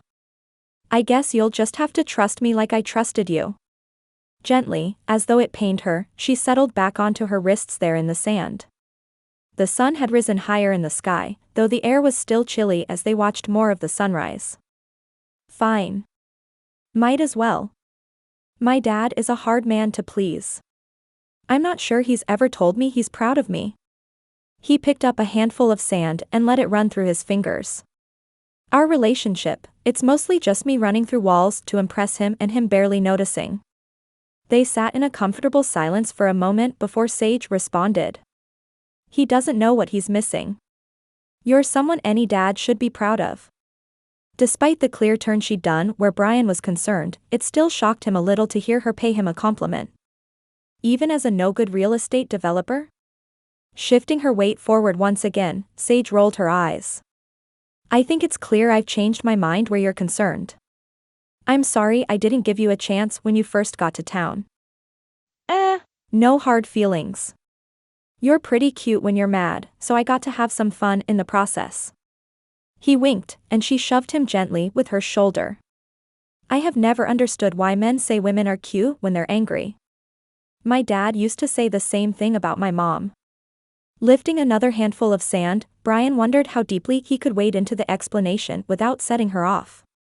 For you, it's the way your eyes flash. The push and pull of your groundedness with your fire is one of the most attractive things about you. It's like everything about you preps for battle, even your hair gets in on the action. She laughed and smoothed her flyaways back. My brothers used to say they could always tell when they'd taken a joke too far because my hair would come loose from my ponytails. Turning to face him, he fought a grin at the way her hair had already broken loose of her attempts. I guess I clench my teeth or something and it pulls the curls out. Levi used to say that was my Medusa moment. Bryan let out a guffaw at the reference to the mythological monster with snakes for hair.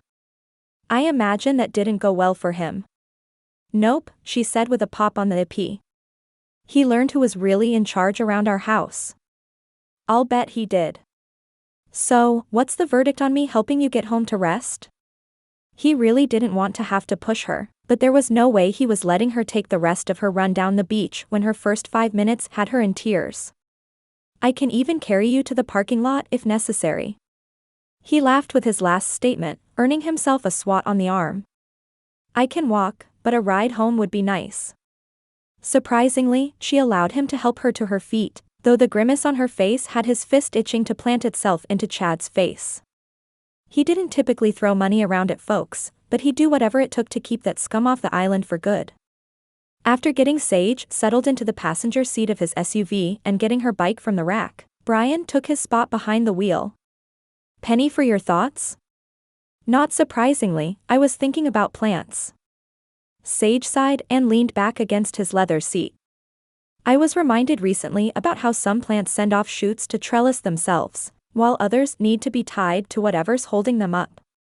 It's felt a little bit like my relationship with God, but I think I've been more of the latter than what I'd like to be. He followed her analogy most of the way, but plants were not his specialty. I'm assuming a trellis holds them up? Yeah. Sorry. I forget not everyone is as obsessed with plants as I am. A trellis is their security, and without it they'll struggle to produce all their fruit. Some send out these sticky little vines that curl up and tie themselves to whatever sturdy thing is close by. That made more sense. So then, if a storm comes up or something threatens them, they have that safety. You got it. So much of my life has been trying to take down my problems myself, but I'm slowly realizing there's a much better way. There was, and maybe he could one day get there with his own feelings of inadequacy. Dad would be gone soon, and he may never tell Bryan the things he wanted to hear. But was that really what would make him feel accomplished? Would there be a day when his imagined relationship with his earthly father would no longer be necessary due to a real relationship with his heavenly one? Maybe that was why Mom had always driven home that point when he was a child, the idea of God as father. She knew the kind of man she married, and she knew he wasn't going to give Bryan what little boys needed from their fathers. But maybe, despite her choice in a husband, she'd intentionally done her best to give him something even better. Chapter 16. The next week passed quicker than Sage could have expected. She'd gone to the police station with Katie Joy to learn what they could about Chad's release, but he'd apparently left town. Sage had initially been skeptical he'd actually gone anywhere, but Levi assured her they were keeping tabs on him. He did, indeed, leave, and the last they'd been able to trace him he'd been in Arkansas. That was where he was from, according to Katie Joy, and it was far better than being on the East Coast. Exactly what had led up to his abrupt departure, Levi wouldn't say, but she had a feeling the same person who'd helped Tina out with her sponsorship had something to do with it. That afternoon, after a thankfully slow morning at the nursery, Sage stepped back to admire the town's Christmas tree in the square in front of Town Hall. A little more your way, Rob. Rob pulled lightly on his rope while Knox kept the thing from toppling over from the other side. Mr. Sam Matson held a third rope to the back, while Mrs. Brenda stood next to Sage with her hands on her hips. Sam, she chided, pay attention. If it falls on you, I'm not getting poked by pine needles to get it off just because you were too busy playing that silly game on your phone. She rolled her eyes and grumbled to Sage. Goodness, the man is 75 years old, and he's playing games on his phone like our grandson. Chuckling, Sage continued to give directions to the men. That's perfect, guys. Let's get the stakes in the ground. All three secured their stakes and added a couple extra ropes for good measure. Their eastern white pine stood 15 feet tall and boasted healthy branches all the way down. The dark green of the needles, despite the name that might suggest otherwise, contrasted beautifully with the white gazebo behind it and would be perfect for the red, white, and blue ornaments they'd chosen to celebrate the town's centennial year coming up. Standing, Knox tucked his mallet back into his tool belt. "Do you need anything else from us, Sage?" "Nope, now all we have to do is decorate. The committee should be here in a few minutes, and we'll get everything else settled." Her stomach flipped at the thought of seeing Bryan, as they'd both been so busy that week they really hadn't gotten a chance to say more than hello. She'd like to discuss that kiss on the beach, the one that had been the stuff of her dreams since it happened, but there'd been no time. As if on cue, Lexi, Hal, Rachel, and Mrs. Ella approached from the parking lot. Rob jogged over to Lexi and placed a quick kiss on her lips, earning a grin from everyone in attendance. It didn't seem that was the only love in the air, though, as Hal Wyatt had his hand in Rachel Grant's, and the two of them giggled like school children. Seeing a man the size of Hal giggle was a sight, but it was Christmas, and everyone deserved a little magic. Where was Bryan? She hadn't known him long, but he'd never been one to be late. She didn't have to worry long, as his SUV pulled into the parking lot shortly after. He slammed the car door shut, and spoke quickly to someone on the phone. His brow furrowed, and he looked like he was about to crawl out of his skin. Could she ask what was wrong? They'd only had the one kiss, and for all she knew, he didn't even really consider her a friend. With some effort, she pulled her eyes away from where he stood next to the gazebo on the phone. He gestured wildly with his hands, his black sweatshirt and track pants a contrast to what she assumed was a business conversation. "Thanks for coming, y'all. We've got quite a few things to do over the next couple of hours, but I think we should be able to get it done quickly." She assigned jobs, some to set up tables for hot drinks and snacks, others to decorate the tree, while she planned to hang garland and wreaths around the gazebo for the mayor's speech. Once everyone had their assignments, she walked slowly towards the gazebo with garland in her hand. Bryan was still standing there, his face red as he spoke. "Look, I'm sorry for yelling. I know this isn't your fault, and you're stuck between a rock and a hard place." He was so engrossed in the conversation he didn't notice her. "The fact is, Rockford Properties does things by the book. I don't care what Randall told you to do. We're not operating in any offshore accounts, and I know Dad would never tell him to do that." He listened for a moment more before letting out a sigh. "I know that's what he said, but he's lying to you. A tax shelter is one thing, but this is tax fraud. Do not, and I repeat, do not open that account. I don't know what he's up to, but I plan to find out. If he has any issues, you can tell him to call me." With a hurried Goodbye, he hung up and placed his head in his hands. It was strange how Sage could go from hating everything this man stood for to wishing she could pull him into her arms in a matter of weeks. "Bryan? Is there anything I can do to help?" Lifting his head, he shrugged. "My father's business partner is making our lives a whole lot more difficult. I don't want to burden Dad with this while he's so sick, but there's something shifty going on." With a deep breath, he stepped forward and took the garland from Sage. "I really don't want to think about it right now. Can we just decorate for the tree lighting?" Fighting every urge within her to pry, Sage allowed her maturity to win. "Sure.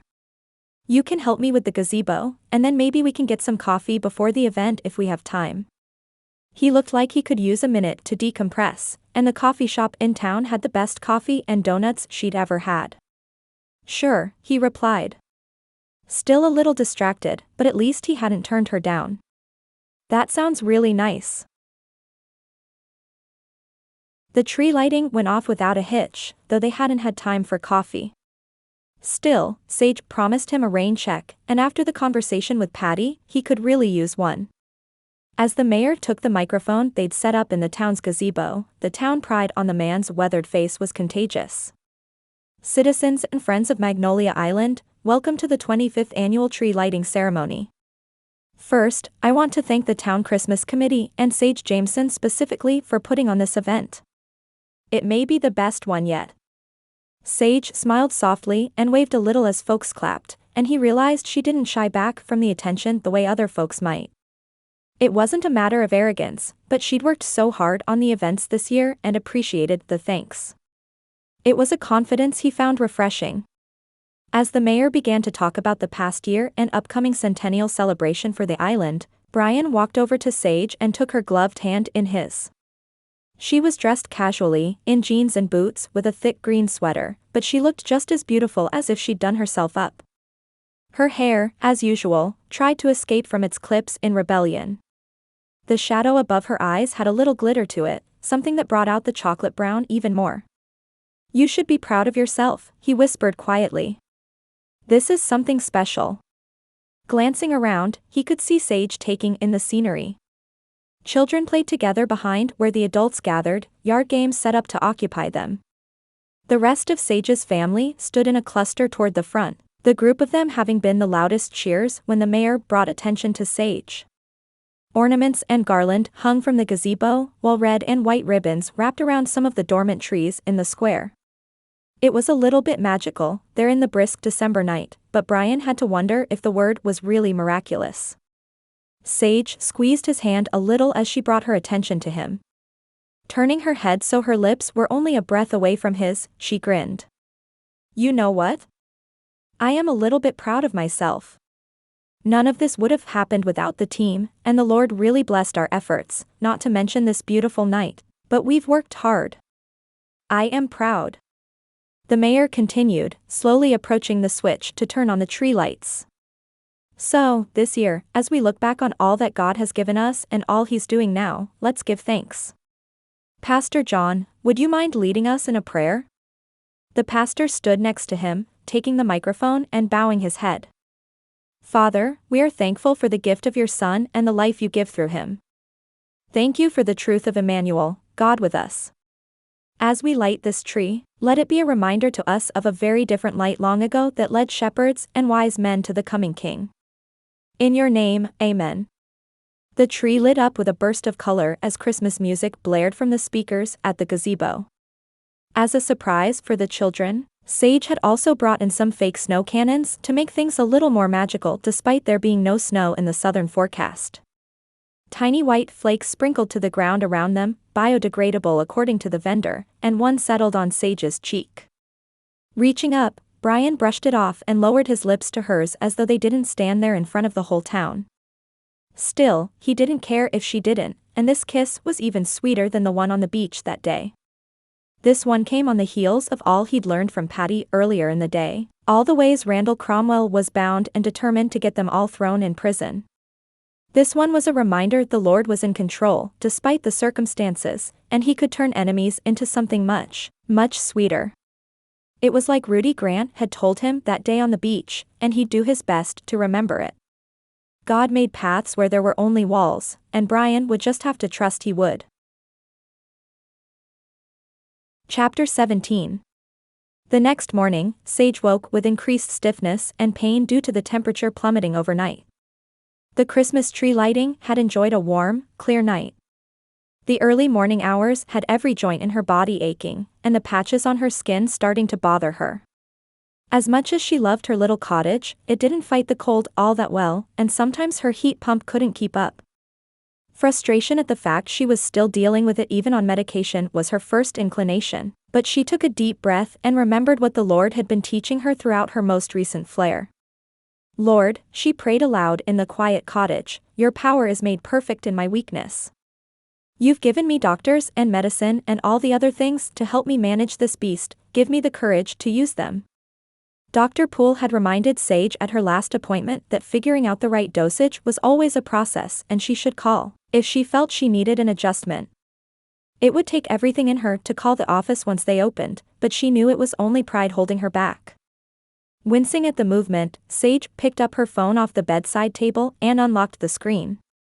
The office wouldn't be open for another 2 hours, plenty of time to talk herself out of it. Pressing the icon for her contacts, she scrolled down until she reached Bryan's name. There, if she told him to keep her accountable now, 2 hours later when she'd inevitably worked some of the stiffness out, she wouldn't be tempted to neglect the call. The phone rang, and Bryan picked up quickly.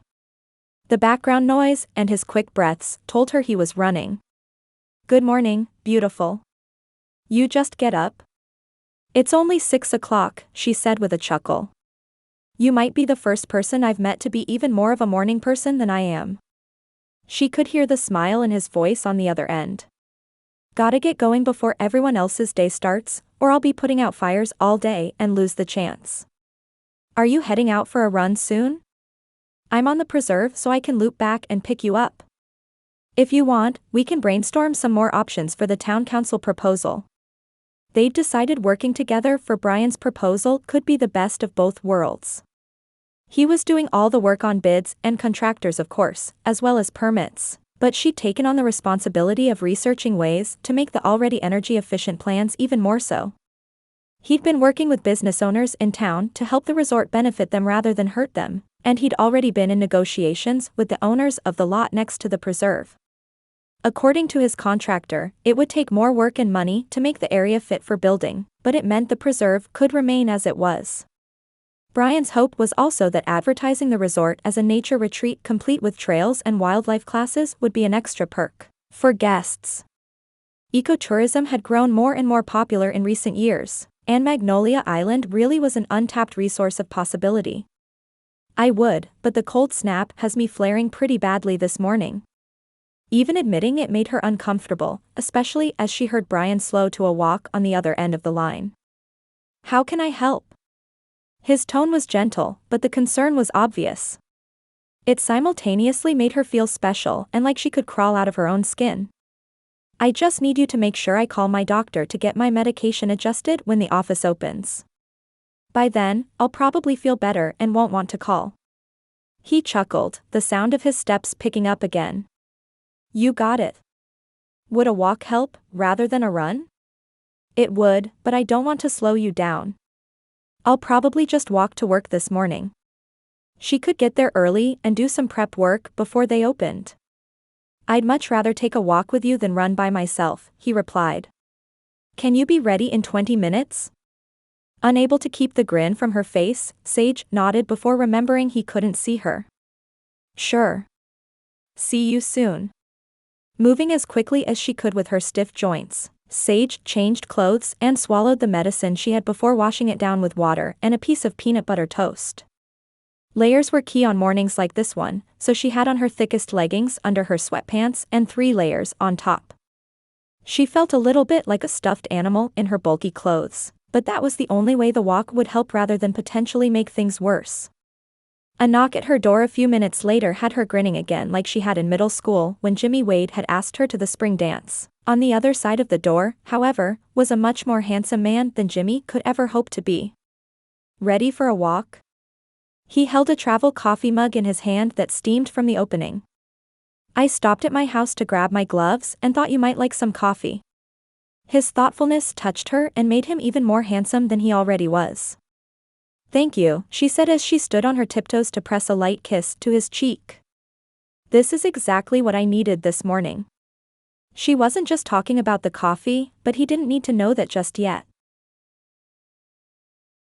"The classes are a great idea," Sage said as they ambled down the trail. "I bet the MIRF could even partner with you to create some sort of programming that's exclusive to resort guests and anyone with the all-access pass." The pass had been Lydia's idea, something other rentals in the area could offer for folks to purchase that allowed them to use the resort's amenities and take advantage of the preserve. "2 steps ahead of you. Nate and I have a meeting this week to bounce around some ideas. Allie's documentary coming out has really increased their traffic, so they're looking to hire a couple more folks in the education department anyway." Sage had told Bryan all about how proud she was of her sister. Allie was a marine biologist who worked at the Magnolia Island Research Facility and Aquarium. Her specialty was sharks, and she'd been the star of a documentary about them over the summer that had only recently come out. It hadn't developed a huge following, but it had brought awareness to quite a few folks who now wanted to visit and go on the new shark tours she and Knox offered. Before either of them spoke further, a loud cry that sounded like a wounded animal echoed from off the trail into the woods. Sage's eyes widened. "SSH, listen." Her brows furrowed as she stepped off the trail in the direction of the cry, completely undaunted by what Bryan assumed was plenty of poison ivy on the ground. Of course, he followed, and together they trudged through the fallen leaves for about 100 or so yards. The cry sounded again, and Sage stepped behind a large rock only to grin. "I believe we've found our source." Bryan followed, and there in a little nest of leaves covered by the rock, Edna, the raccoon, pushed out a third tiny baby while the other two lay there in the bed of leaves. "Seriously? I build you a nice house, and you choose to have these babies in the woods?" He wasn't really frustrated, but the thought that Knox had been right about her probably not choosing to give birth there amused him a little. "I guess I should get a dog so someone appreciates my work." Sage backed away slowly, a smirk firmly on her pretty face. What can she say? The lady knows her own mind. Let's give her some privacy. She held out a hand for Bryan to take it before looking around him with confusion. "What's that over there?" Turning, Bryan didn't see what she was talking about at first, but he squinted enough to see what looked like an entrance to a storm shelter another 100 yards or so away. As they got closer, it became clear that's exactly what it was, though grass and weeds had grown up around it to a point that it wasn't just the rusted-over lock that kept it shut. "I'm guessing you've never seen this before." "Nope," Sage replied as she ran her hand over the metal door. "What do you think it could be?" "Surely, it's not a root cellar out here in the woods." "It looks like a storm shelter to me, but I don't know why anyone would build one way out here." "Did this land used to have a house on it?" She shook her head. "Not that I know of." They lingered for a few more minutes before Bryan's watch alarm went off. "We'd better head back so you can call your doctor's office before you head to work." She'd definitely get distracted and forget if she didn't do it before her day really got started. Bryan hadn't known her long, but he knew her well enough to know that. Wheels turning behind those big brown eyes, she pursed her lips. "Okay, but I'm going to mark these GPS coordinates on my phone. Something about this place feels odd to me, and I want to come back and investigate." Of course she did. If he had his way, she'd be dragging him along on half-thought-out adventures for the rest of his life. "Fine, but don't come back by yourself. Bring me or one of your brothers." She raised an eyebrow in his direction as she typed something in on her phone. "If I bring you, it'll be because I enjoy your company and not because I need the protection of a big, strong man." She shrugged, then winked in a way that made her look even more adorable. "But you're in luck, because I do enjoy your company. Plus, you're not half bad to look at either." Chapter 18. Christmas that year was something special, though the entire family felt the absence of their oldest brother, Aiden, more strongly than ever. After some arm twisting, Mom had managed to convince Bryan to come and join them around the Christmas tree, though he'd fought her at first. Now, as she leaned back into his arms as they both sat on the floor in front of the hearth, Sage couldn't imagine a much more perfect moment. As much as it had hurt him when his father had insisted he not come home for Christmas, Sage was glad her family had been able to offer him some Christmas joy. Her niece, Bryn, tore the wrapping paper from her new dollhouse set with glee. Ah, "This is it. It's the one I wanted." She ran to Rob and launched herself at him into a hug. "I can't believe you found it." "I had a little help," he said as he released her from the hug and tipped his head toward Lexi. "She drove to at least 6 different stores trying to get one for you." The love on his face for both Lexi and Bryn was clear, and Sage realized Rob was happier than she'd seen him in years. Flying toward Lexi the same way she'd done her father, Bryn giggled when Lexi caught her. "Thank you, thank you, thank you." She'd knocked her bow askew in the process, and Lexi fixed it as she adjusted Bryn to her lap. "It was my pleasure, sweetheart." Over the next hour, everyone opened presents around the tree before crowding into Mom's office for a video chat with Aiden. The last few times they'd talked to him, he seemed angrier than normal, or maybe he'd just been hiding it well all this time. Mom worried about him. Of course she did, but there was nothing she could do but pray. In fact, that morning as they all shoved inside the room while Allie pulled up the video chat software, prayer was the one thing on Mom's mind. "Everyone, before we talk to Aiden, I think you all need to know he's really hurting." Learning Charlie left of her own accord is both confusing and feels like a betrayal. Logically, he knows she must have been in some kind of grave danger to leave. He can't help but be angry that she didn't even give him a chance to help. It's messing with his head, and in his last email to me, he said he'd been making some mistakes at work due to distraction. She didn't say it, but everyone knew what that might mean. Aiden was a mechanic working in some of the most dangerous territory in the world. He couldn't afford to make any mistakes, and yet she could only imagine how she'd feel in his situation. They held hands as a group, and Mom led them in a prayer for Aiden while they awaited his call. He was generally punctual, but sometimes he got delayed with something and couldn't get on right away. Just as the call came through, Bryan's phone rang in his pocket. She could feel the tension radiating off him as he pulled it out and looked at the call screen. "It's my dad's wife," he said quietly. His dad's wife. Not his stepmother. Maybe they're just calling to wish you a Merry Christmas? He shrugged, clearly not convinced. Hopefully. I'll go out to the porch and take it. Stepping from the office out into the main hallway, Bryan answered just before he opened the front door. Sage didn't hear any more, but she stood by the window and watched as he leaned against the railing. His shoulders sagged, and Sage was struck by the contrast of his body language on the front porch with the rest of her family's excitement over wishing Aiden a Merry Christmas. Mom's eyes met hers through the good-natured ribbing Levi and Rob engaged in with Aiden, and she jerked her head to motion Sage outside. She was right, if Bryan needed her, she should be there. Sage followed Bryan out the front door and stepped onto the porch just as he hung up with a heavy sigh.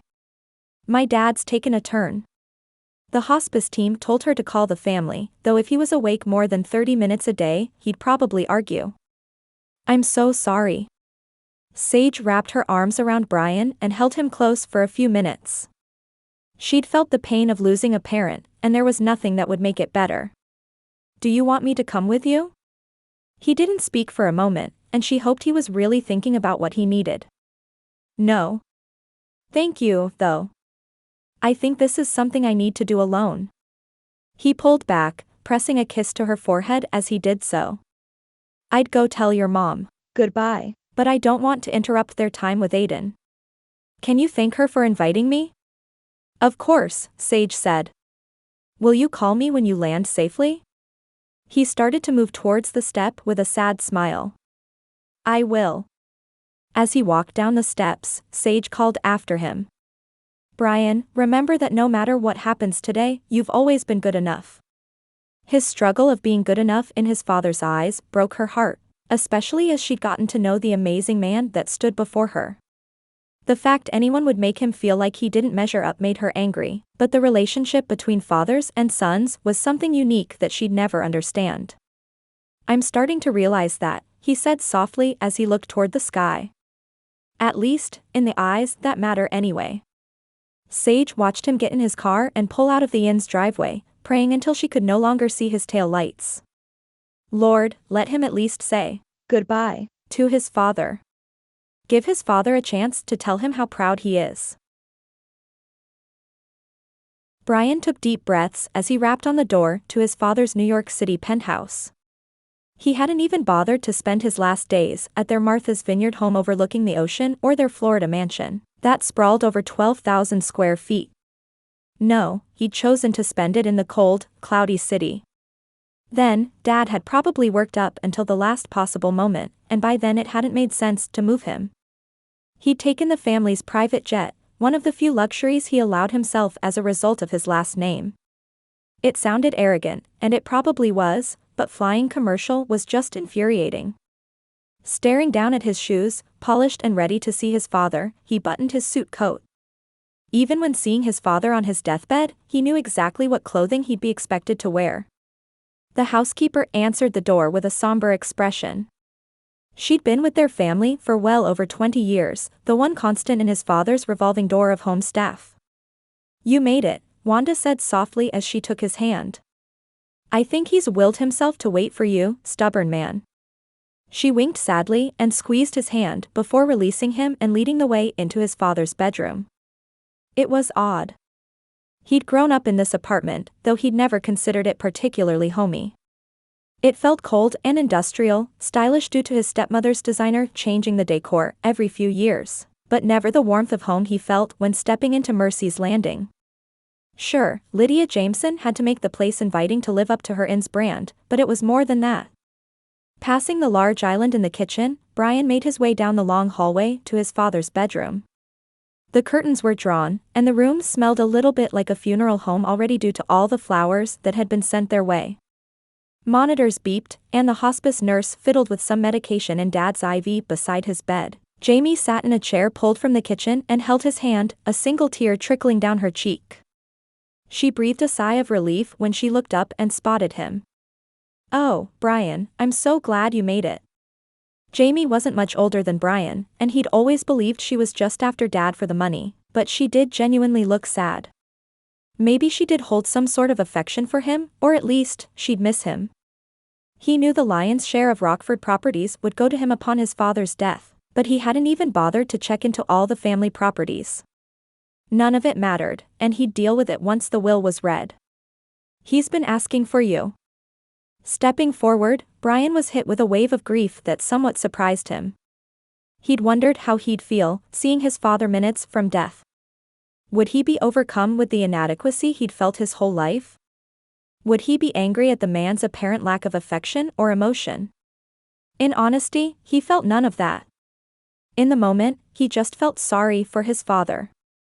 "Son," Dad rasped as his eyes fluttered open, "come here."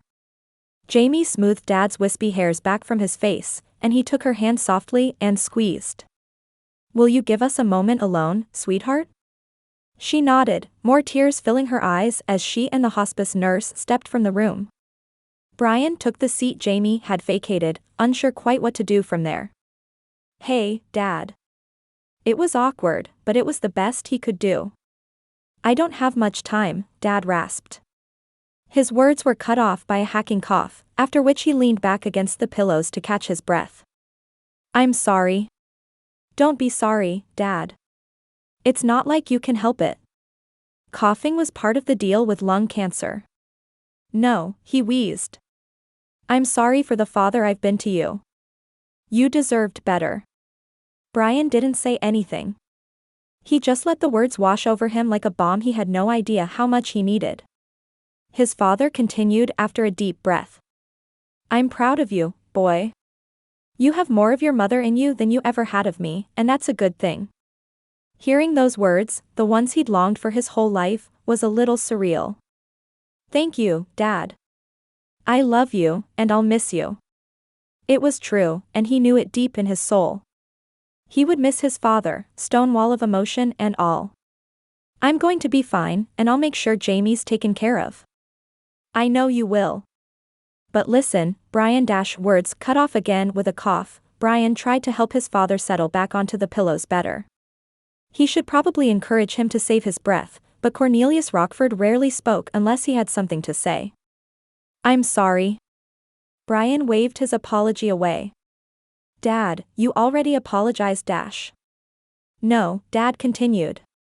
"Not about that. I'm sorry about the business. I tried to clean up the mess before my cancer progressed, but I ran out of time." Squeezing his father's hand, Bryan furrowed his brow. "What mess?" "Randall," he rasped before coughing again. The nurse and Jamie came back into the room just as Dad's breath grew more and more shallow. "I'm sorry." With that, surrounded by the only two people in the world who really cared about the man Dad was, he took his last breath. Chapter 19. Are you sure you're ready for this? I really think the council would postpone again if we asked. Sage eyed Bryan nervously, doing her best to trust he would let her know if he wasn't up to it. They'd only buried his father the week before, and she'd managed to convince him to let her go to support him. It had been a small, graveside service, and the only people there had been the two of them, Bryan's stepmother Jamie, and Mr. Rockford's business partner. Randall Cromwell had barely spoken the entire time, though Sage had caught him glaring at both her and Bryan more than once. Pulling open the door to the town hall, Bryan ushered her forward. "I'm ready. It's been a good distraction, honestly." He pressed a quick kiss to her hair and pulled back with a smile. But thank you for worrying about me. Taking his hand, the two of them walked down the hallway to the meeting room where the town council would decide the resort's fate. In Sage's estimation, Bryan had done everything possible to ensure the property would be a blessing to the community rather than a drain, but it was still up to the council to decide whether or not to allow it. Flutters in her stomach reminded Sage she hadn't yet asked Bryan what he would do if the council said no. He'd have to leave the island, right? The idea of him walking away and not coming back was more than she even cared to think about, astonishing after how she'd felt about him when he first arrived. You look like you're about to crawl out of your skin, Bryan said with a chuckle as they entered the meeting room. What's going on in that pretty head of yours? She hesitated for only a moment before spilling the truth. I'm afraid of what will happen if they say no. You'll have to leave, won't you? They settled in two folding chairs near the front of the room, and Bryan placed his arm around her. Well, the good thing about being CEO is I can work from wherever I want. I'm not tied down to New York City the way my dad thought he was. Her eyes went wide. Could he really be serious? But don't you have a bunch of people who work for you in New York? What would they do? Leaning back into the seat, Bryan looked as relaxed as she'd ever seen him.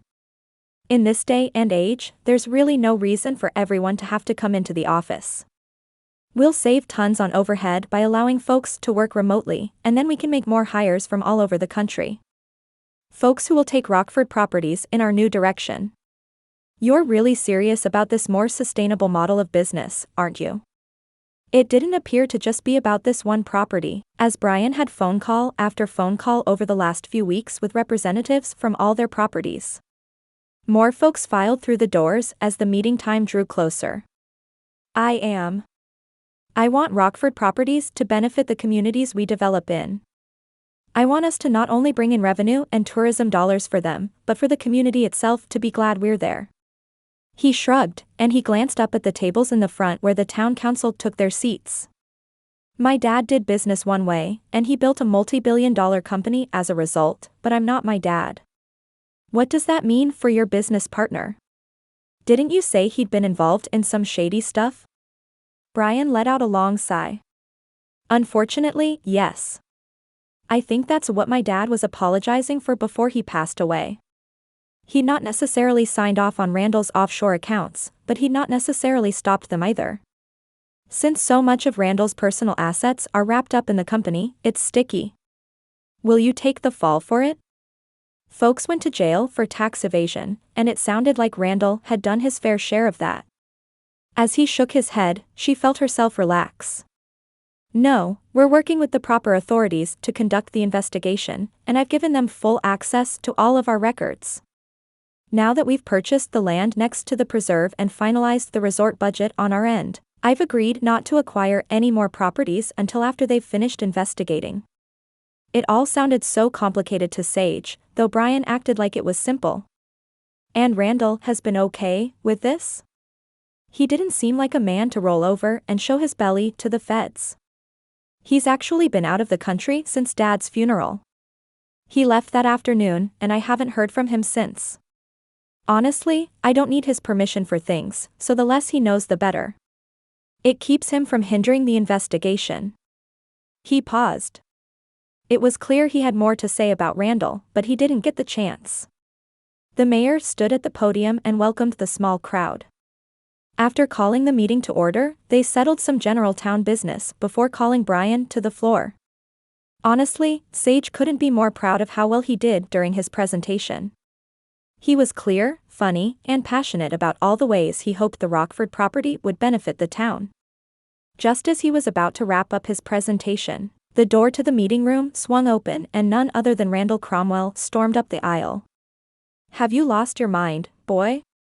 He sputtered as he spoke, spit flying from his mouth as he did so.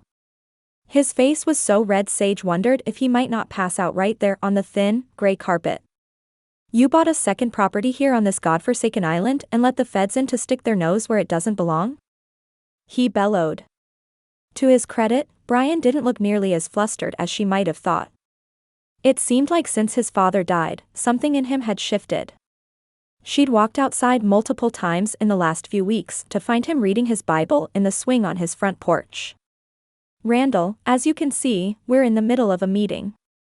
If you'd like to take this up when we're finished, I'd be happy to talk. His calmness only seemed to spur Randall's anger. His chest puffed out so hard Sage thought he might burst out of his suit, and he barreled the rest of the way into the room until he was only a few inches from Bryan. We already had the land to build the resort. Build on that, or I'll take your poor business decisions to the board. Everyone in the room watched their exchange with rapt attention, but Bryan continued to keep his voice calm despite Randall's invasion of his space. If you'd read the brief I emailed you last week, the board has already approved the plan for the resort. They like the greener, more sustainable direction we're going as a company. He'd done everything he could to dot his I's and cross his T's. The land was a bargain, anyway. Why do you care so much that we use the preserve? It hadn't even occurred to him Randall would care one way or the other regarding the land, but the man before him was clearly a little unhinged. Randall's eyes widened, and he took a step backwards.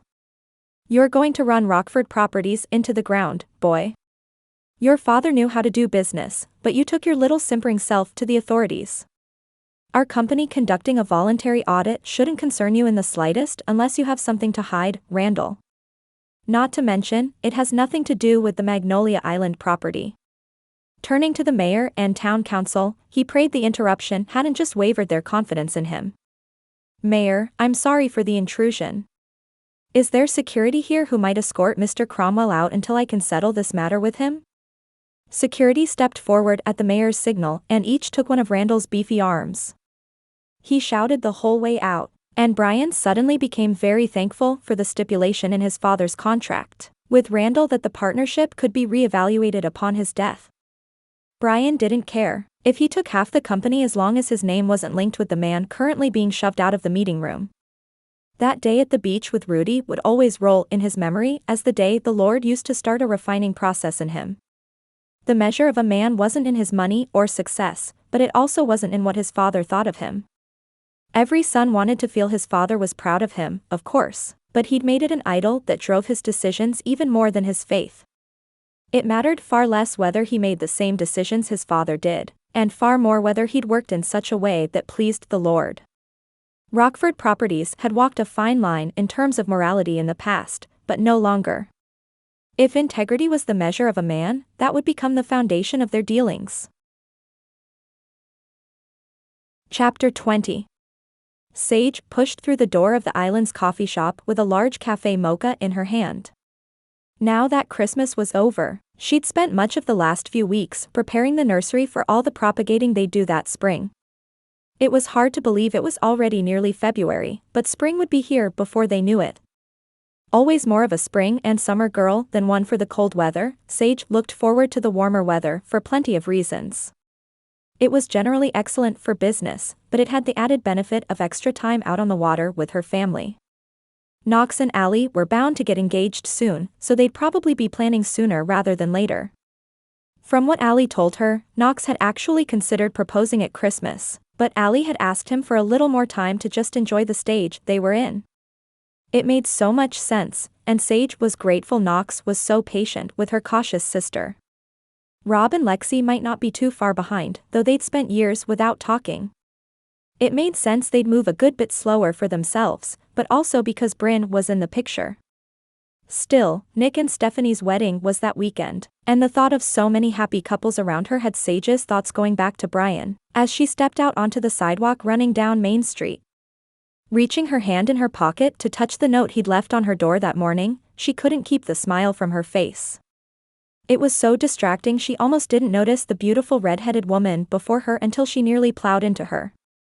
A couple drops of hot coffee splashed onto her hand, but thankfully very little was sacrificed to her clumsiness. "I'm so sorry. I wasn't looking where I was going." The woman's long red hair was thick and straight, probably reaching the small of her back if it wasn't pulled back into a ponytail. Her skin was fair, her eyes a dark blue that almost looked black in the morning shadows. She was stunning, one of those women who probably turned heads wherever she went. There was nothing a girl next door about her, something that had often been used to describe herself and Allie. She shook her head, ponytail swinging lightly as she did. "No, it was my fault. I was actually waiting to talk to you, but I looked down at my phone just as you left the coffee shop, I guess. You were waiting to talk to me? Sage couldn't imagine what this mermaid-like woman could need with her, but it wouldn't be the first time she'd been approached by someone needing her help with a cause of some sort. The woman thrust her hand forward, not one lick of insecurity in her air. I'm Gwyn Calloway. It's nice to meet you. Her handshake was firm, but the name jogged something in Sage's brain. Gwyn Calloway, she repeated. Why do I know that name? Gwyn smiled softly, pulling a business card from her back pocket. I'm the host of a true crime podcast called Fighting for Truth. We work to uncover the truth behind cold cases and get justice for families of women whose stories have been lost to time and politics. I'd like to talk to you about the Charlie Edwards case, as I think you might be closer to it than you realize. Closer than she realized? Charlie had been the love of her brother Aiden's life before she went missing. He'd not returned to the island since, and he was a shell of the man he'd once been when they saw him. A wave of frustration rose up in her, and suddenly Sage understood what Levi had against journalists. I'm aware of exactly how close I am to the case, thank you. Please leave me and my family alone, and don't you dare contact Aiden. He was in the Middle East for another few months, deployed with the Marines. The last thing he needed was some reporter questioning him about the woman whose disappearance had broken him to pieces. Knowing she'd left on her own, Sage couldn't even imagine how he must be feeling. Gwyn's eyes went wide at Sage's words. Aiden? No, I'm talking about the Rockford Properties connection to the case. Okay, Sage wasn't one to resort to violence, but this wannabe crime reporter didn't even have her facts straight. Her hands itched to shove the woman in the nearest cab and send her straight out of town. Rockford Properties wasn't even on the island when Charlie disappeared. You're barking up the wrong tree, sister. The woman pursed her lips, wheels turning behind her dark eyes. Look, I don't know who Aiden is, but there is a connection to this case involving someone named Randall Cromwell. He's your boyfriend's business partner, is he not? Sage froze, her mouth falling open in a betrayal of her surprise. He used to be. Bryan dissolved the partnership earlier this week. Good. That'll make things easier for him when other people start connecting the dots, Gwyn replied. Why did she speak in riddles? Sage hated it when people talked around an issue. What did Randall have to do with Charlie? Gwyn paused, maybe searching for the right words.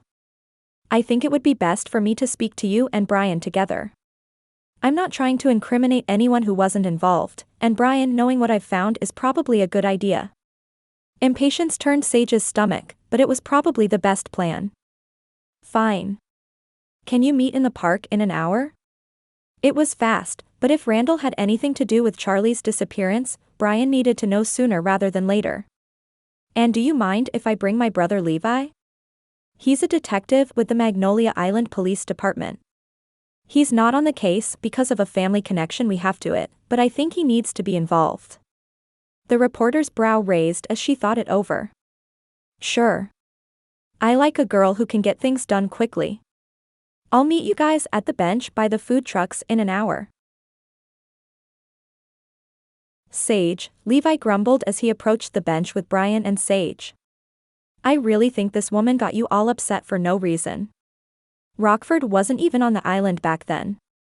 They argued across Bryan, just as they had from the minute he and Sage had picked up Levi from the station, but he didn't intervene.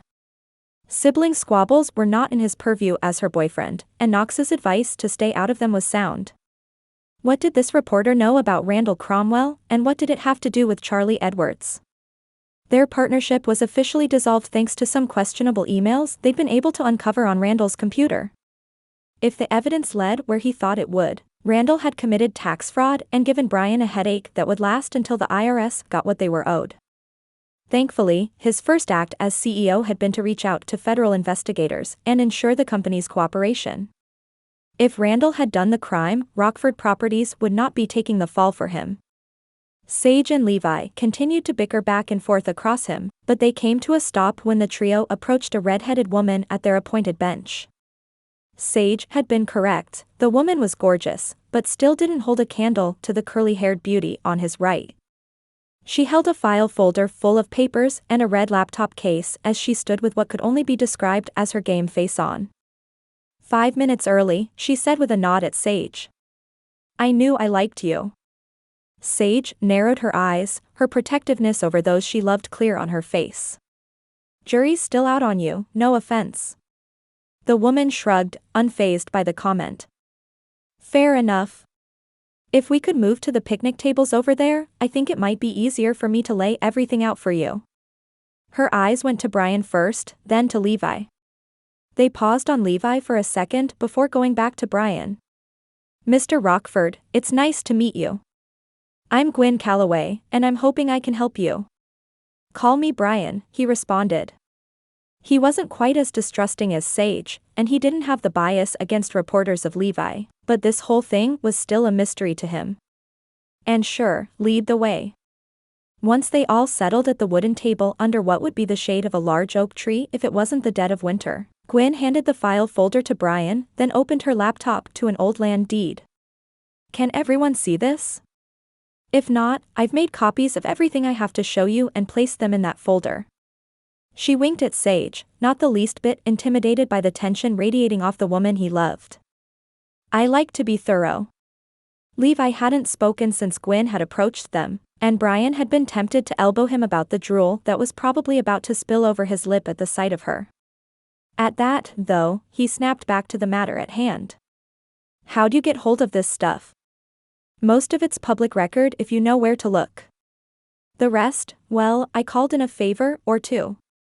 Over the next 10 minutes, Gwyn went through page after page of irrefutable evidence that not only had Randall Cromwell never officially dissolved Cromwell Holdings, he'd used it as an umbrella company to shield 10 acres on Magnolia Island that included part of what was now the nature preserve. Bryan studied the map she showed him, questions swirling in his head. I thought the preserve was family land. Did he buy part of it from them before now? Shaking his head, Levi studied a different page. No, the preserve wasn't always as large as it is now. Looks like Randall sold it to someone named Timothy Quinn, then Timothy sold it to the family who already owned all the adjacent land. His eyes narrowed as he turned his attention to Gwyn. I'm assuming you've got a theory on what all this means. Of course I do, she said as she shut her computer. It's my job to have theories, but I've done my duty here to inform Bryan that his company might have accidentally been involved in whatever made Charlie disappear. What makes you so sure she's not dead? Levi's words would have more bite if the family didn't know she'd been very much alive when she left the island. Rudy had helped her get away after she'd witnessed something that terrified her, and she'd sent a postcard 6 months later assuring Mrs. Jane King she was safe. None of that was public knowledge though, so whether or not Gwyn knew it was the question. Still undaunted by the deputy's unrelenting scrutiny, Gwyn shrugged. I guess I don't, but I've got a feeling. She paused, gaze locked on Levi's. I always listen to my gut. They finished up their meeting in the next few minutes, and Gwyn left the folder with them as she walked back to her little black sedan parked in front of the library. Sage stared after her, taking Bryan's hand as the bold reporter drove away. I didn't want to, but I think I like her. With a snort, Levi rolled his eyes. Of course you do. She has Sage Jameson energy coming out her ears, but I wouldn't trust her if I were you. Reporters aren't much higher than criminals in my book. In your book, Sage repeated back to him. Your issue with reporters is based on a few experiences. It doesn't mean they're all bad. Levi raised his hand in a frustrated surrender as he stood from the picnic table. Fine, do what you want. Just don't come crying to me when she takes you for a ride. He took the folder she'd left and turned to Bryan. You mind if I take this? I want to verify everything in here first, because I don't trust she'd done her due diligence, but then I'll give it back. If she's for real, I'll get all this information to the detectives assigned to the case. Yep, Bryan replied. I'm not in the business of trying to hide anything from the police. Just let them know the situation and Rockford Properties will cooperate fully in any investigation they need to do.